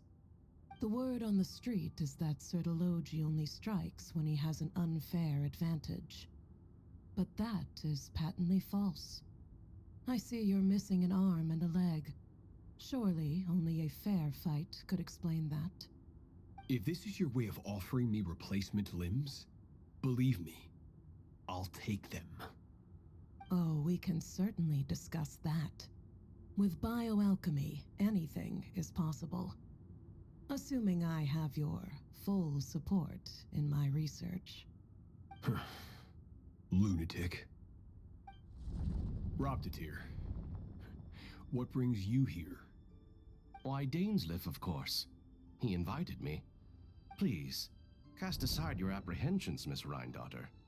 Whatever the rumors may say, I am but a humble servant of the king, and I can assure you he affords me no greater convenience than he does you.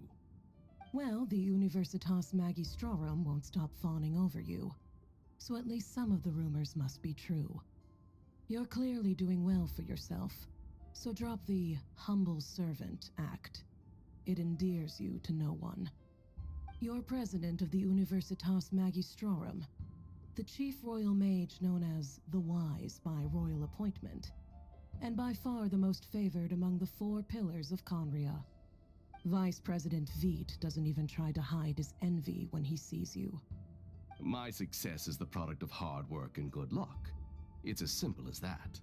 Were the king not such an extremist, I hardly think I would have received a senior post at my age.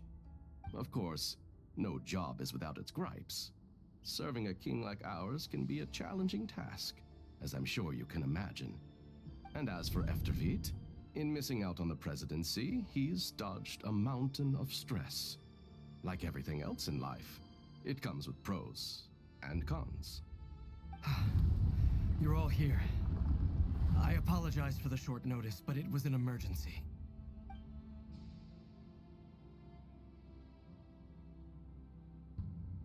You must be Rarir. Mr. Sertologi. Yes, I handled your case file during your sentencing. Nothing personal, of course. I'm pleasantly surprised that you remember me. You're clearly a person of substance if you've been invited here. But Dainsleif, you'd better have a very good reason for convening this little gathering. It's my brother, Vedalfinir. After he spoke at the court this morning, the king was so infuriated by his words that he had him blinded in both eyes and thrown in prison. Vedalfinir in prison? Strange. I thought the king trusted him and Horoptatir more than anyone else in the world. Does this mean the king's circle of trust just got even smaller? It has nothing to do with trust. It's about what the king wants, which is as clear as day to anyone paying attention. I simply appease him, because it's in the best interests of the Universitas Magistrorum. And also because you're slimy. Vedafilnir, perhaps less so. But still, a visionless visionary? It rather inclines me to think that qualifications are not what get you ahead in Conria.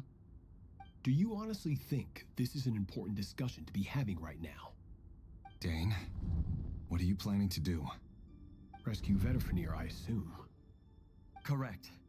It will mean storming the palace by force. Tonight. I need all of you on my side.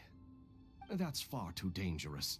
And don't forget, Dainsleif, you're captain of the Royal Guard. You swore an oath to the throne. Hmm? You've been planning this for a while, haven't you? I have no desire to commit treason. But whatever critique the king may have of Vedafilnir, disfiguring your most loyal subject for putting the best interests of his court and nation first, this is not the conduct of a wise ruler. My blade will force the king to see the error of his ways. So, Vedafilnir's prophecy enraged the king. I'm sure it wasn't what he wanted to hear, but if he won't take counsel even from the visionary, that is deeply troubling news.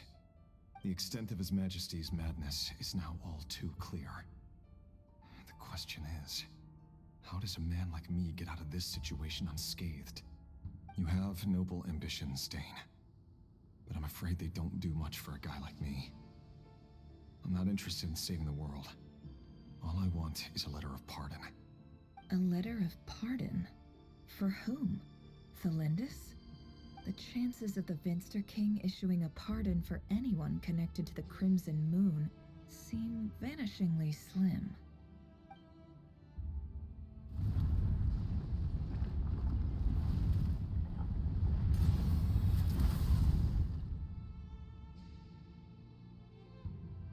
This black fog over the board must have some connection to Thelindis. But why is it taking this form? Does it have something to do with Revir's past? Another mystery I'll need to unravel.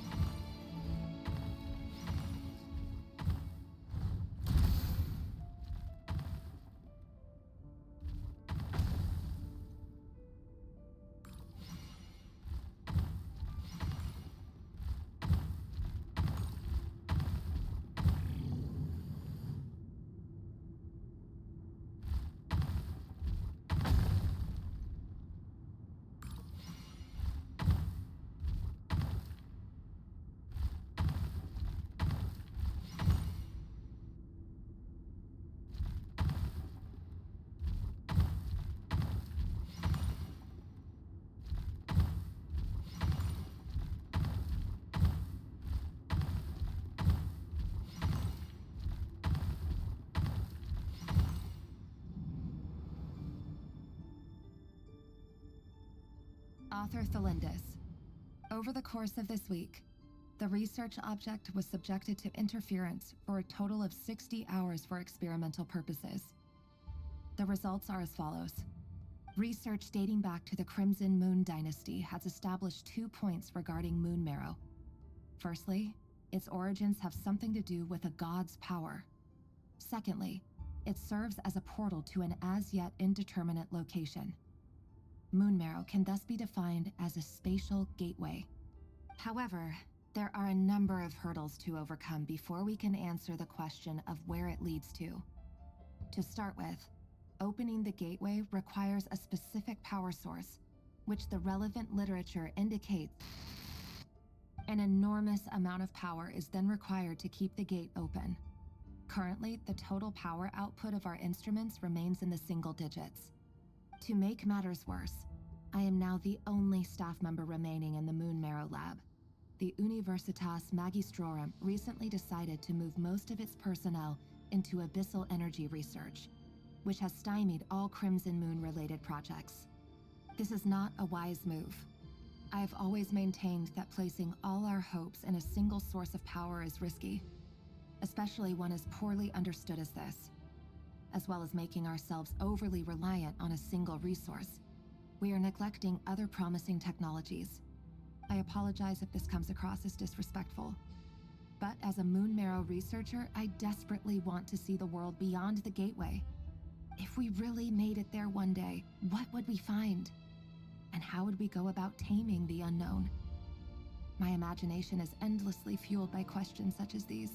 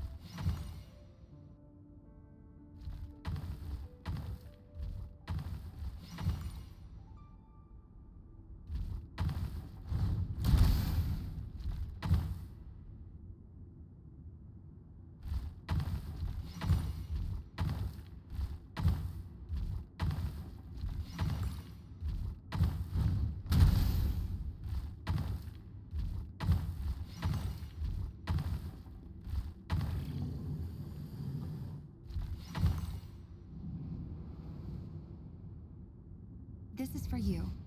I heard you're gonna leave the city with your parents. The Lindis. Did you hear about what happened? I've heard nothing. Rerir got back very late last Friday, and he was acting a little unusual, but he slept pretty well, so I'm guessing whatever he did was a good deed.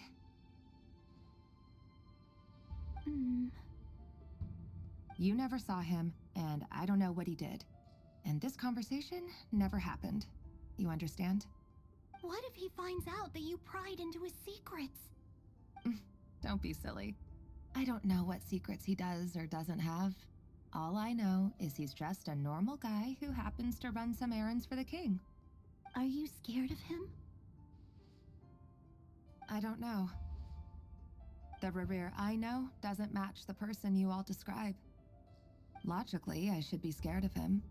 And yet, I don't want to lose him. But enough about that.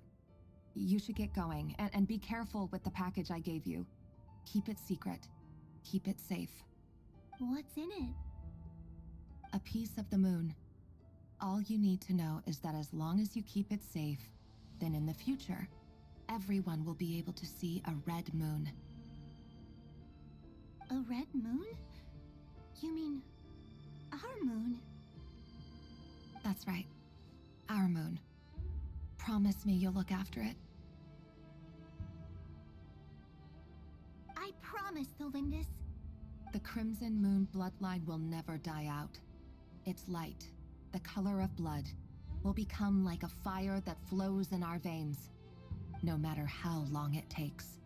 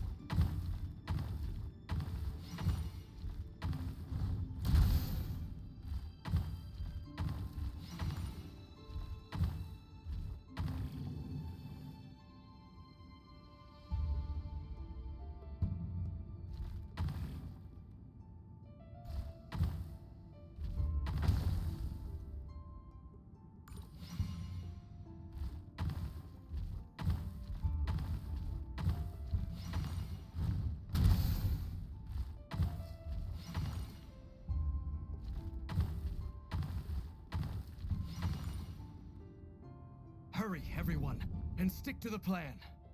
Sir Dainsleif, what are you? Is this treason? You know what happens to those who betray the throne.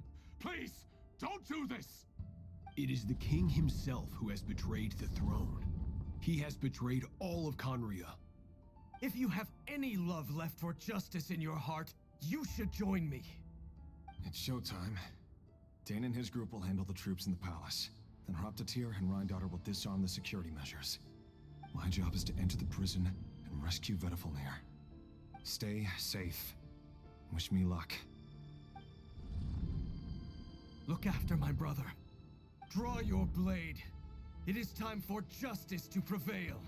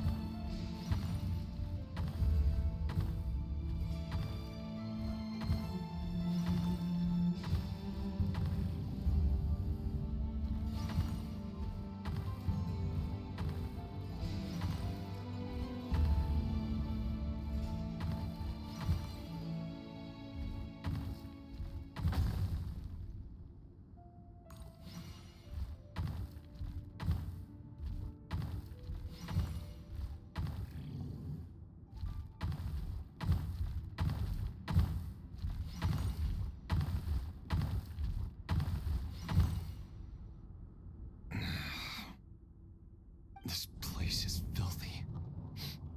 And the smell is abominable. Clearly, the king doesn't allow his prisoners a single shred of dignity. This is dire. Found you. Hello, Mr. Vedifalnir.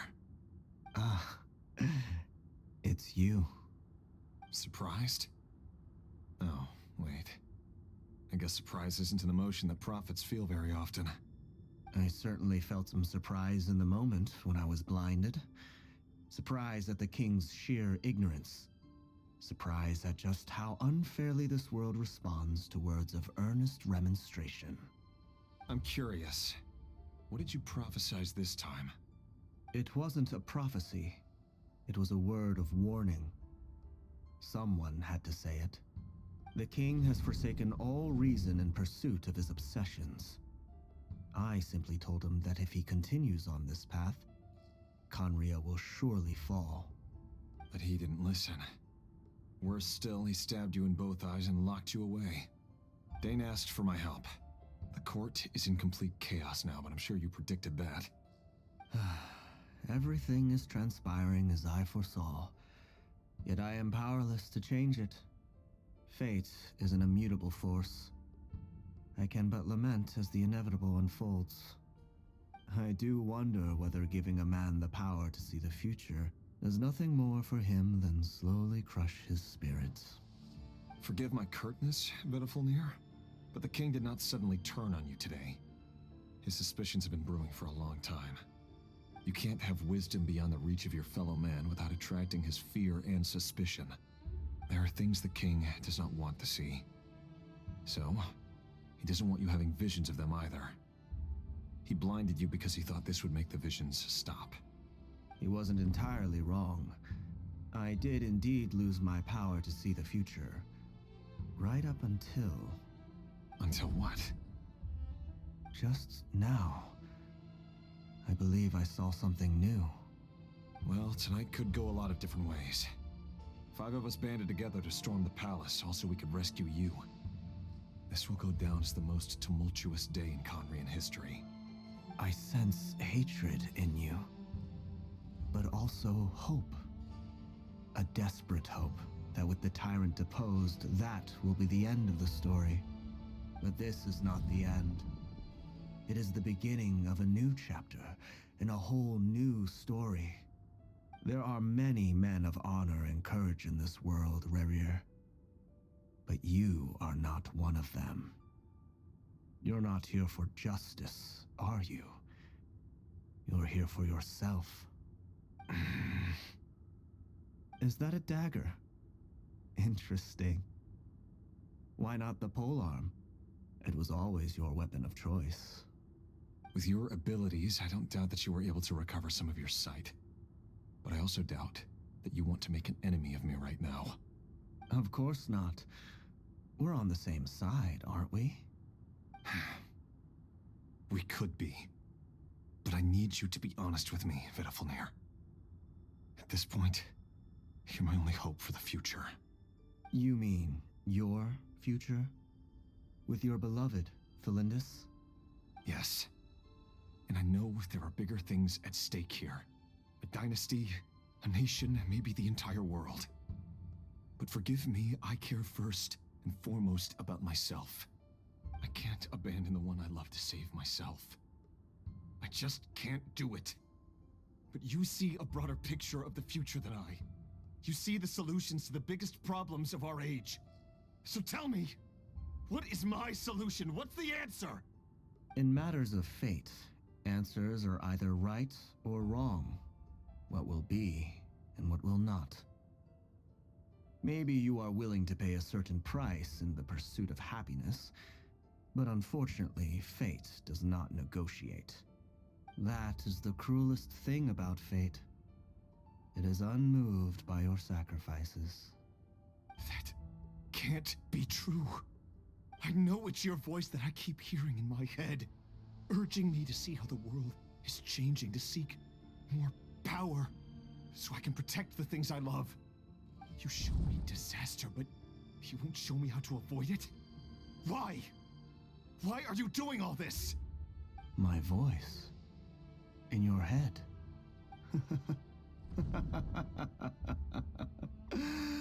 So, you hear it too. The voice that steals your mind, gains your trust, and drives you crazy. It turns out that we are not so different, you and I. Vitafilnir just broke into the strangest smile I've ever seen in my life, as if he'd discovered some monumental secret. But then he suddenly switched to looking extremely weary. Very well then. My advice to you is as follows. You must persevere. Whatever trials and tribulations you may face, be steadfast in the belief that they are your path to the future. For as long as you live, your story with Felindis shall not come to an end. That is the only chance you have of fighting back against fate. It is up to you whether you believe my words. Regardless, that is all I will say on the matter. I have no right to intervene any further. I will hold you to your word. Thank you for setting me free. In return, I will tell you one more thing that you cannot afford to ignore. Just then, a strange wave of energy rippled through the city. We had no idea what it could mean. If I were you, I would head to the Universitas Magistrorum. The Universitas? Oh no! I'm sure we'll be seeing each other again very soon, Rerir. Whatever Vitafilnir said, I didn't catch it. I didn't even help him out of the prison. There was no time to lose.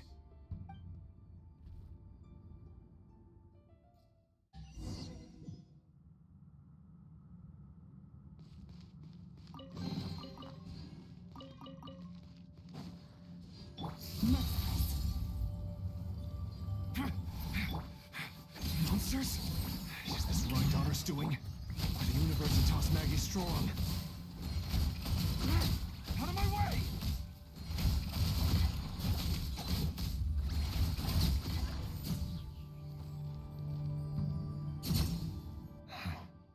The Universitas. That reminds me of a rumor I once heard. Allegedly, the king installed secret mechanisms in the palace and around the city. No one knows where they are or what kind of power they hold. But if they were ever going to activate, it would probably be on a night like tonight. Help! Help! Hold on! Don't let them anywhere near you! Save me! I can't! Ah! That sounded like an explosion. So the rumor is true? The king really went through with it. What other means does the king have at his disposal? They must run on power from the Abyss. And given it's a major center of Abyss research, anyone over at the Universitas will be in grave danger. I have to hurry!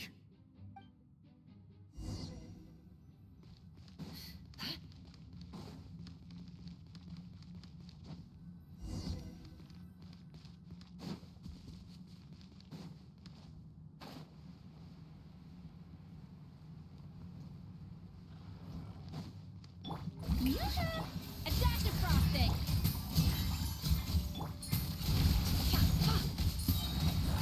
Time to go clean. Time to go clean. It all adds up. It all falls into place. The deception ends here.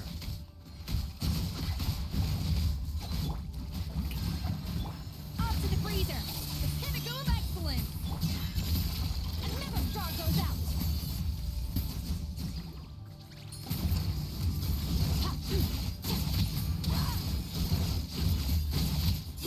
Get to work! Can't hide the truth. It all falls into place.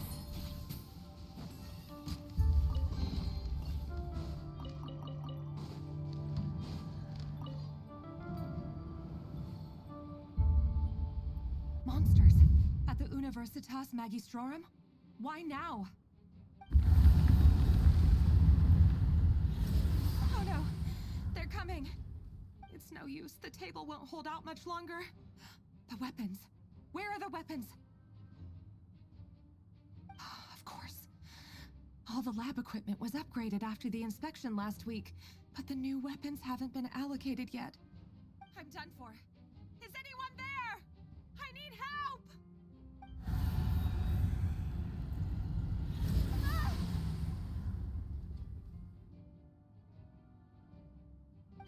Stay back! Please stay back! Please!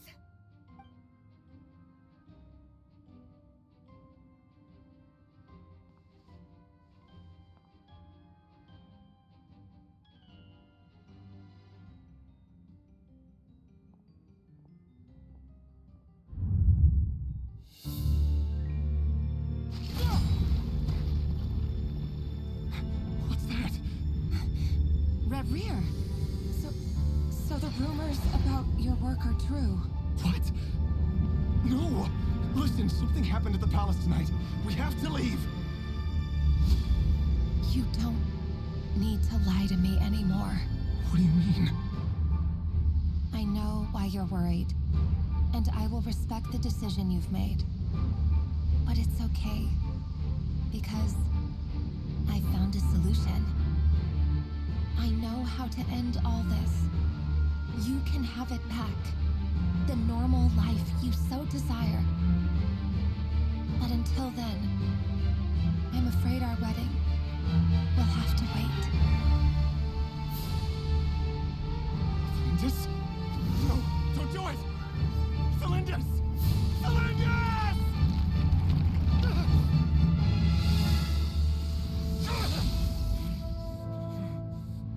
I told you, Rerir. Let her go. You will find someone better. No! No, I won't do it! I have to save her! By what means exactly? A lowly pawn. You lack the power and the strength of will. Do you know a way? Tell me! Come to the palace. Join us.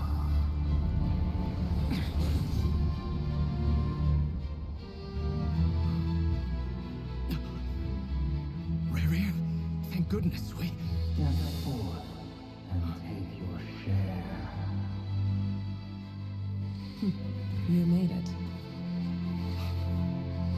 Not you too.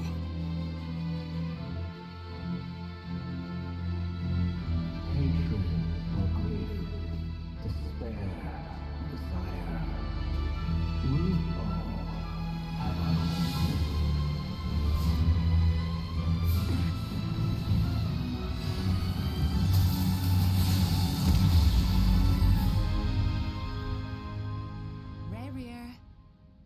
Rerir.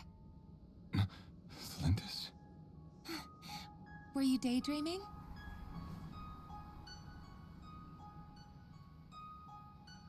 You still remember, Rerir? That question you asked me a couple of weeks ago? Oh. You mean the proposal? Yeah. I'm wondering, where do you think would be a good place to discuss it? Maybe in the garden? Or were you thinking a fancy restaurant? It's your choice.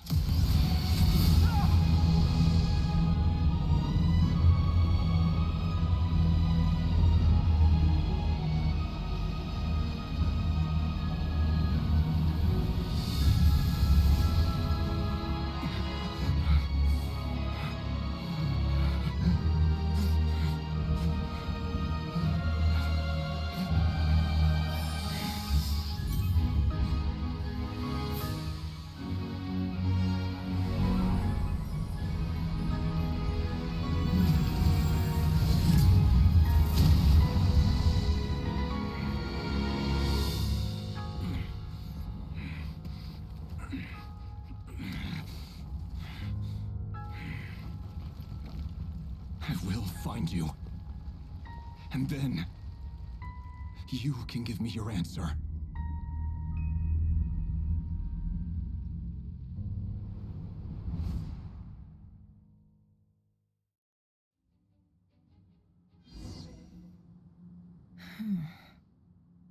So that's how the Raker of Solnari was born. A monster created by circumstance is a monster all the same. Viewing other people's thoughts for too long can get uncomfortable. Right now, I'm feeling a strong sense of loathing. In a nutshell, the story of Conria is what happens when the truth falls by the wayside. Everyone tells little white lies, and before long, you have a huge pack of lies that destroys everything. Time to get back. His past is filled with sorrow, but the tale of any fallen civilization is one of endless tragedy. Cruel as it may be, that was Conria's fate.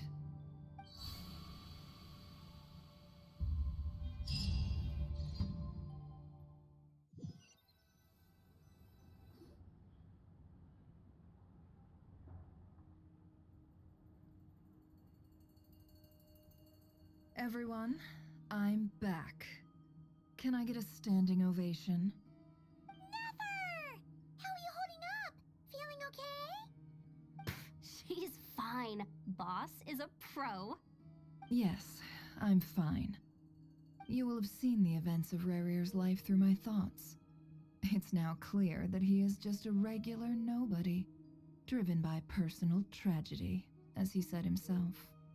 I mostly agree. There's only so much we can know about him from his memories alone, but they did give us a clear glimpse into his life in Conria. However, I would not consider Rerir to be a nobody. He was deeply involved in the events of that era. Yet, when the catastrophe of a generation strikes, nobody is safe. Sounds to me like you're speaking in riddles again. Is this you urging me not to abandon the people of Nodcry in their hour of need? That's not what I meant. Although I do hope you choose to remain a part of the plan. Without you, the mission ahead will be all but impossible. Then try to remember that I respond better to the carrot than the stick. And I don't appreciate being bossed around. Now, as for you, Missy, you were excellent. You stuck to the rules of the ceremony and kept your mouth shut the entire time. Bravo. Cool. So, can you fill me in on the deets now? Most of what I saw went right over my head. Patience. You'll hear the whole story, don't you worry. But let's meet up with the others first. It will save me narrating it twice. Yehoda? Yes, boss. Let me get that door for ya. That's more like it. For a moment there, I was worried you'd forgotten about the first clause of your employment contract. Forgive my curiosity, but what does the first clause say? It says I gotta do the annoying stuff that boss is too lazy to do for herself. Like opening the door, pouring the tea, yada yada. Is that right? If something is in the contract, it's because she willingly agreed to it. Rest assured that the Curatorium abides by the very strictest of labor policies. You don't seriously think I'm cruel enough to treat her like my slave? In any case, I've hardly shied away from my share of the work today. Hope I don't catch Flintz and Varka lounging about in their chairs, enjoying a leisurely cup of tea. There's nothing I dislike more than other people enjoying themselves while I'm hard at work.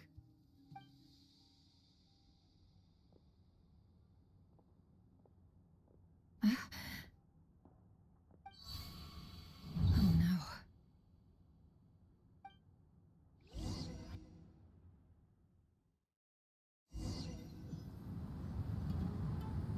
Sorry to disturb you, but we seem to have run into some trouble. Evidently so. Don't worry, I'm not about to leave you to fend for yourselves. I'm not that kind of boss. And it would go against the Curatorium's labor policy. I'm sorry. What did you hear me say? I wasn't talking about labor policy. Wait. How long have I been standing here? Not long. You just appeared by the door a moment ago.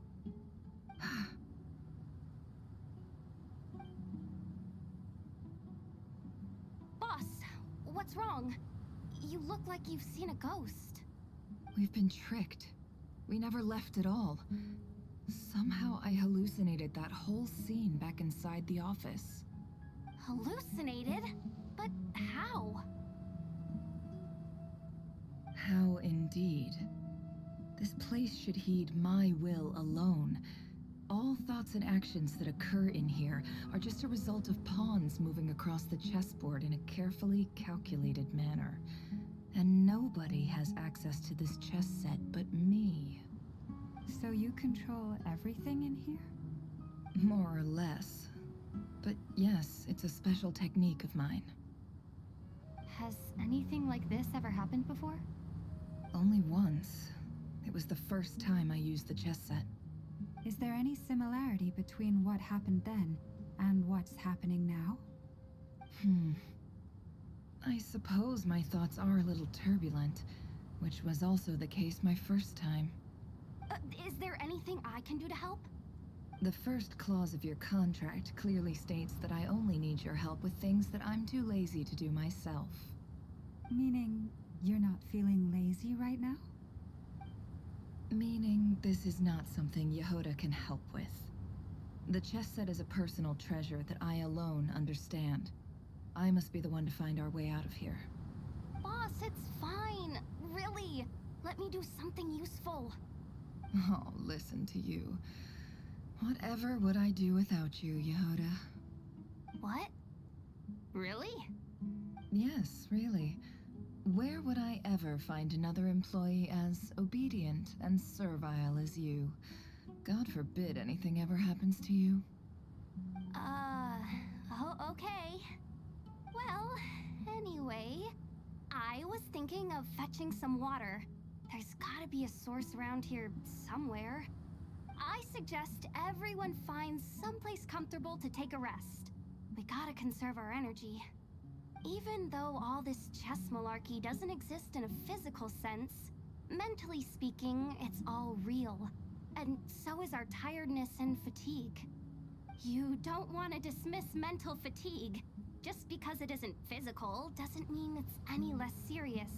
But anyway, I got your backs, so don't worry about a thing. Don't I have the best employees? Jealous much? If we can find a suitable time, I'd love to borrow Yehoda for a day to help out at the Frost Moon Scions. Would you be amenable to that, Boss Nefer? Oh, Lauma.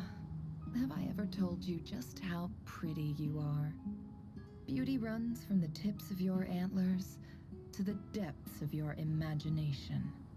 Time to rally, everyone. Follow me. As we continue our journey, the same rules will apply. That means stay focused and no talking no matter what we encounter.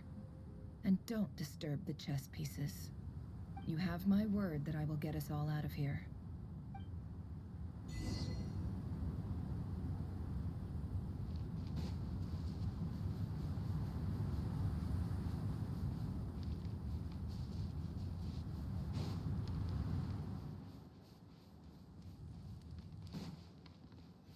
This place looks familiar.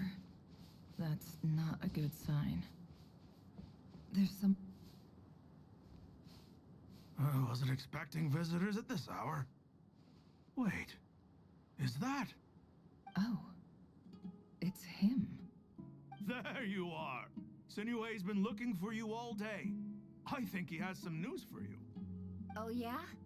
What were you doing just now, Uncle Retinue? Hiding away some more loose change? I know I saw some Mora. What do you mean, loose change? Oh, come on, I'm too old for this. Just pretend you saw nothing.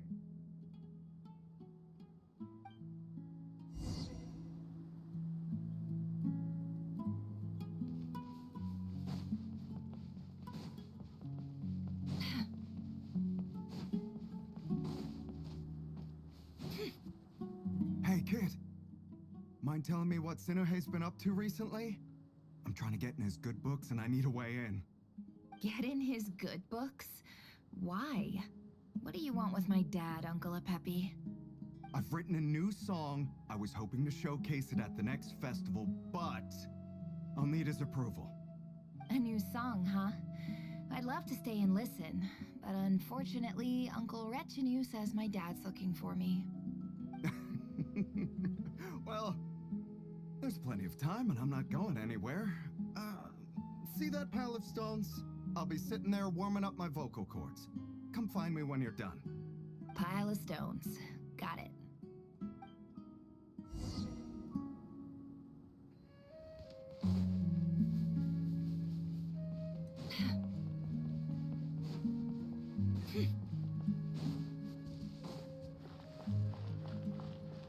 Hi, Dad.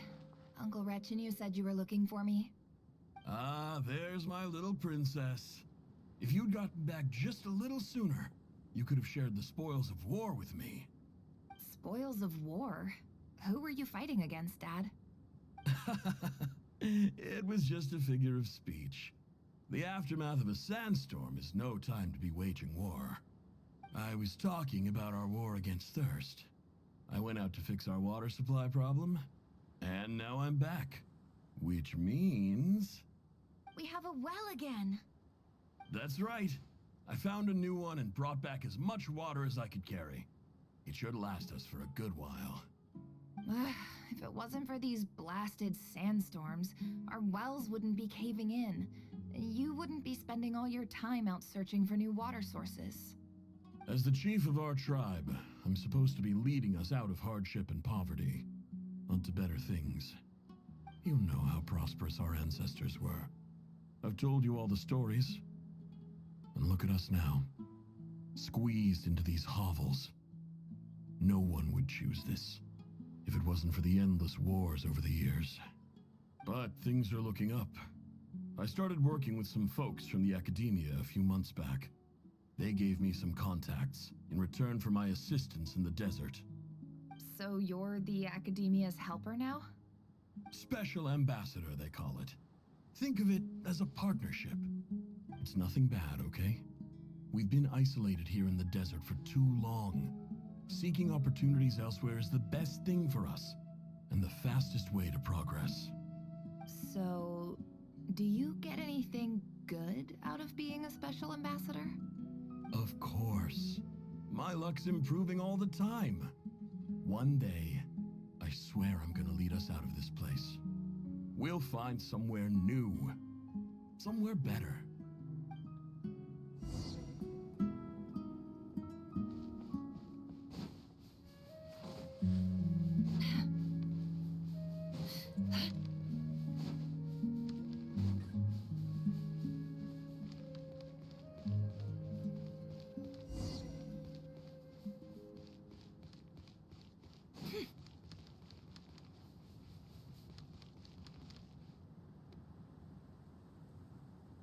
That's our well, and you know it. You stole from us. Well, you've gone from chief to thief, and now you have to face the consequences. Did you really think you could take our water without permission and get away with it? You're either brave, stupid, or both. And that special ambassador act? Yeah, nice try. We spoke to the academia. They said it was all news to them. You're a liar and a cheat!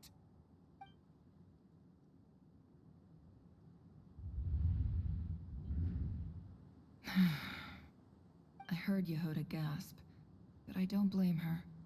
Most people are terrified by the sight of blood. Corpses strewn across the ground. The wounds are clearly from scimitars and daggers. The desert dwellers' weapons of choice. There's a handwritten note on the ground. Let's see what it says. Halil, this is Sinuhe, chief of the Shimti tribe. Surely you remember me. I was the one who helped you and your colleagues avoid the quicksand in the desert. This is my second time writing to you. I assume my last letter must have gotten lost in the mail, as I didn't receive a reply. I hope this one makes it to you safely.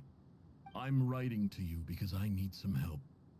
That sandstorm the other day completely blocked up our well, forcing me to look for another water source in Iab and Unut territory. It was a matter of survival. Praise the gods. The well of the Iab tribe was intact. It was my last resort. I drew what water I could and left, but not without being spotted. I fear they will retaliate. You told me to write to you if I ever needed help. You said you'd be my ally in the academia. I urgently need you to formally recognize my title of Special Ambassador and send some of your people to assist me for a few days. It's the only way I can convince them that this was the academia's decision and prevent them from retaliating. This is an emergency. Please send help as soon as possible. Looks like this letter never got sent. The writer died a grisly death, and the letter was trampled into the ground. It's badly defaced. Some parts are barely legible. What a ridiculous lie the surviving Shimti tell. Their whole village was butchered over a sip of water.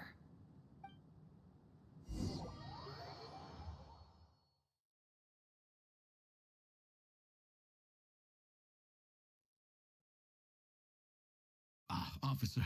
Welcome. Welcome to our humble village. I thought you would at least have the courtesy to provide some respectable libations. This is the finest wine our village has to offer. I promise.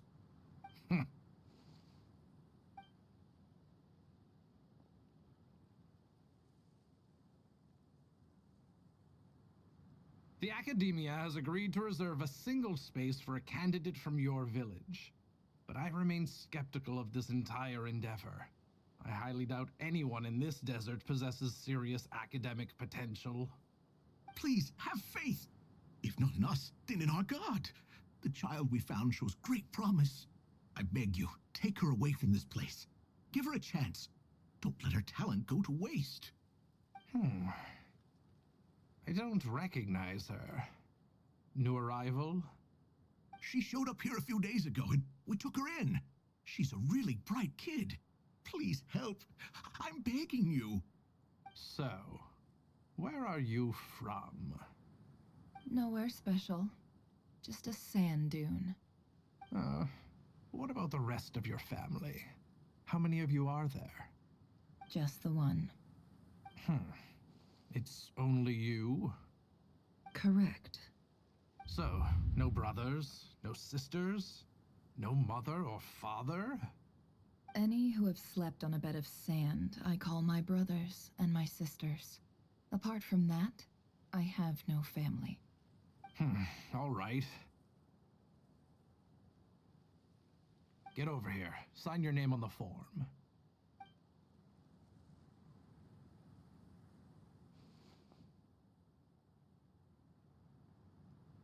Never? You're rather fair-skinned for a desert dweller.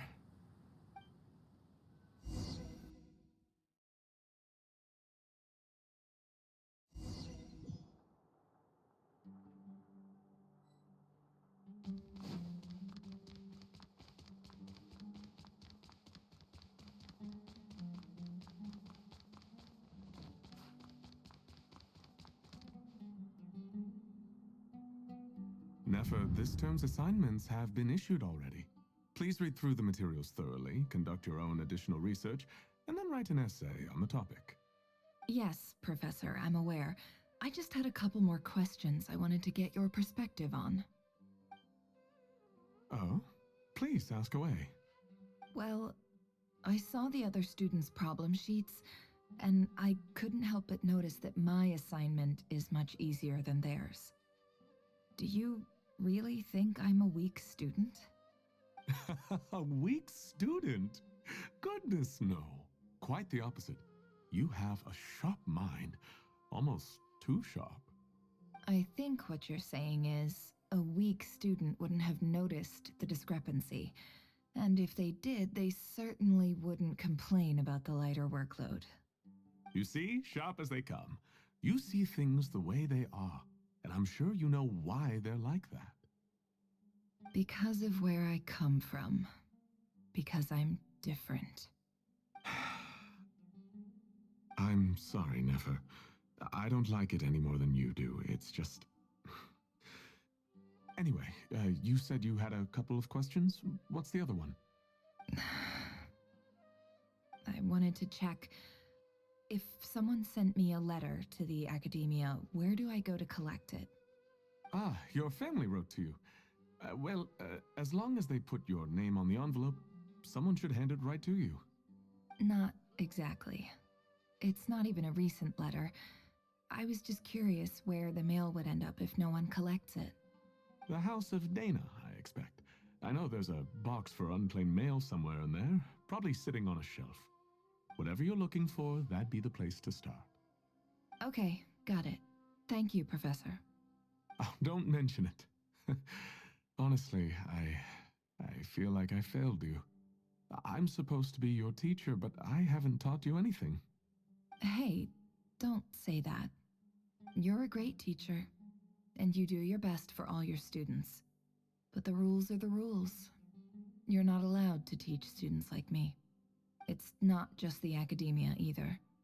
The whole world bends over backwards for the successful, and leaves the losers to suffer and die.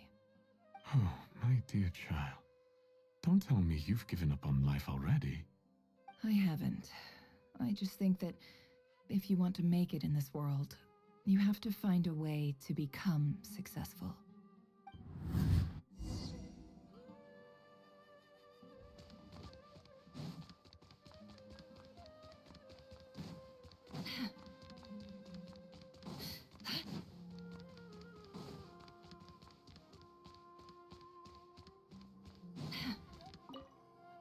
This must be it. A big cardboard box full of unclaimed mail. And probably some letters that ended up here by mistake, too. Let's take a look.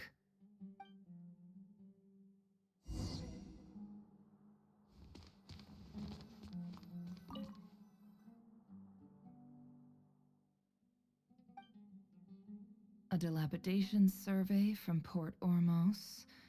Looks like it's from a Core of 30 representative. What a strange thought. A bunch of mercs losing sleep over rundown buildings. This one was never even opened. I guess the recipient didn't care what the Core of 30 had to say about anything. Who was it addressed to? I don't recognize the name, but it must have been a Kasharawar professor. This one is addressed to the Immorta Sage. The title is Changes Observed in Satyavada Life Symptoms. Why do all these letters read like full-blown dissertations? Guided by the incense, we became lost somewhere in the forest. All the barriers between levels of consciousness disappeared as our minds soared around in circles, looking for a branch to seek refuge on. In clinical terms, these symptoms fit the description of incense poisoning. The Immorta Darshan strictly prohibits the use of hallucinogenic substances, but I believe there are still people getting away with it. For example, my neighbor who always breaks out into song and dance after using incense. This seems like something the academia would want to know about. Why wasn't it collected? Wait, what's this written on the back? It's so small. The note says, "The sender authored this letter while under the influence of mushrooms. I would send it back, but no return address was provided. Stamped by the Grand Conservator of the House of Dana."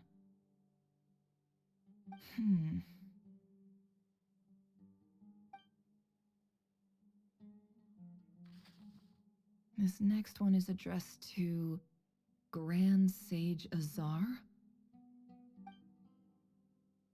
A few words of protest regarding recent changes in Sumeru's educational policy. In recent years, the academia has taken on a small number of students from the desert region, as per the policy to this effect. However, it appears to me that these students have not, in fact, been provided with educational opportunities that are, in any meaningful sense, equal to those enjoyed by their peers, as well as receiving dumbed-down assignments and perfunctory tutoring. They do not even have full access to the Akasha system. Education is the fundamental purpose of this institution, which should go without saying in a nation whose founding virtues are knowledge and wisdom. I ask you, is the lip service we pay to the policy of education for desert students truly the standard of pedagogy to which the academia aspires? As Grand Sage, policy decisions are your prerogative, but do not forget your roots. You and I were once students too, as was everyone else in this institution. I do hope you will give some serious attention to this matter. I encourage you to discuss issues like this with myself and others, and listen to some alternative opinions. Great letter. Shame it didn't get to where it needed to go. And the sender is... Huh? Sage Cyrus of Spontamod. I didn't realize anyone else even knew how bad students like me have it in this place. So this is where letters from the Sage of Spontamod end up? Nice one, Grand Sage. Really enlightened leadership. Whatever. This isn't what I came here for. Moving on. I'm not exactly holding out hope that a letter sent from the desert would even make it here. But if it did, where else would it end up if not in this box? I can't believe how much discarded mail there is. Must have been years since someone last went through it all. And this is just one box. The whole House of Dana is boxes on shelves. I don't believe for 1 second that any human being has sat down and read through all the documents in this place. Who has that much free time on their hands?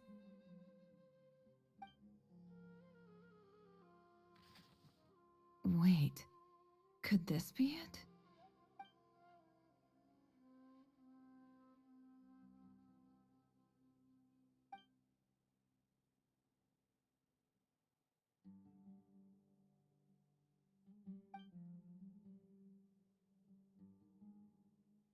Greetings, Halil. My name is Sinuhe, chief of the Shimti tribe. I was the one who came to you and your colleague Zaid when you ran into trouble in the Great Red Sand.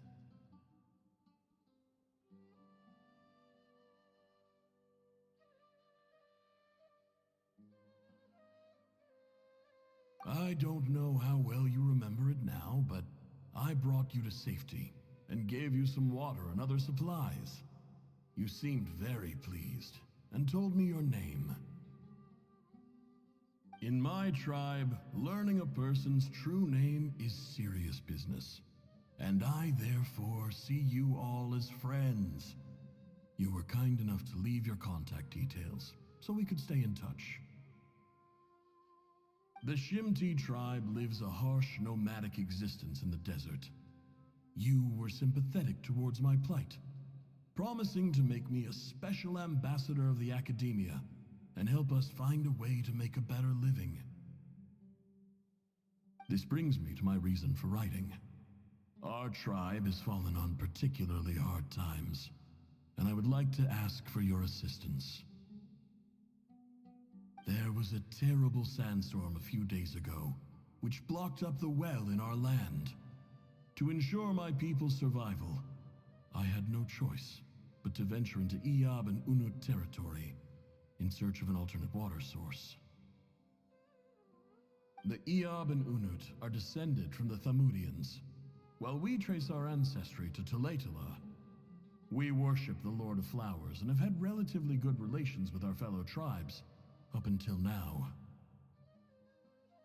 I found a well belonging to the Eob tribe. They declined to help us, but I really had no other option.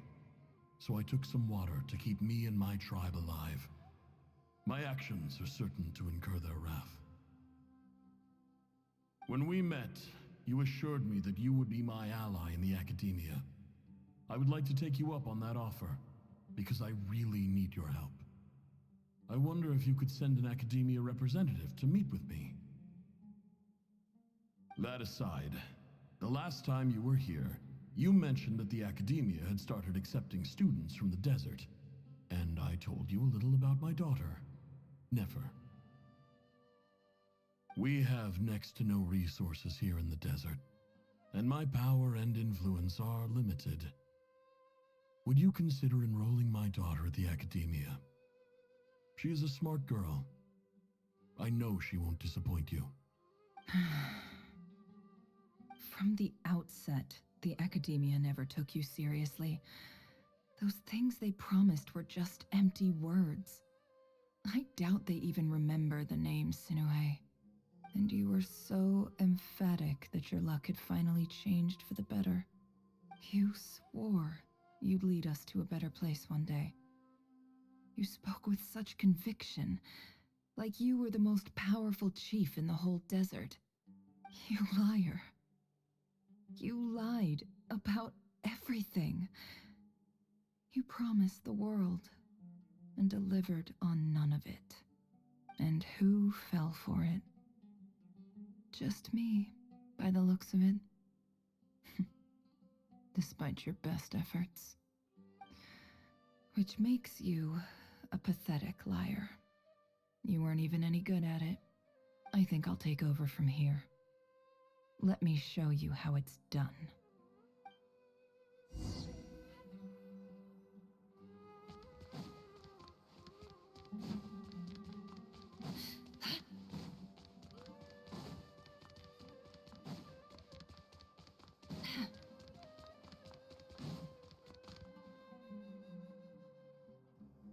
I just came to say goodbye.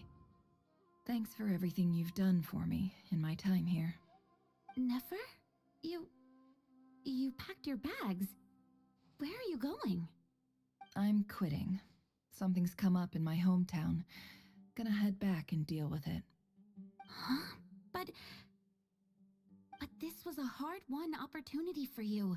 You know that better than I do. It was. But it doesn't matter. I have more important things to deal with and they can't wait. Oh, and I didn't want to overfill my bags, so I left some incense on your desk.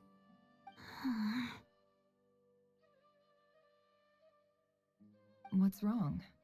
I thought you liked incense.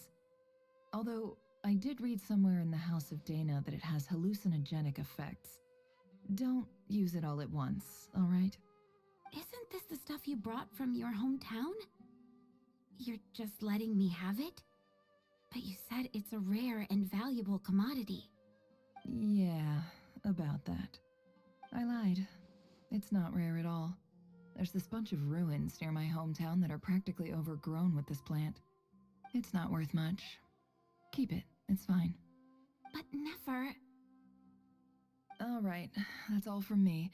You take care.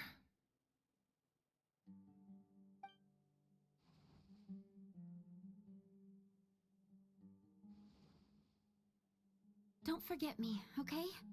I mean, we're more than just classmates, right? We're friends. Yeah, I'll remember you. I lied again. That incense is worth a fortune, and it's a rare find even in those ruins.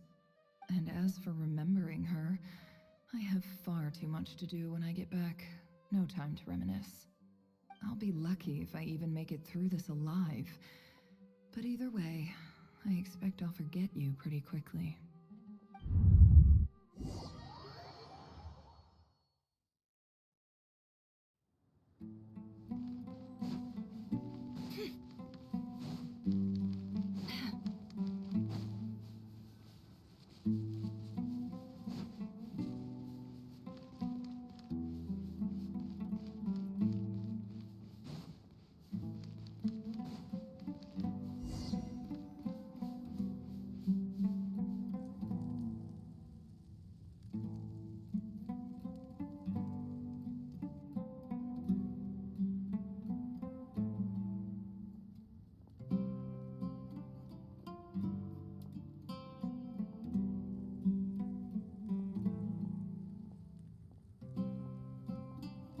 It's a pleasure to meet you, Mr. Arif.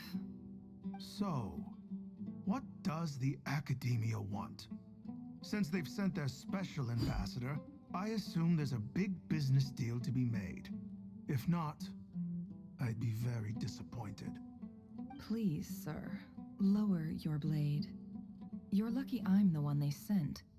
Not all special ambassadors share my admiration for the Eab people. The ever-shifting balance of power in the desert reduced the once great civilizations of this region to rubble and sand. But the story of the Eab has a very different trajectory. Others grew weak, but you grew strong, beginning in obscurity and moving to prosperity. You're the only ones who defied the trend. Huh. So, you do know who you're dealing with? This well is the perfect symbol of your strength, is it not? It used to belong to the Unut, but it looks like you have control over it now. You're not wrong. But I'm sure you didn't come all this way just to flatter us. Of course not. I came to bring you some very good news. Some information that recently came to light, which might just be your ticket to freedom. Records uncovered by the Vahumana Darshan show that a certain well currently under Eab control is built on top of some ancient ruins. These ruins are of great archaeological interest to the Academia. I checked the map carefully on my way over here, and I'm confident that this is the well in question. The Academia is offering 50 million mora in return for excavation rights. 50 million? No, wait. If these ruins are as important as you say, 50 million's a little low, don't you think? Don't get greedy, Eab.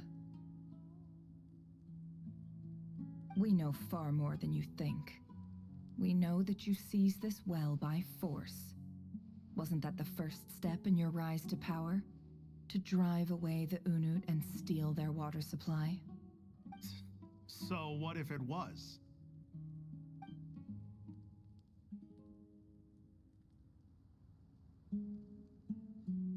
Don't worry.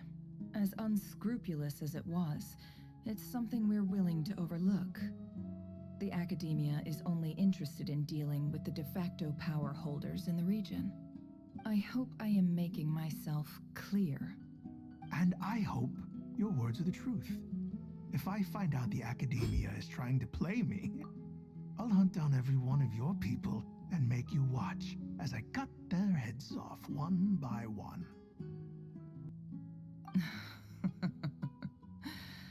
I assure you, Chief, that would not be in your long-term interests.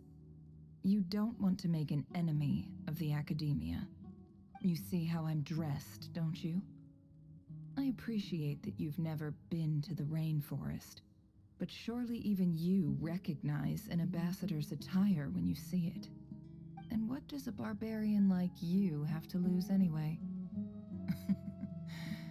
You really think the Sumeru Academia would bother to come all this way just to lie to you? We have more important things to worry about. All right, I take your point. The Academia is the highest authority in the land. I'm sure you're trustworthy people. In that case, we have a deal. We will sell you the excavation rights. I'd like to thank you, Ambassador. This is good news indeed. Excellent news. In fact, it calls for a celebration. Would you do us the honor of staying a while and enjoying some EOB hospitality? Gladly. I am partial to wine myself, and I trust you are as well. So let's indulge in a few drinks together, in celebration of this momentous occasion.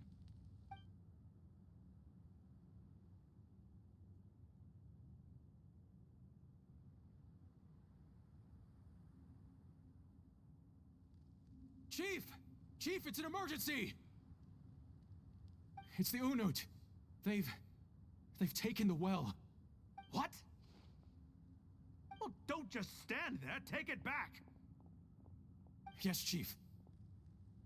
I have every confidence in the EAB's military superiority, and yet... Well, what is it? The Unut's response was alarmingly fast. The day after we reach a deal, they seize the well. This can't be a coincidence. Perhaps there is a traitor in your midst. I don't think so. I am obliged to remind you, Chief, that the Academia will only deal with the de facto power holders. If you cannot regain control over the well, I'm afraid you won't see a single mora of that 50 million. No! Please, Ambassador, just give me some time. I swear the Unut will not get away with this. That well is ours, and so is the Mora. Glad to hear it. I will wait here for an update. If there is a traitor, I will find them. In the meantime, make yourself at home. I'll report back as soon as I have an update. Much obliged. Wow. All it took was a few words and I've got him wrapped around my finger. What an amazing feeling. So, in summary, Ambassador, the Academia would rather negotiate with our tribe instead of the EAB, yes? The EAB are ruthless murderers who don't listen to reason. And now they have the gall to interfere in our research projects in the desert region. So let me ask you, Chief. If you were the Academia, what would you do? Kill them all, of course. Precisely. The Academia does not tolerate those who stand in our way. The EAB have held back our academic pursuits for too long, and our patience is wearing thin. At the same time, there is simply no way that the Academia can be seen to be intervening in desert affairs. I'm sure you understand where I'm coming from. We have our own rules out here. If the rainforest dwellers raised arms against a desert tribe, it'd start a bloody war. Right. We can't confront them ourselves, but we can support their enemies. The Unut have always had strained relations with the EAB, which makes you our natural allies. Natural allies. Weren't the EAB your allies once? You were quick to send them after us to protect your interests back when we stole that water. And now look at you. You're at each other's throats. Let me be clear. The Academia wishes to collaborate with the legally recognized rulers of the desert in this matter. We are asking for excavation rights to that well, and our offer is 50 million mora. Say no more. I believe we have an understanding. Good. Then I suggest you get to work. Get us access to that well, and the mora's yours. You see, Dad? Lying is easy when you know how. People will believe anything.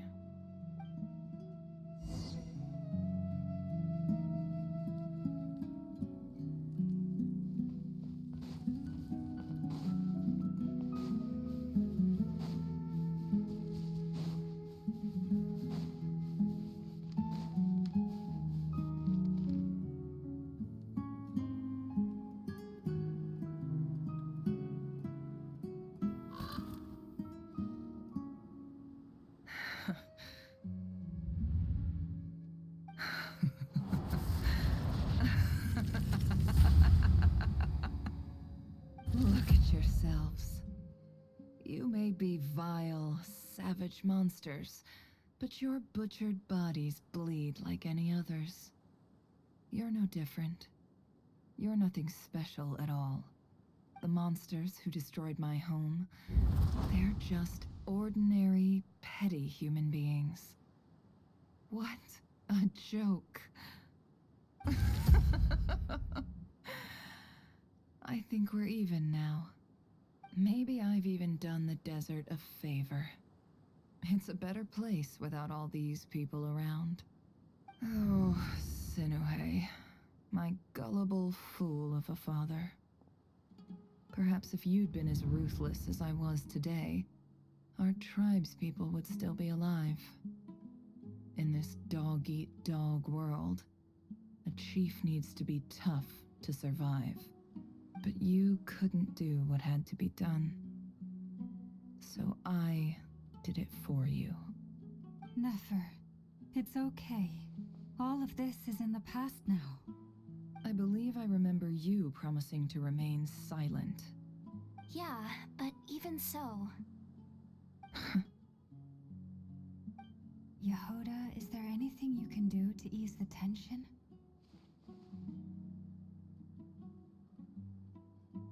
Alright, time for a sharp turn onto a completely different topic. So, anyway, that's enough of that. When are we getting out of this place? Feels like we've been walking forever. I'm getting pretty tired. Oh, Lauma, you tired? Yes. If we can find somewhere to sit down, I could certainly do with a rest. It's not far now. There should be a temple just up ahead. Yes. Really? A temple? That's where this story ends? I guess that's how things go in the desert. Desert dwellers can never escape their destiny. Or so everyone says. I never wanted to believe it, but looking back now, I'm as desert as they come. You mentioned a temple. What's waiting for us there? My biggest trade secret of all. Ah. Then I'm guessing it's where you got your power from. The power to peer into other people's minds. I didn't know you were clued up on any other religions. I'm no expert in the history of Sumeru, but... Sounds impressive. Oh, I know who you mean. General Mahamatra Sino. The spirit of Hermanubis dwells within him. That's Boss Neff for ya. She knows everything. Sino's hardly a figure of obscurity, but I know about Sethos too. What about him? Is he a big deal or something? Well, he's not a small deal, let's put it that way. Please, this is the bare-bone basics. Save the flattery. Thanks for your patience, everyone. I'm sure it's been a lot to take in. With any luck, that's our exit just up ahead.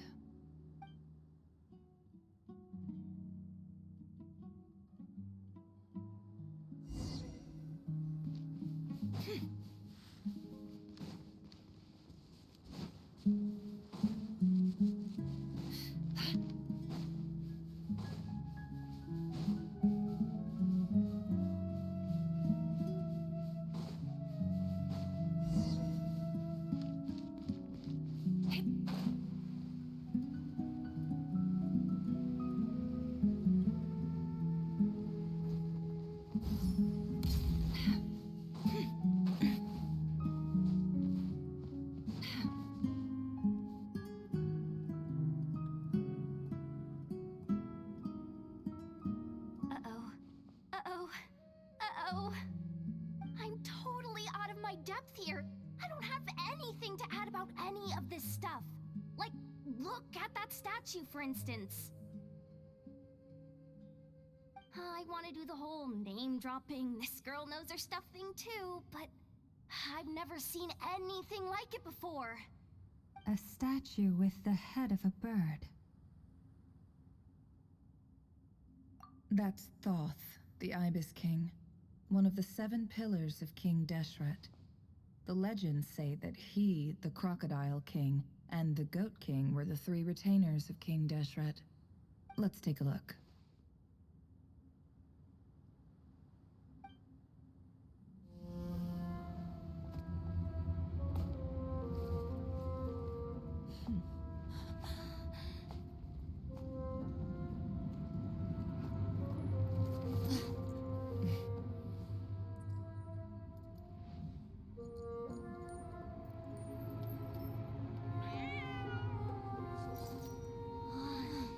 It's just Ashru. So, all is well?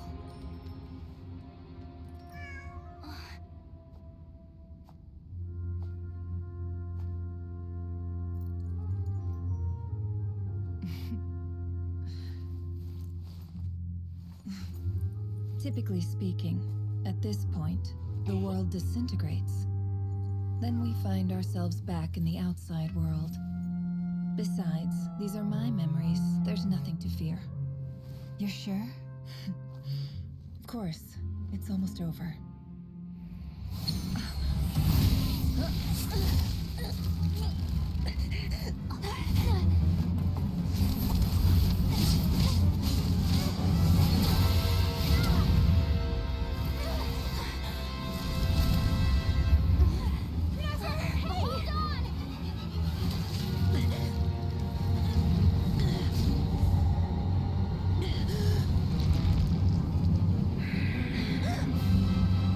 Knowing too much is always a death sentence. Speak for yourself.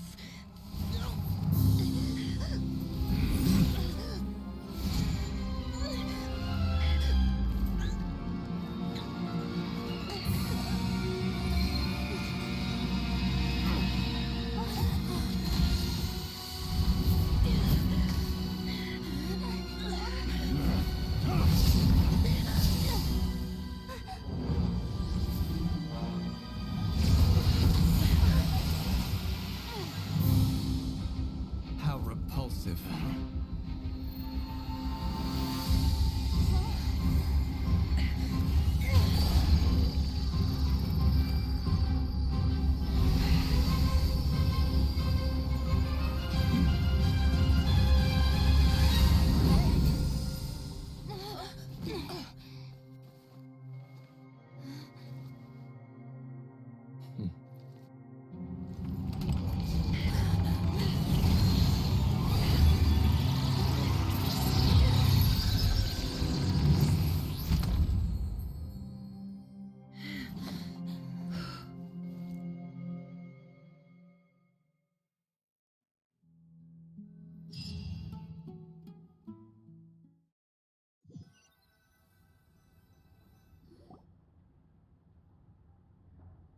Timed that pretty well, didn't I?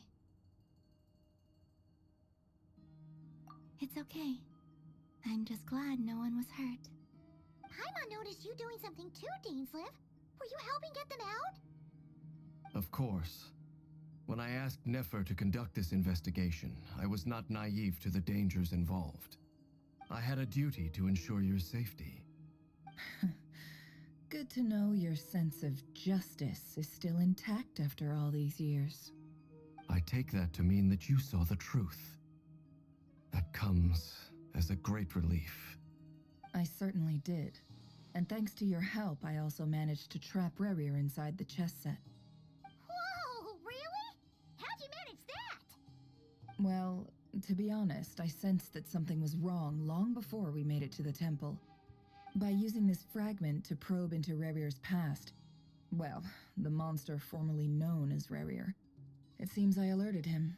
I was tracking him, then he caught on and started tracking me too. Can't say I'm surprised. But how did he track you through your thoughts alone? That shouldn't be possible. Rerir was a secret agent who reported directly to the Vinster King. He is an expert at finding a trail and hunting down his pursuers. No wonder. He infiltrated the chess set, read my thoughts, and built a new virtual chess set inside of it. That's why we weren't able to leave at first. Speaking of your chess set, it's quite a remarkable item. Would I be right in thinking you have some connection to King Deshret? You overestimate me. I only have a connection with one of his underlings, the Ibis King. You all saw how this came to be. A long time ago, the Eab massacred my tribe, the Shimti, in our home village. A few years later, I enrolled in the academia, where some new information came to light. The Unut and the Eab fought a bitter battle over the rights to a well, all for the sake of a non-existent 50 million Mora. The Eab ultimately won that confrontation, but their victory came at the cost of almost every warrior in the tribe.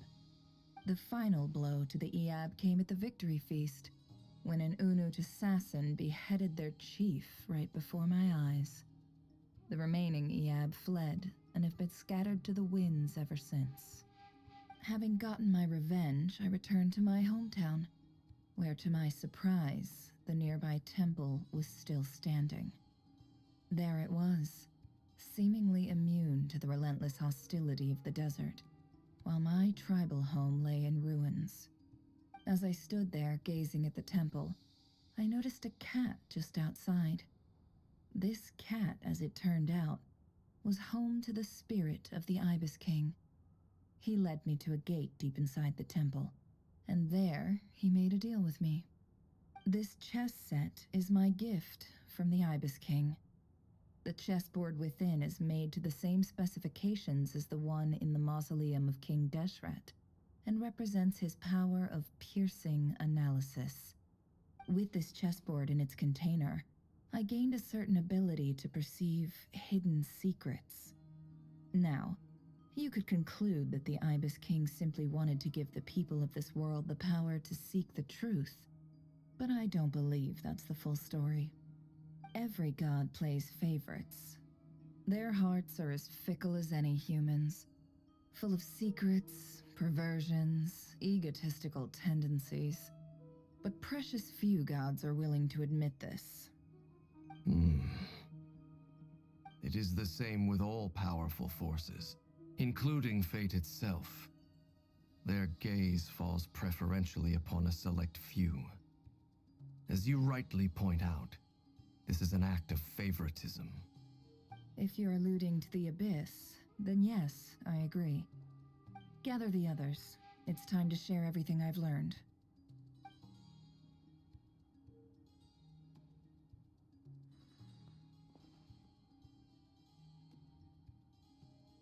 Thank you all for being here. As promised, I did some further investigating into the Raker of Solnari's background. I am pleased to report that the investigation has been most fruitful indeed. The Raker of Solnari, real name Rerir, was once a Conrian subject who served the Vinster King. I will now share the important details of his story. Please save any questions or comments for the end.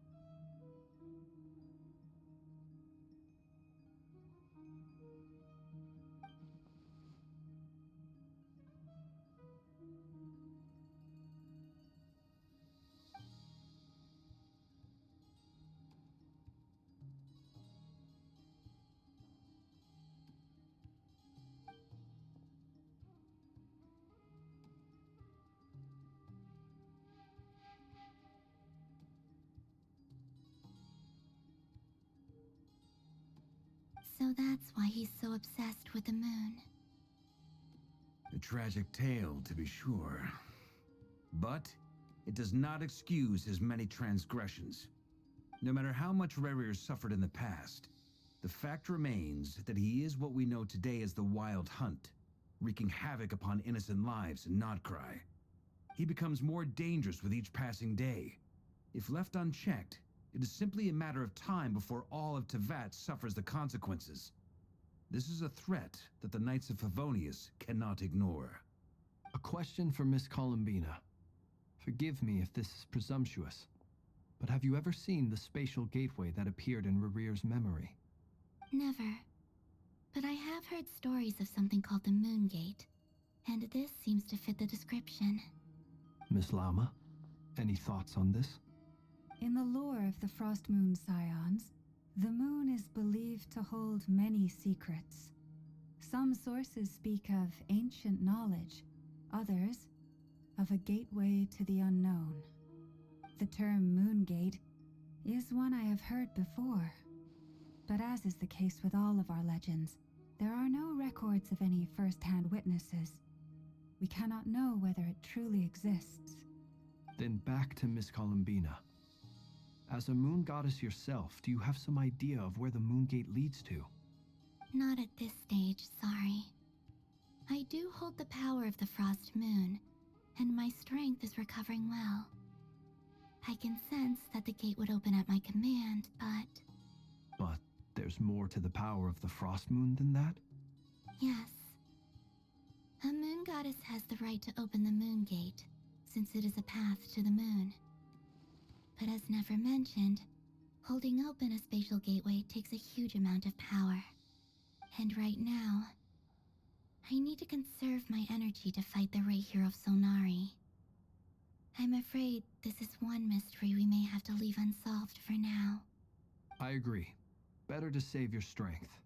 But if you'll humor me for a moment, I have a bold conjecture of my own regarding the world beyond the gateway. I highly suspect that neither Tholindis nor Rerear made it through unscathed. The evidence pointing to this is the fact that the Rayhir of Solnari exists in the form of countless fragments. With the abyssal power he wields, no ordinary foe can touch him, let alone tear him to shreds. And yet, the Wild Hunt proliferates wherever his scattered fragments lie, drawing hordes of monsters to many different locations across the land. So your theory is that Rerir was physically torn to shreds by some powerful force? Hence, why the Wild Hunt is a distributed phenomenon, rather than a unified one? Makes sense to me. Explains why the Wild Hunt is so pervasive, and why he's been trying to piece himself back together. He was whole to begin with, and he wants to be whole again. Without the power of the Abyss on his side, he almost certainly would have perished the moment he was torn apart. But the Abyss, much like a curse, has kept him alive. I could not agree more. The power of the Abyss is most surely a curse. It is a compelling explanation, and one that accords with my present understanding of Abyss creatures. Whether the life form in question is primitive or advanced, if a curse has extended its lifespan unnaturally, it will continue to survive in spite of everything. This raises some interesting questions. I will run some experiments and see if there is any validity to my suspicions. That being said, regardless of whether my research bears fruit, I would like to thank Miss Nefer for conducting such a thorough investigation. Already, it has greatly enriched my understanding of the entity we face. My pleasure, Mr. Albedo. I too hope that the information I have shared today proves useful as we look to formulate the next stage of our plan. Hey! What is it, Dainsleif? You look really upset! It's just... when I think of the man I once knew as Rerir, I struggle to understand why things had to turn out like this. The two of you used to be friends, didn't you? I don't know if these words will bring any comfort, but my heart goes out to you. Mine too. We can never know all the hows and whys of the way things are. The moon and stars are full of untold secrets and lies, and the skies are host to many more mysteries than these alone. Yet, none of that can begin to compare with the complexity of human life. Those are the first comforting words I've heard in a long time. Thank you both.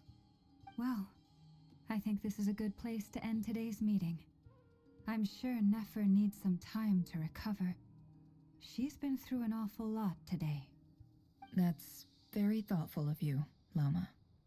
Of course. Sounds good to me. Take some time to rest and digest before we reconvene to nail down a plan.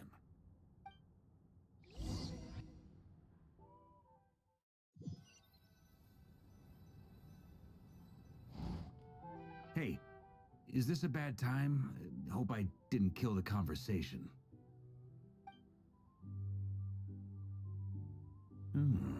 Nice room. Oh, I'm not coming in, though. Why not? It's just a hotel room.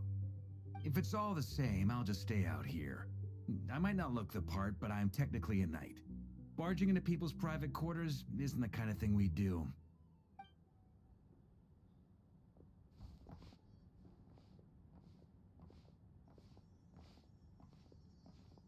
Anyway, Nefer went back to the curatorium to get some rest. But before she left, she shared some things with me that I thought you should be aware of.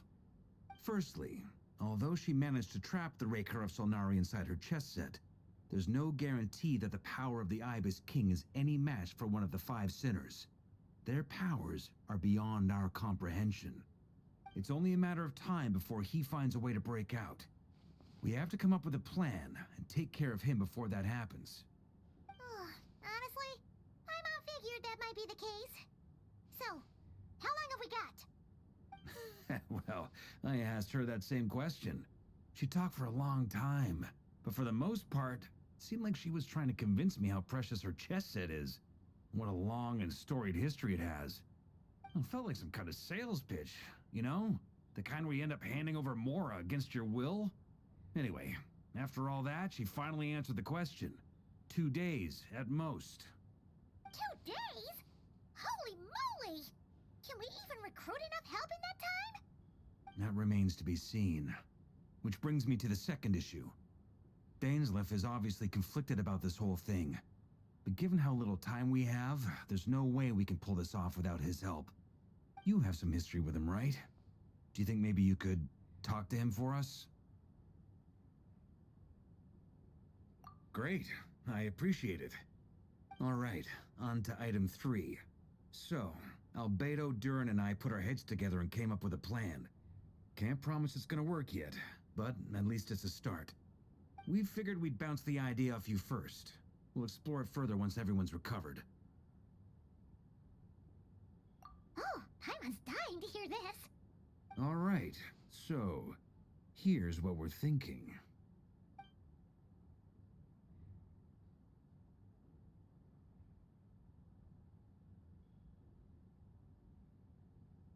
We felt a little uneasy about roping you into this. I mean, firstly, you're not locals, and secondly, none of us are your boss. You're well within your rights to refuse if you so choose. Roping us in? Why would you even say that? We know the stakes here. It's all of us against the Rayher of Solnari, or none of us stand a chance. I choose my words very intentionally, I'll have you know. I like to think there's an art to striking a down-to-earth tone even when the stakes are through the roof. Sir Varka, I have a few thoughts about this plan. I'm all ears. I think we can be more flexible with how the roles are allocated. In my view, the most sensible lineup would be like this.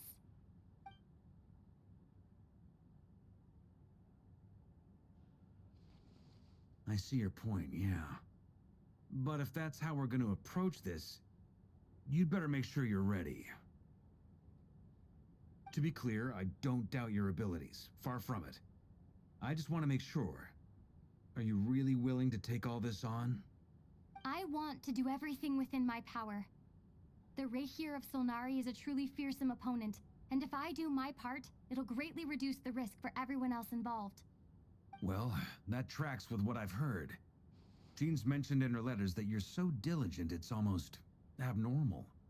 As in, most people weigh up the risks and rewards in situations like this. But you seem to just march towards danger without a moment's hesitation. Of course, everyone appreciates a fearless pioneer. But all that aside, I'm the Grand Master of the Knights of Favonius, and you're our honorary knight. I want to make sure your courage doesn't come at the expense of your safety. Thank you, Sir Varka. Well, I should be the one thanking you. It means a lot to have you on board. I'll give some serious thought to your suggestions.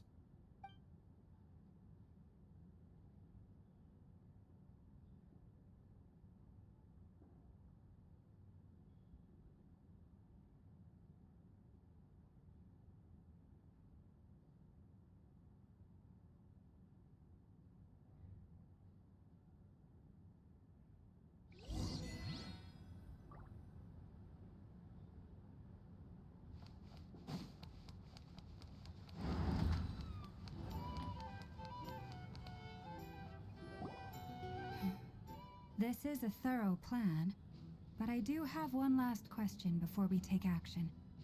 How can we be sure that our enemy won't leave the designated area? Great question. Albedo's been hard at work analyzing Rarer and the Wild Hunt's behavioral patterns. His conclusions are as follows. Firstly, from the earliest known confrontation until now, Rarer has never displayed any ability to manipulate the dimension of space. So it's unlikely he has any power in that domain. Secondly, he seems to have a particularly strong vendetta against our group. If we put him in a fight-or-flight situation, he'll choose to fight every time. Thirdly, finally, and most importantly, he is consumed by hatred, both for the moon and for his enemies. Turns out, we tick both of those boxes. We have a reincarnated moon in our ranks, and a spy who accessed his private memories without permission. He'll be baying for blood, not looking to escape. As someone who's had their fair share of interactions with the Wild Hunt, those all seem like valid observations to me. Understood. Then I will defer to the verdict of the group. Well, everyone, that's the plan in full detail. Albedo and Durin are carrying out their part as we speak. Plan approved. Scheduling. Okay, any firepower you need, I got you covered. Let's light this baby up. The Frost Moon Scions are behind you as well. And the rest of you?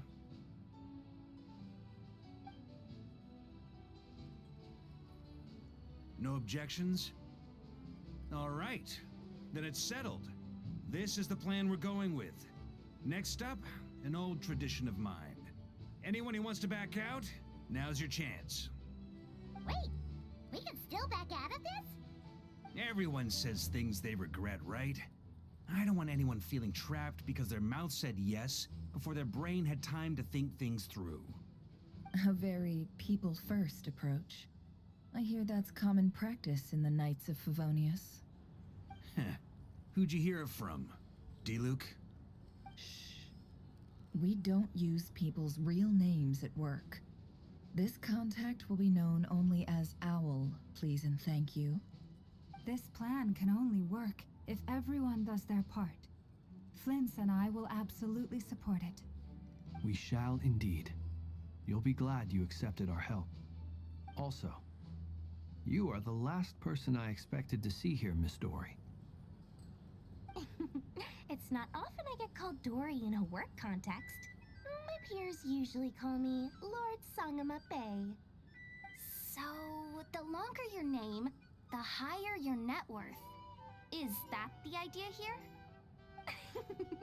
In that case, Mr. Flint's here must be worth a fortune. That's right, I know your full name. It's... The walls are thin here. I'd appreciate you keeping that a secret. Okay, fine. I'm actually only here as a favor for someone else. Do you have any idea how much it would cost to hire me otherwise? Oh, does this mean someone out there actually has the power to boss Dory around? It most certainly does not. We have a long-standing and mutually beneficial business partnership. She's actually the mom of a friend of yours. Said mom supplied me with a great little trinket, but now that lady's ruined everything. If I don't start building a little goodwill now, my whole business in Notcry is gonna go down the drain.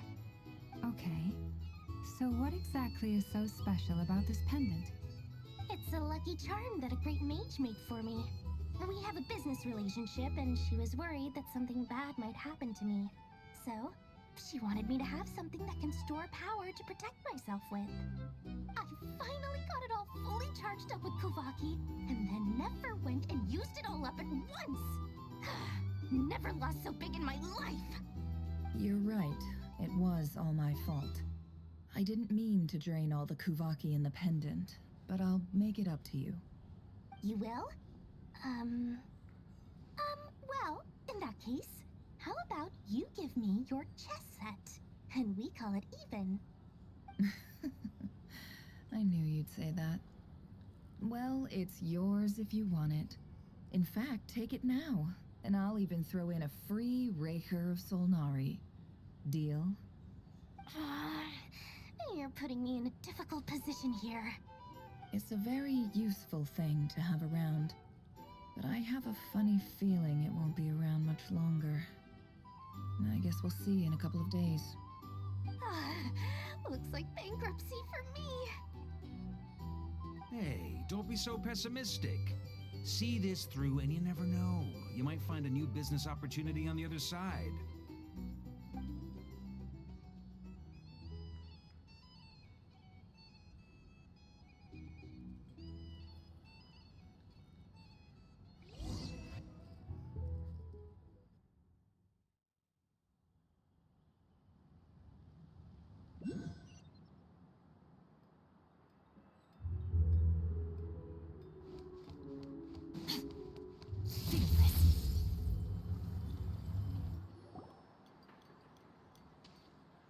Dory, how are things going?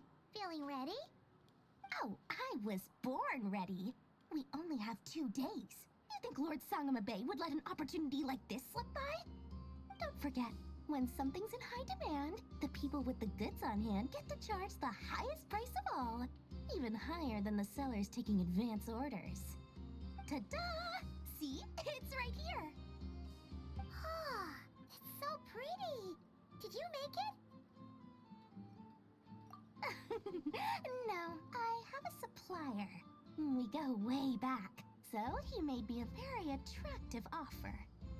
Aha! No wonder you were talking about lucky charms at the meeting. You've been getting Kave to make them for you. That's not the full story. It actually started a while back as a project between me and the Dendro Archon. Mage Alice once warned me that this world won't stay safe forever. There may come a day when everyone faces a great crisis.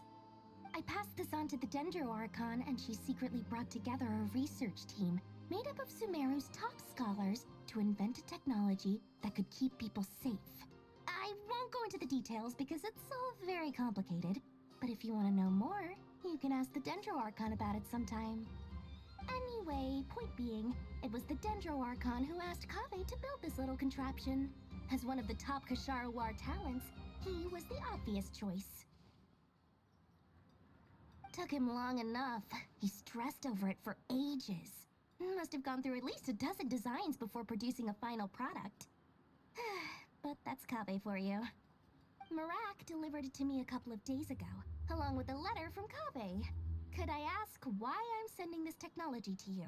What's your proposed use case? Has it been approved by the relevant authorities? So nosy. My fault for sending him the research permit to begin with. Surely Nahida must have told him you were involved in this project. He was probably just nervous because you're always so secretive about your business. Could be, could be. Anyway, I just replied, let's hope there never has to be a use case, because it would involve grave danger. Fair enough. But it sounds like he was just being cautious. He probably felt responsible as the one who made it. Or maybe he was asking as a favor for his housemate. He's done that before. Not sure why, though. His housemate doesn't seem to really care that much about this kind of stuff. Either way, all's well that ends well. I'm just glad to finally have my hands on the product. I wouldn't want to be without it, given the potential dangers that lie ahead. Huh? What does that look mean? Paimon's just super surprised. This must be the first time we've ever seen you actually get serious about something.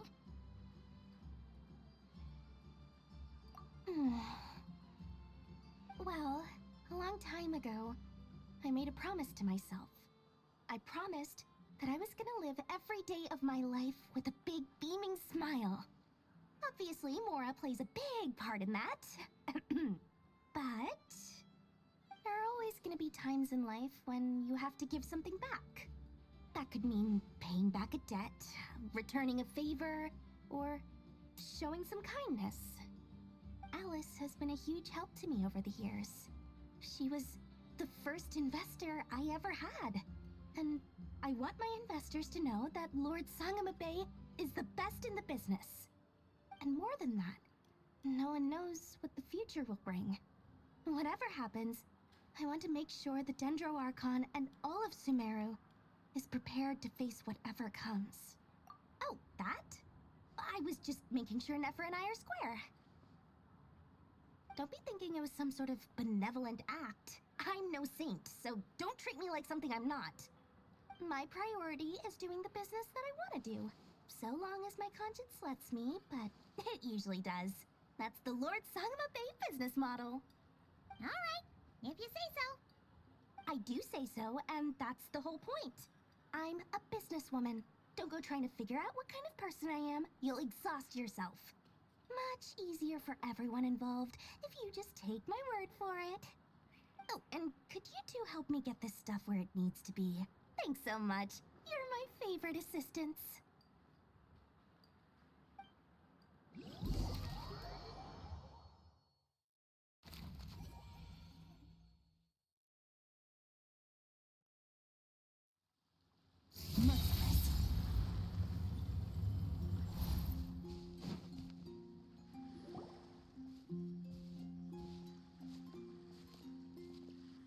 Traveler, Paimon, it's good to see you. Everything going smoothly over here? Sort of. As you're probably aware, Varka, Durin, and I captured some abyssal creatures from the Wild Hunt. Per the plan, we dissected and analyzed some samples of these creatures. The process went very smoothly. The findings, however, come with some troubling implications. What? You can actually dissect the Wild Hunt? That depends on your definition of Wild Hunt and dissection. Harmless, lifeless. These words are accurate descriptions. The Wild Hunt is an interesting phenomenon. In and of itself, it doesn't seem to possess anything akin to a human personality. But taken as a collective, the medium through which the Wild Hunt is summoned does appear to have a soul. Master griped a lot about the wise Horoptatyr, and seemed somewhat fascinated with the foul Certology. But she barely mentioned Rerir at all. I don't think that was because of his lower social standing, though. Anyway, it's a pity. I should like to hear her thoughts on the nature of the life form he has become today. It's a strange mix. The furious energy of an abyssal being channeled through a fractured physical existence. A consequence of being torn apart by an unknown power. Perhaps the only explanation for his survival in this state is that he sacrificed a degree of individuality in exchange for a continued existence. Oh, sorry. Once I get talking about interesting research, I have a tendency to go on indefinitely. Back to our research findings. Essentially, they confirm my hypothesis. Rerir's corpse is completely contaminated by the Abyss, and the effects are irreversible. You could think of this as Rerir in mutated form. But in my view, even that would be inaccurate. In reality, his whole being has been consumed by the Abyss. In other words, he is now nothing more than a manifestation of abyssal power. Unfortunately, at present, we have no means of completely eradicating abyssal power. Hence, we cannot fundamentally destroy the Rehir of Solnari either.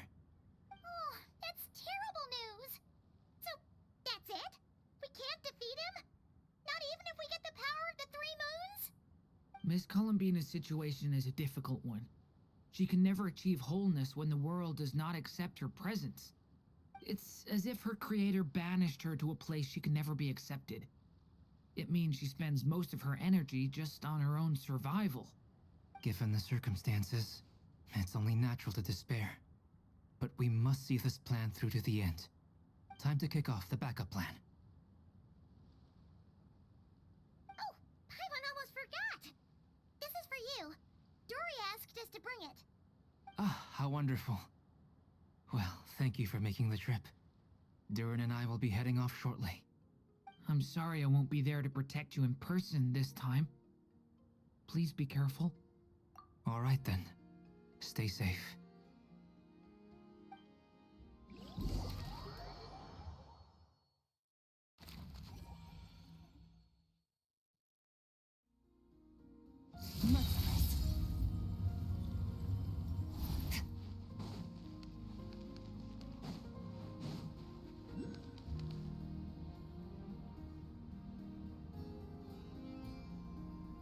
Miss Lauma, is everyone here? Yes. The fate of my flock is in your hands, Grandmaster Varka. Please keep them safe. My lady, what are you saying? Within the next 24 hours, we will face the biggest crisis the world has ever seen. This is not a burden that we deserve to bear, but I believe that we reap what we sow in this life. So I intend to act. I must do what I think is right. For me, that means fighting for the future of Nodcry. This gentleman is the Grand Master of the Knights of Favonius, Varka, Knight of Boreas. In my absence, please follow his lead. Hey, everyone. Guess I should introduce myself.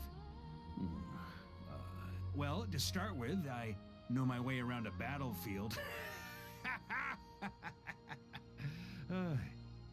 Biggest strengths are honesty and hard-workingness. Anyway, point is, I don't intend to let Lauma down. I'm gonna do everything in my power to keep every last one of you safe and sound.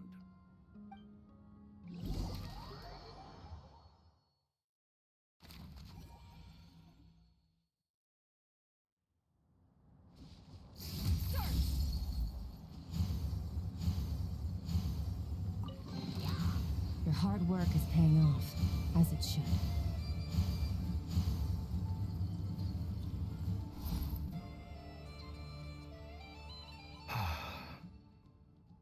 Something on your mind? Miss Columbina, was it? I believe that's how the others addressed you. That's right. Names are funny things. Have you always been called Dainsleif? Yes. I take it your own name has a more complicated history. I have a different relationship with names than other people. To be honest, I'm not even sure that Columbina is my name. At least, not in the same way that Dainsleif is yours. But it's what everyone calls me, and I go along with it. A lot of my life has been that way. I get so used to things that I forget to question why they are so. I never used to think much about where names come from, or what they mean to people. Maybe something's wrong with me. You're different from other people. I sensed it the first time we met. You're more perceptive than most. I'm sure your long life and rich range of experience explains that. Do you ever find yourself missing Conria, Mr. Dainsleif? Difficult to answer. I have dreamed of the past many, many times. Sometimes I'm fighting tooth and nail. Other times I'm lying on the ground, defeated. I don't recall any happy moments from that time. It has been too long. Is that because hatred survives longer than love and affection? That would not be for me to say. I make no excuses for the grudges I bear. But whatever the reason, I remember little that was beautiful or sentimental.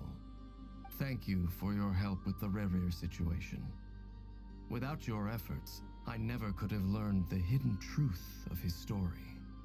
You're welcome. I know he's your friend. Friend? He betrayed me. And I never really understood what he was going through in life. Some friendship, that is. Okay. So, do you plan to fight him with us? You see, you're torn. Now you know what really happened. You see the things he's done in a new light. I need some time. Of course. I completely understand. Anyone else in your position would feel conflicted too. Actually, I went through something similar myself recently. Something happened that changed my perspective on a situation. A situation I took for granted at the time, but now I feel very grateful for it. You mean the Harbingers who still support you, even though you've left the Fatui? Yes. I always thought they were only helping me because Harbingers are forced to work together. But then I abandoned them. A warrant was even put out for my arrest. And even now, they still support me. Which means I was wrong about them all along. Clearly, they view you as a friend. I feel a little guilty now. I regret not seeing her help for what it was, and not treasuring it. I see the guilt that you're feeling now, because I feel it too. Hopefully, talking about it will do us both some good. Have you noticed that the Traveler and Paimon are over there? I think they've been listening. Huh. Shall we say hello? Sure. Hello. Ah! They caught us!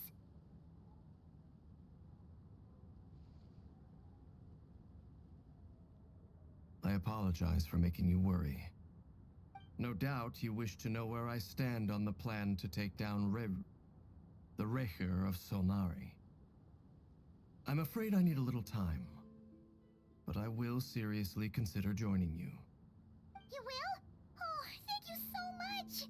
Everyone will be so grateful to hear that! They needn't be. This was something that I was going to have to face up to eventually. That doesn't matter to them. They're grateful to you regardless. You can't control their gratitude, so just accept it. And then, have a think about whether you're willing to join us.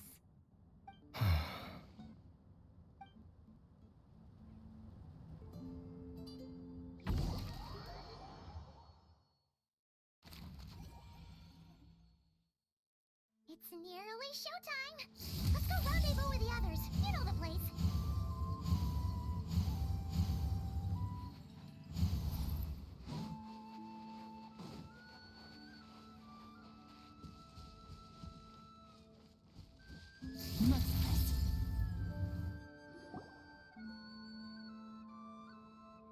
Ah, you're earlier than I expected. Hey, Flint's! Been waiting here long? Not too long. I came a little early so I'd have some time to think. Are you nervous about the battle? Quite the opposite.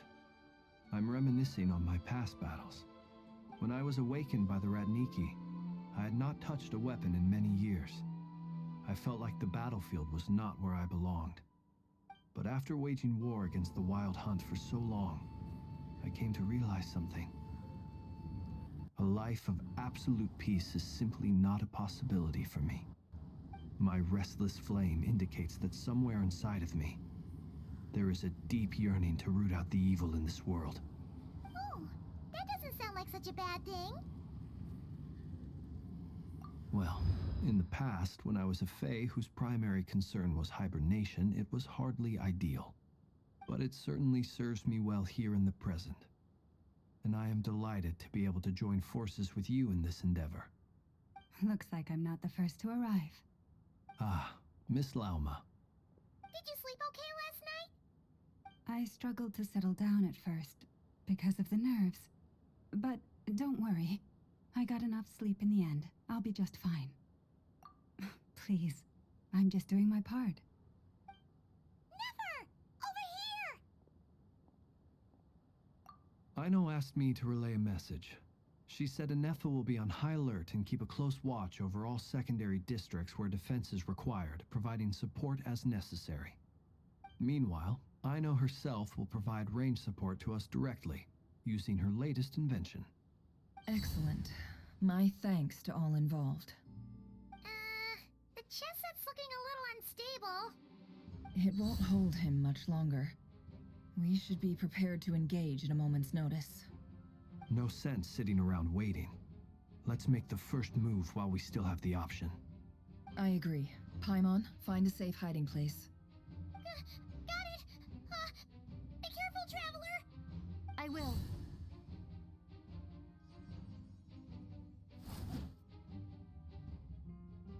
Everyone, take your positions as soon as the battle starts. Every ounce of strength we have in our bones, let us bring to this fight. Ready? Let's go. I've seen all your futile ploys before. You have become the authors of your own demise. I wouldn't be so sure about that. You are merely a moment of sport before I tear down the moon.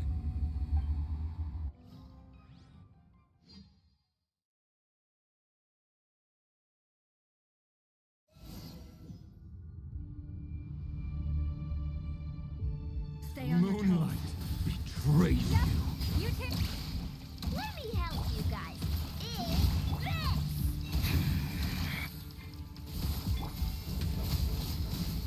Close your eyes. Observe. Hunt them down! Futile. Water jet... With one heart, we pray. No more lies. Absurd. The moonlight betrayed you. Moon. Seek within. Pathetic! Be steady now. Close your eyes. Hunt them down! Observe. Do you fear the dark? Close your eyes.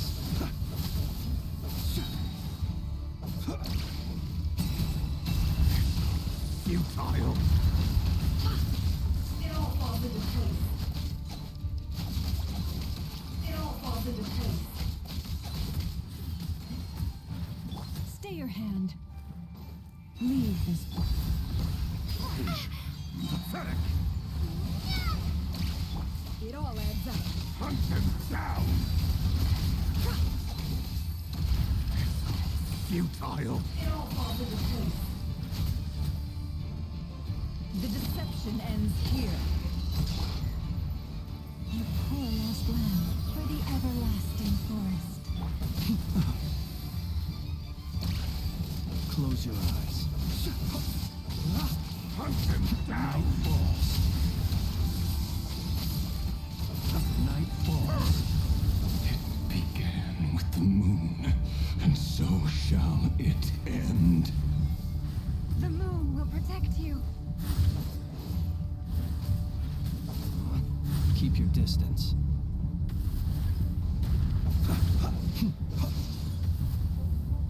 Do you see now?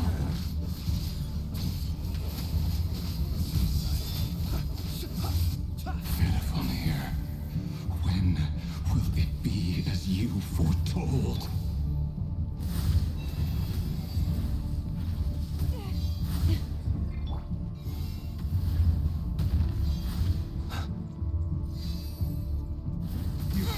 Fear is not welcome here.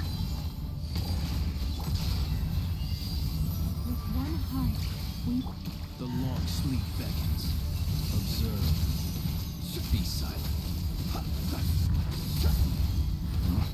Steady now. Night falls. Wipe out!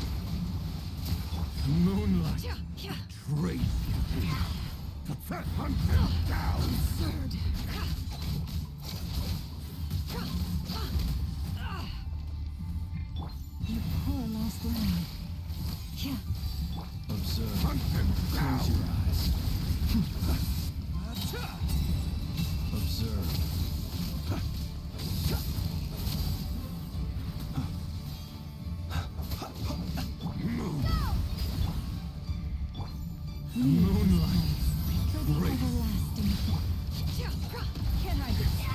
futile. The deception ends here. Let's see what you're made of.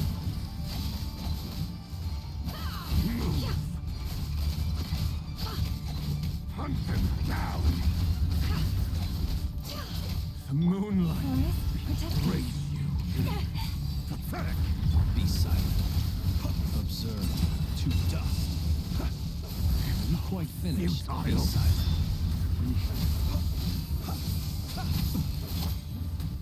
By the frost moon of old, you poor. Pathetic. The moon. Futile. Hunt them down.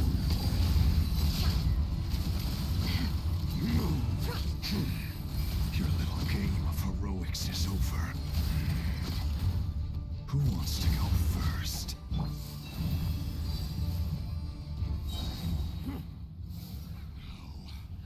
Get out of my sight! No! We've been separated. Take. You okay? Nefer, where are the others? Stuck outside the barrier. I guess he really doesn't like us. I told you before. Knowing too much is always a death sentence. Be careful what you wish for.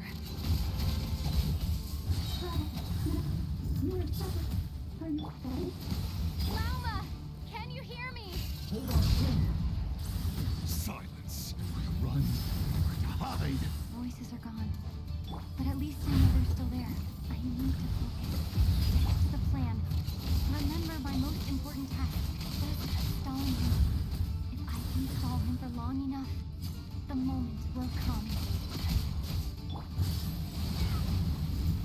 Water jet! Let's see what you're made of.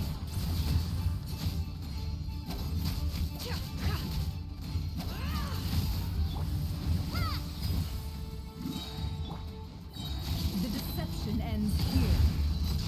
Can't hide the truth. Let's see what you're made of.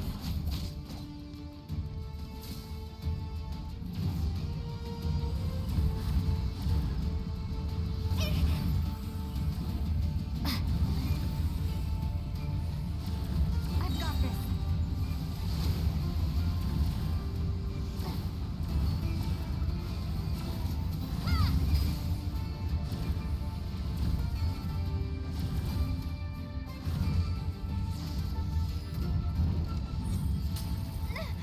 The shield's broken. I can't keep this up. Don't push your luck.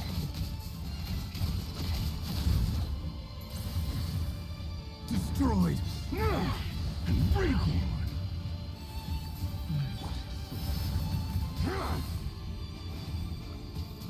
Water jet! Your death is within my grasp. Within. Can't hide the truth.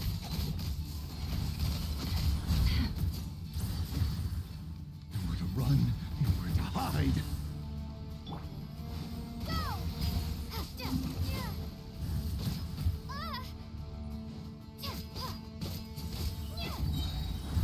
Wipe out! Destroyed. And reborn. How much power will it take?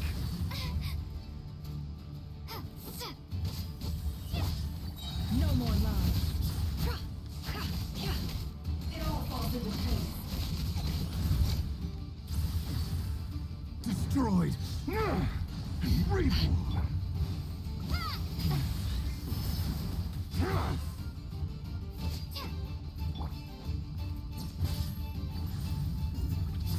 Nowhere to run, nowhere to hide. The deception ends here. Can't hide the truth. Let's see what you're made of. It all falls into place. It all adds up.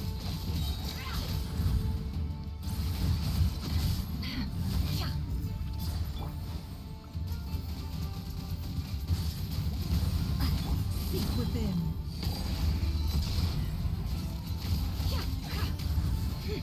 Time to go clean.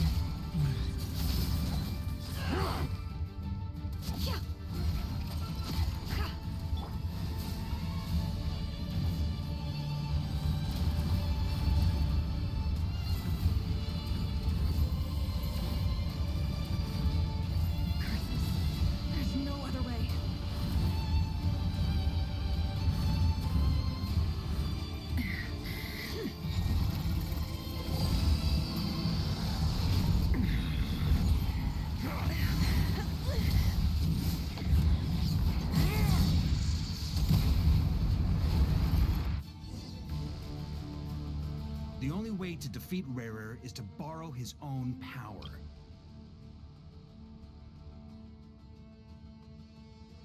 That means Columbina will have to disappear while you two bear the brunt of his attacks. You have to hold on. Find a way to keep him focused on killing the two of you.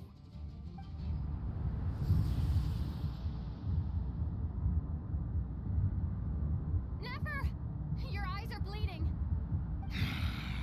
Soon you will be powerless to resist. And then, I will reduce you to dust. But that dust will plague your memories. Come on, keep holding on.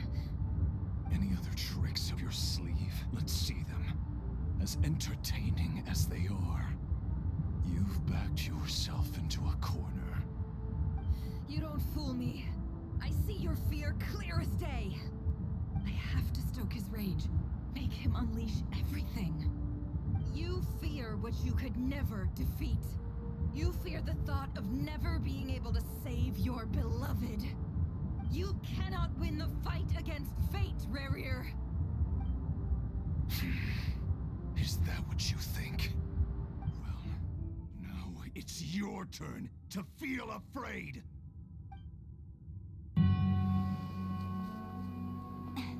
You fear the sound of your own name? Is it us you hate?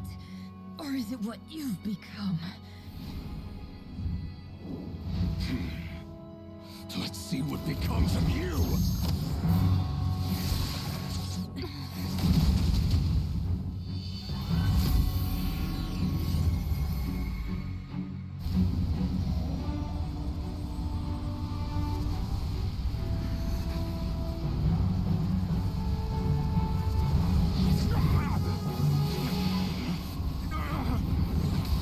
What's happening?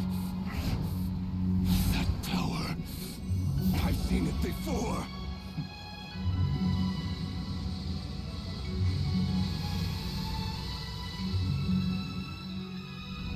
His power is on another level. We'll need to use an alchemical array to convert his power into a usable form. Then quickly channel it into Columbina, rendering her powerful enough to compete with him. I'll join you. I can help. If I release enough abyssal energy into a confined space, it'll create a potential difference, allowing us to extract a huge amount of elemental energy. Next, I'll synchronize with everyone's minds using Pyro, then give you temporary access to their abilities and fields of view. But it won't last long. Can you see? Well enough.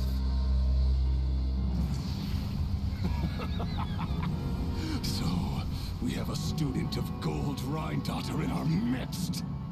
How about that?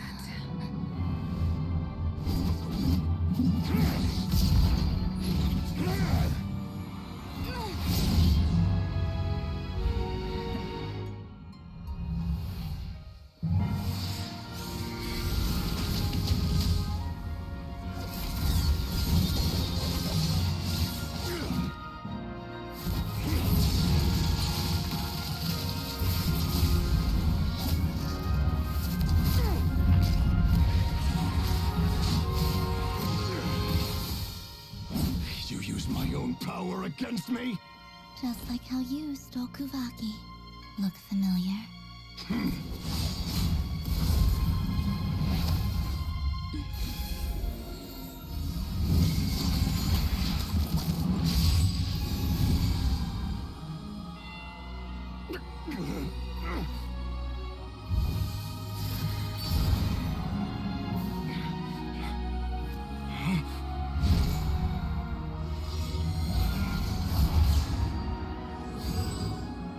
Don't you realize? You don't have the power to hold that gate open. I don't, but someone else does.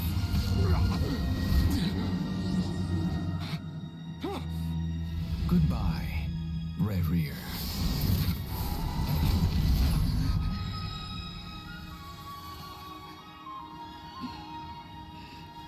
We won.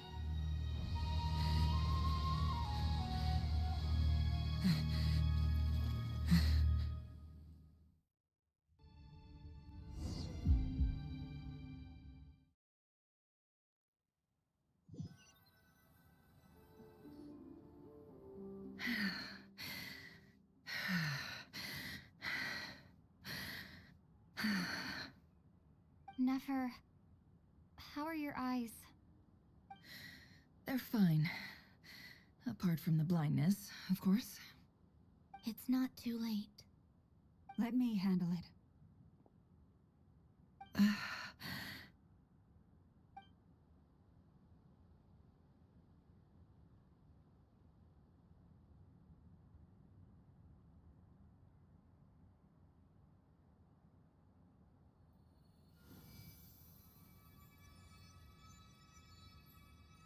Miss Nefer, it's not like you to lose your composure. That was the most reckless thing I've ever seen you do.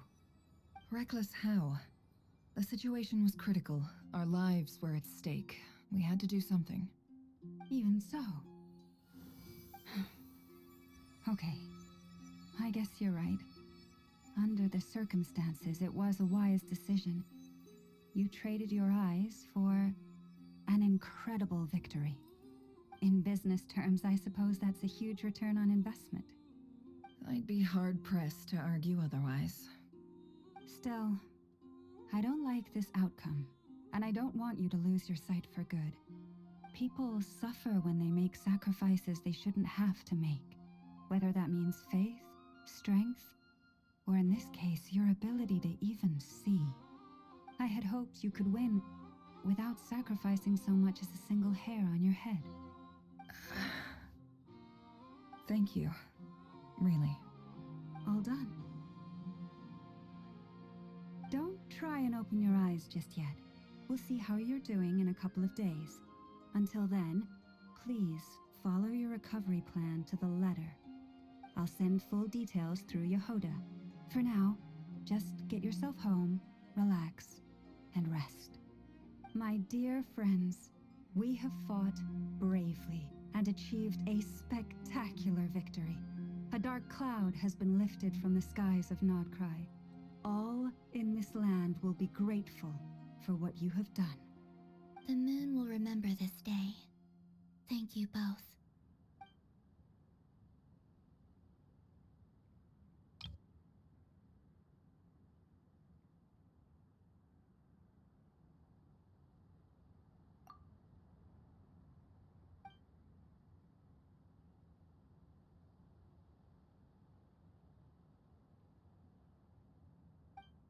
There's something I want to let you know. What is it?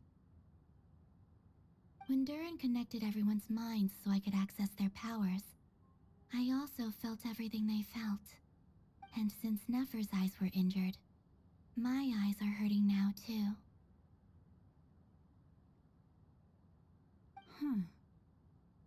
Hold on. Let me try. I only feel the pain. There's no actual damage. I just thought I should tell you. You're right. There's no damage. That's a relief. But I must say, I'm surprised to hear the Kuthar share something like this with me. In the past, you never used to open up about yourself. Things are a little different now from how they were. I'm learning to share how I truly feel with my friends. Friends? You have no idea how glad I am to hear that.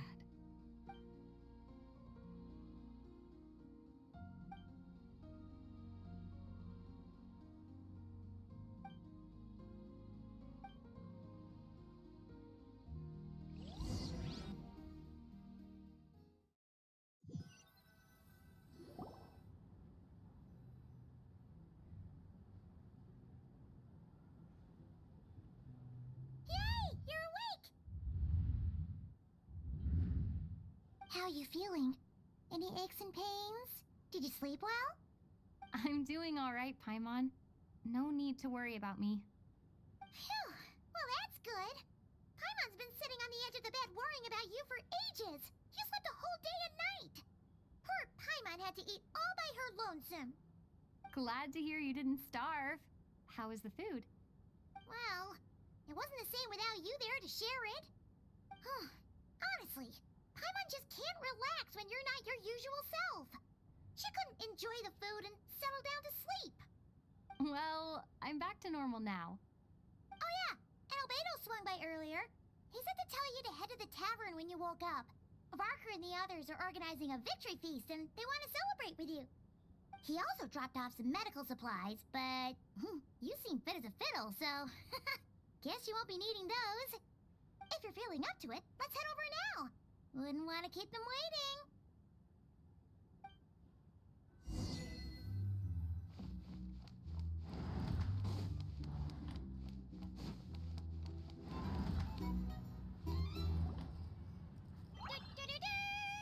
We're here! Oh, Traveler and Paimon! Perfect timing! We were literally just saying how there's no way we're holding this victory feast without you any longer, and we would have postponed it till tomorrow. How are you feeling today? Much better, thanks. Don't worry about me. Relieved to hear it. If that changes, just let me know. Happy to check you over at any time. Yep, we're here for you.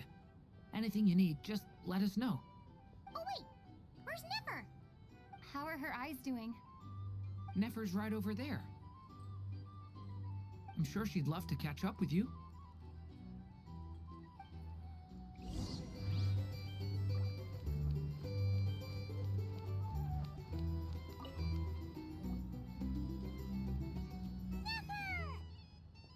Traveler, Paimon, are you recovering well?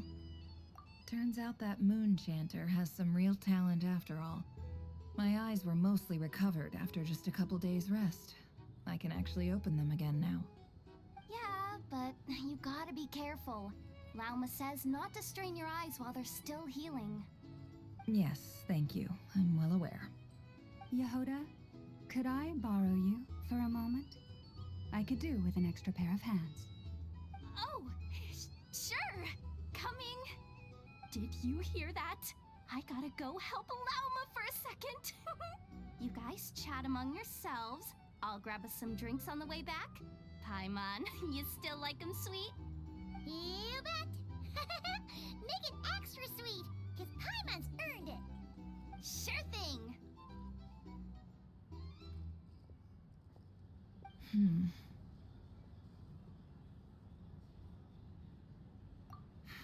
The Raker of Solnari. Kind of a snake, don't you think? No, definitely a snake. A poisonous one who spewed his venomous hatred everywhere. Anyone who seeks revenge out of hatred for other people has become a snake. That's something my dad used to say. Perhaps. I'm sure it sounds like a very wise and open-hearted perspective to your ears. But me? I think hatred is a perfectly justifiable emotion. What else is left when everything you depended on in life gets stripped away? Something's gotta fuel that drive to keep on living. If you're worried about me, you can nip that in the bud. I'm not someone who gets stuck in the past. It's just...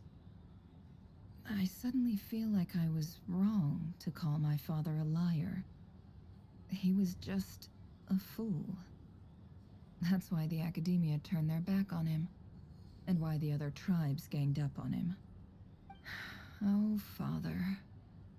How much better things could have been if you were a skilled liar. Look at the Ibis King. Thoth is a fiendishly cunning liar. And yet, strangely, he feels more like a father to me than my real dad ever was. He's never brought it up, but I'd bet he feels the same way. Why else would he give me the power to perceive the truth, while at the same time training me in the art of deception? Well, King Deshret banished him to Aru, which is essentially a prison, and posed 3 questions to him. He promised that he'd have his freedom if he could find the answers. His response was to take on a physical form and approach me, hoping that I could become his envoy and search for one of the answers on his behalf. Did he really think I'd fall for that? He's stuck there. He can't make me return what he gave to me. So that's enough for you to decide he's nice, is it? He's a prisoner, and he was scared. So he decided to perform some good deeds to win people's approval. He lives in fear because he's a deceiver. How is Rerir any different? You can't work as a spy your whole life and expect a happy ending. It's preposterous. Yet I can't say I don't understand it. Liars live in the darkness of their own making, but it's still human nature to want to go on living. They say that a liar's soul is the most worthless thing in the world. What do you think? Oh, really? Well, it takes a very kind person to find compassion even for liars. If you ask me, the soul of a liar really is worth nothing, because all they care about is themselves. For example, when something good falls into my lap, I don't go sharing the news around. Stops other people trying to steal it from me.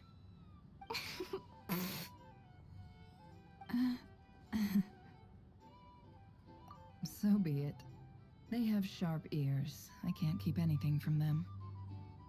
Oh, is that what it looks like?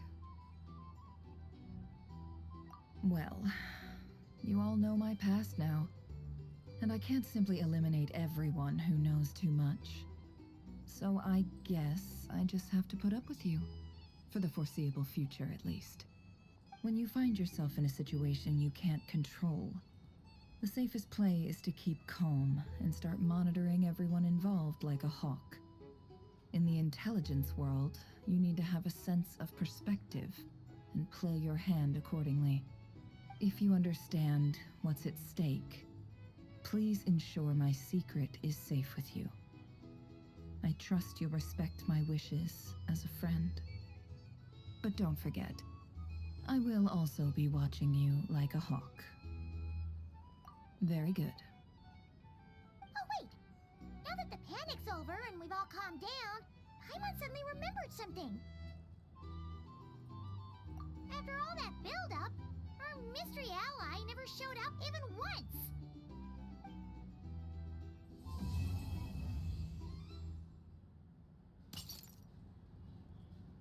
Huh?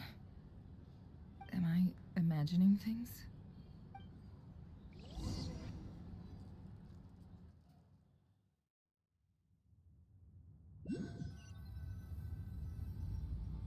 So, that close colleague who stayed behind with you? What's he been up to recently? Don't know, don't care. I get more normal human interaction from hanging out with Bosco 2 than him. Although, now you mention it, he hasn't bothered me in a while. I wonder if... If he's disappeared without a trace, it's the biggest gift he ever gave to the world. But I somehow doubt that's what's going on. He won't lie low forever. So we'd better stay on guard.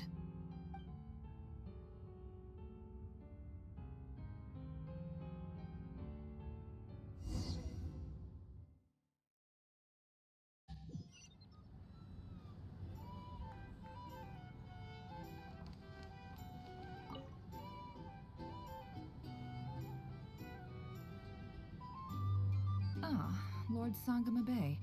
How lovely to see you. I must thank you for the device you provided. It was an enormous help. Would I be right in thinking that it was developed by the Academia? Why come and ask me when you clearly know already? I mostly came to thank you. That's more like it. A little gratitude goes a long way with Lord Sangama Bay. Play your cards right, and you might even stand a chance of becoming my long-term supplier. The chance to work with such a kind and charitable investor as yourself would be a great honor for the Curatorium. Huh? Charitable? Who said anything about charity? First time hearing about it. Let's see. The first plot of land you purchased in Nodcry, your desert interests, and... Stop! What do you think you're doing? Exposing my investment history! It's nothing to hide from. They're all perfectly legitimate investments. And some of the land you purchased was with the intent of building a sanctuary? Yes, I heard about that too. How did you... You're a curious case, Lord Sangama Bay. You don't like people finding out about your good deeds, do you? But I'm afraid no matter how hard you try to keep things under wraps, Where there's a will, there's a way.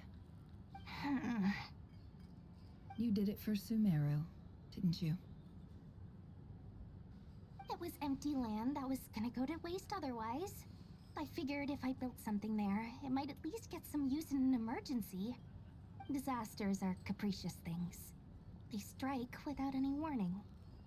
I've lost family to a disaster before, and I don't want to lose any friends or business partners if I can help it. My elder sister used to dream of finding a sanctuary. Somewhere with plenty of food, water, and medicine. Where everyone could live happy lives. It was something I looked into, but after discussing things with the Dendro Archon, I decided on a more effective strategy. The tech people handled the tech, and Moneybags provided the Mora. It just made the most sense.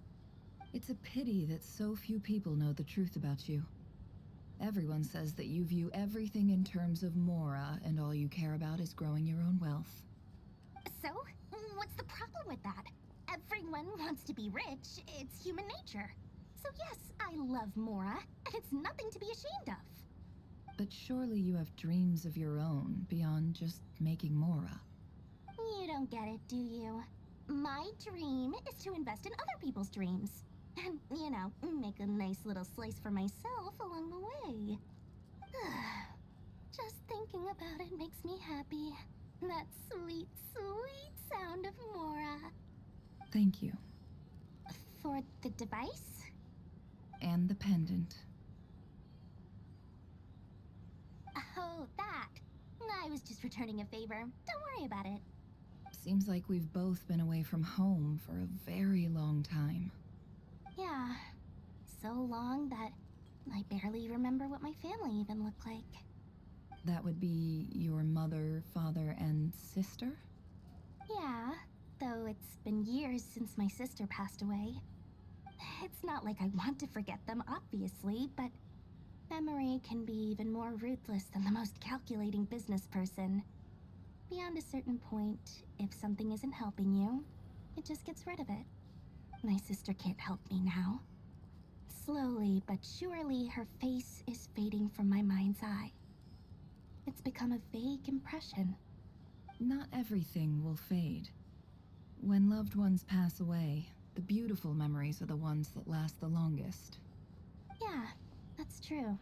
If you ask me, that's the one silver lining in all of it.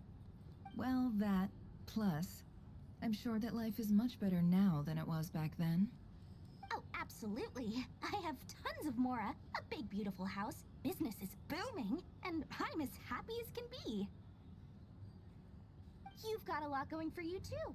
Boss of the Curatorium of Secrets? I'm sure there's plenty of Mora to be made in that line of work. I appreciate the vote of confidence.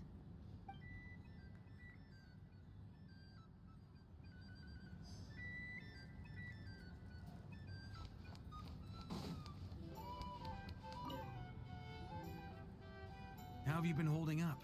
Any adverse reactions? If you start to take a turn for the worse, make sure you tell me right away. You don't need to worry about me, Grandmaster. I'm fine. I mean, I barely did anything, so... What? You're too humble, young man. You played an indispensable role in the battle for Notcry. We can't thank you enough for your support. Sometimes, when people praise you, it's because you deserve it. The best thing is to accept it calmly and with grace. It's important to learn how to respond to words of admiration. Let's do a quick demonstration. Albedo, that was an incredible feat of alchemy. The pressure was on, but you worked flawlessly at lightning speed to get the job done. Thank you. I can't take all the credit, though. Durin played a big part in forming the alchemical array. See? Did you catch that? A masterclass in how to take a compliment. Okay, yeah, I did work pretty hard to help prepare for the battle. No point denying that. Hey, you guys! Hey, look who's bounced back. Looking good, traveler. Seems like you've recovered. You won't need to take any more medication. Can I get you a drink? Huh? You know how to order order at a bar now? You've sure learned a lot recently. Handling a drinks order is ridiculously simple compared to alchemy. Don't worry, I'll blend into society yet. Paimon believes it. You're clearly a fast learner, just like your brother. To be totally honest, though, Paimon didn't quite follow all the details when you first explained the plan to us. Don't worry, that's completely understandable. Unless you're a student of alchemy, it's hard to grasp the principle and how the process works. To put it in the simplest terms, we saw how our enemy stole the power of Kuvaki. And that gave us the idea of stealing his power to turn it against him. When facing an enemy you have no hope of defeating, it's best not to engage them in battle. So, instead of looking for a way to overpower him, we decided to help Columbina get strong enough to at least stand up to him in a fight. For this to work, we had to analyze his modes of attack, confirm who his main target was, and make sure that he wouldn't go beyond the range of the alchemical array. For added security, we prepared a total of 4 arrays. But to mitigate the impact of the battle, we identified one location in particular as the ideal spot, which is where the confrontation took place. The alchemical array absorbed his abyssal power. Then Durin processed it to render it usable by Columbina. That power enabled her to do what would otherwise have been nigh on impossible.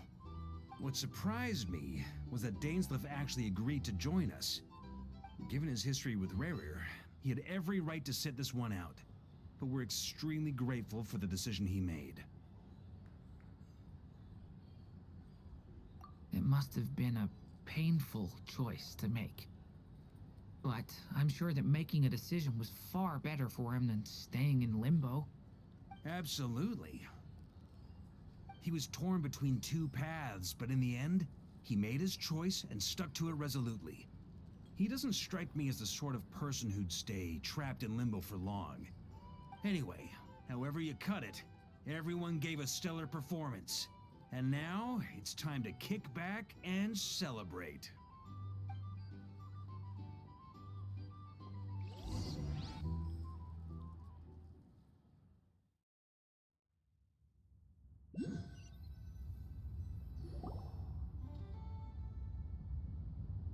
That's the only reason you're here.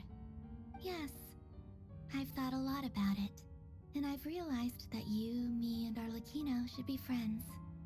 I think this is very important, so I felt I had to come and tell you. Well, this is a new one.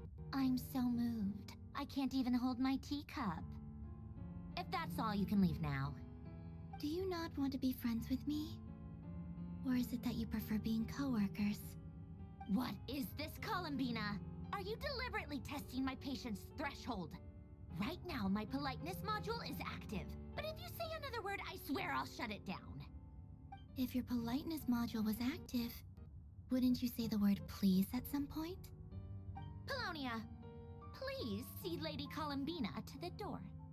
Will you still invite me to your next tea party? What? Yes, I think you will. Bye-bye, dear Sandrone.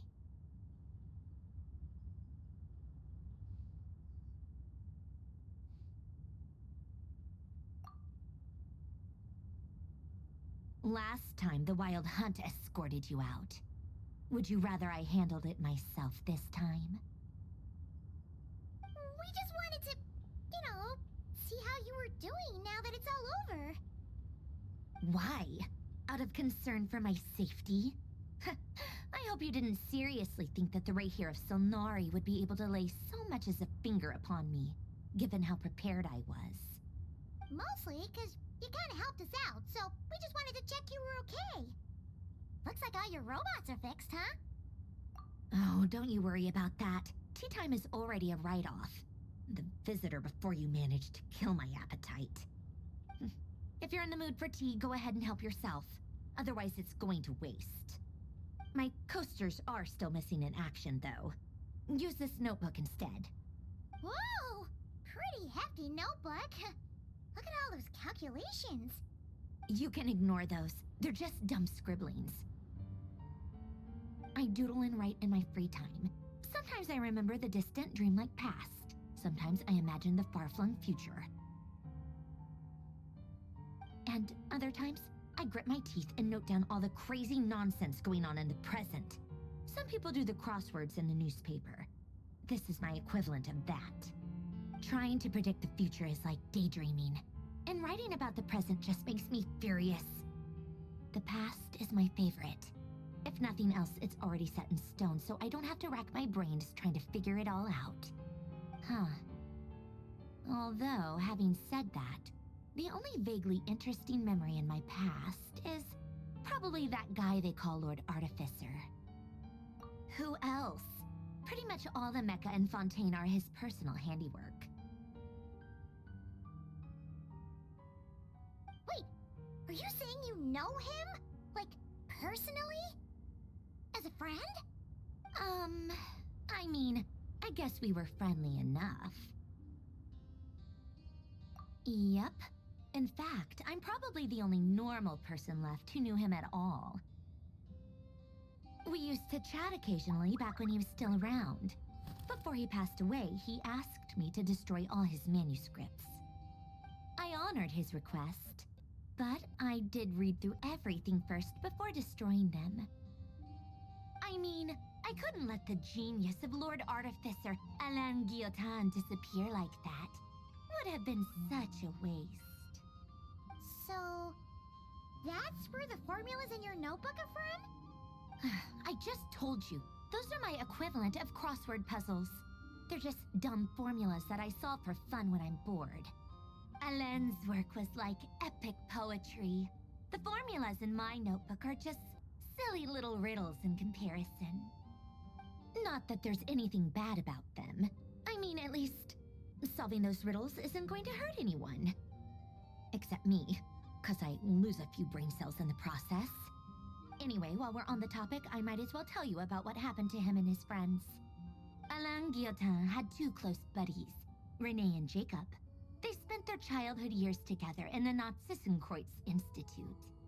They were all quite competitive, so there was some rivalry between them, but it was a friendly rivalry. But beneath the friendship and the rivalry ran something deeper, a sense of nostalgia for the past. Unfortunately, childhood would end, the prophecy would come true, the apocalypse would arrive, and the future would never be. A mad dream that would normally only capture the minds of lunatics begin to take root in their hearts. A dream of saving the world. And if Renee and Alain had been people of lesser wits, that dream would probably have ended up as something for them to joke about in their older years. But alas, they were some of the sharpest minds around. They nurtured that dream with the full power of their intellect, and it grew into something that ate away at their souls.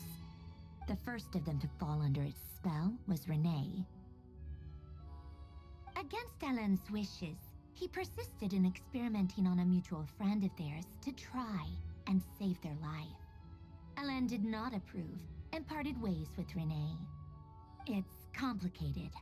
Alain wanted to believe that Renee only did what he did for the sake of their friendship. But when he told me about what happened, I could tell he still had some suspicions about Renee's motives.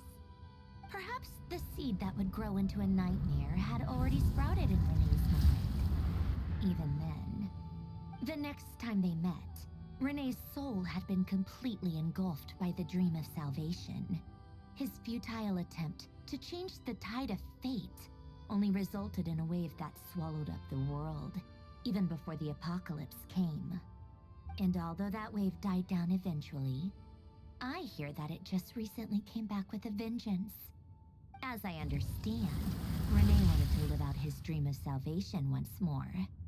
But I'm told that the attempted resurgence finally died out for good. At long last, Renee awoke from his deluded dream. Though of course by then it was far too late.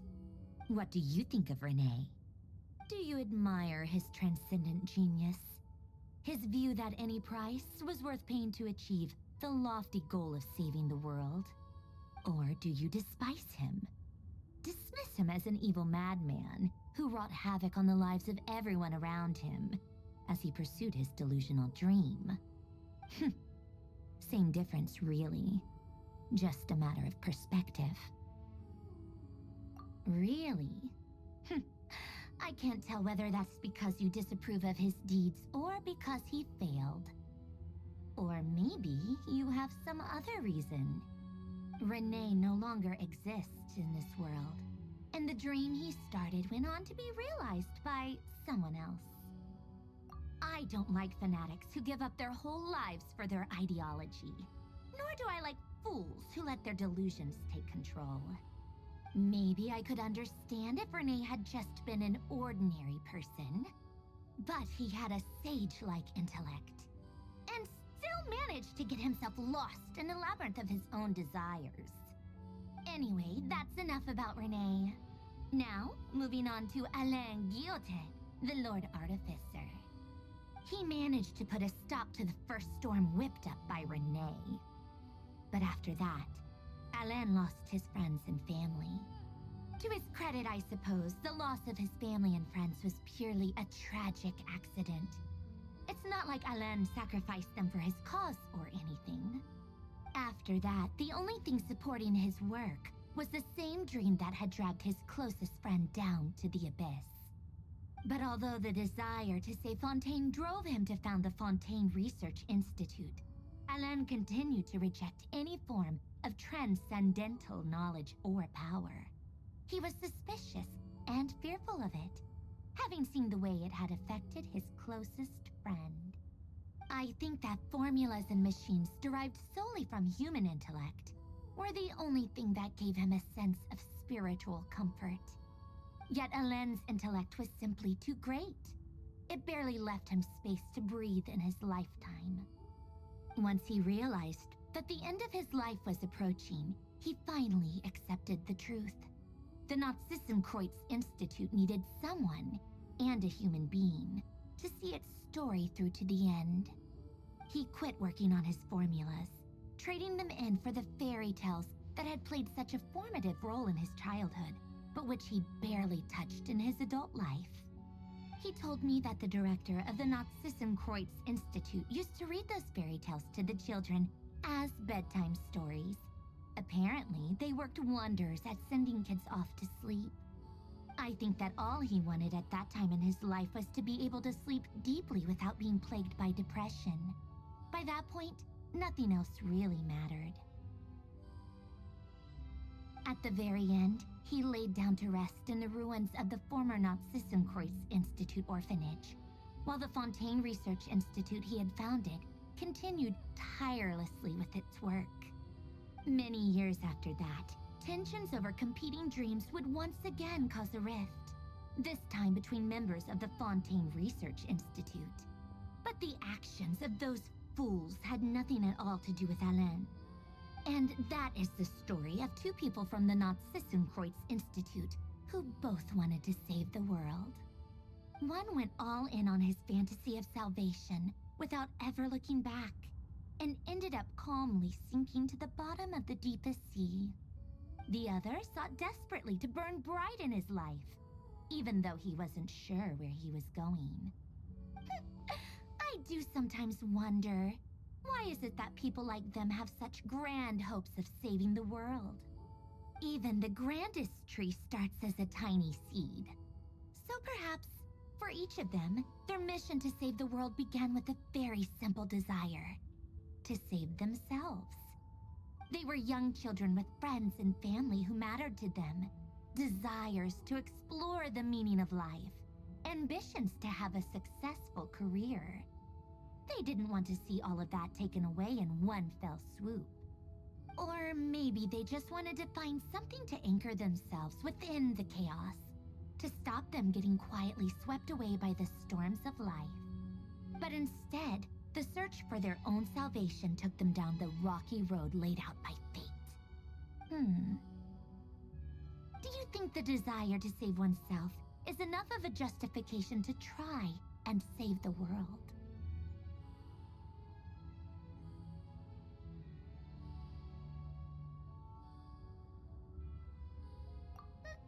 The way you said that sounded just like Alain. I asked him the same question back when he was in his prime, putting all of his energy into his work. He gave the exact same answer as you did. No elaboration, just a quick short answer before getting right back to his work. He was always that way. All right, tea time's over. I owe Arlecchino a favor for telling me these stories. I'll have to bring a whole sack of gifts the next time I visit the House of the Hearth. I'm gonna go tinker with Polonia now. You guys can do whatever you want, as long as it doesn't involve interrupting me. Polonia, exit hibernation mode. Begin diagnostics.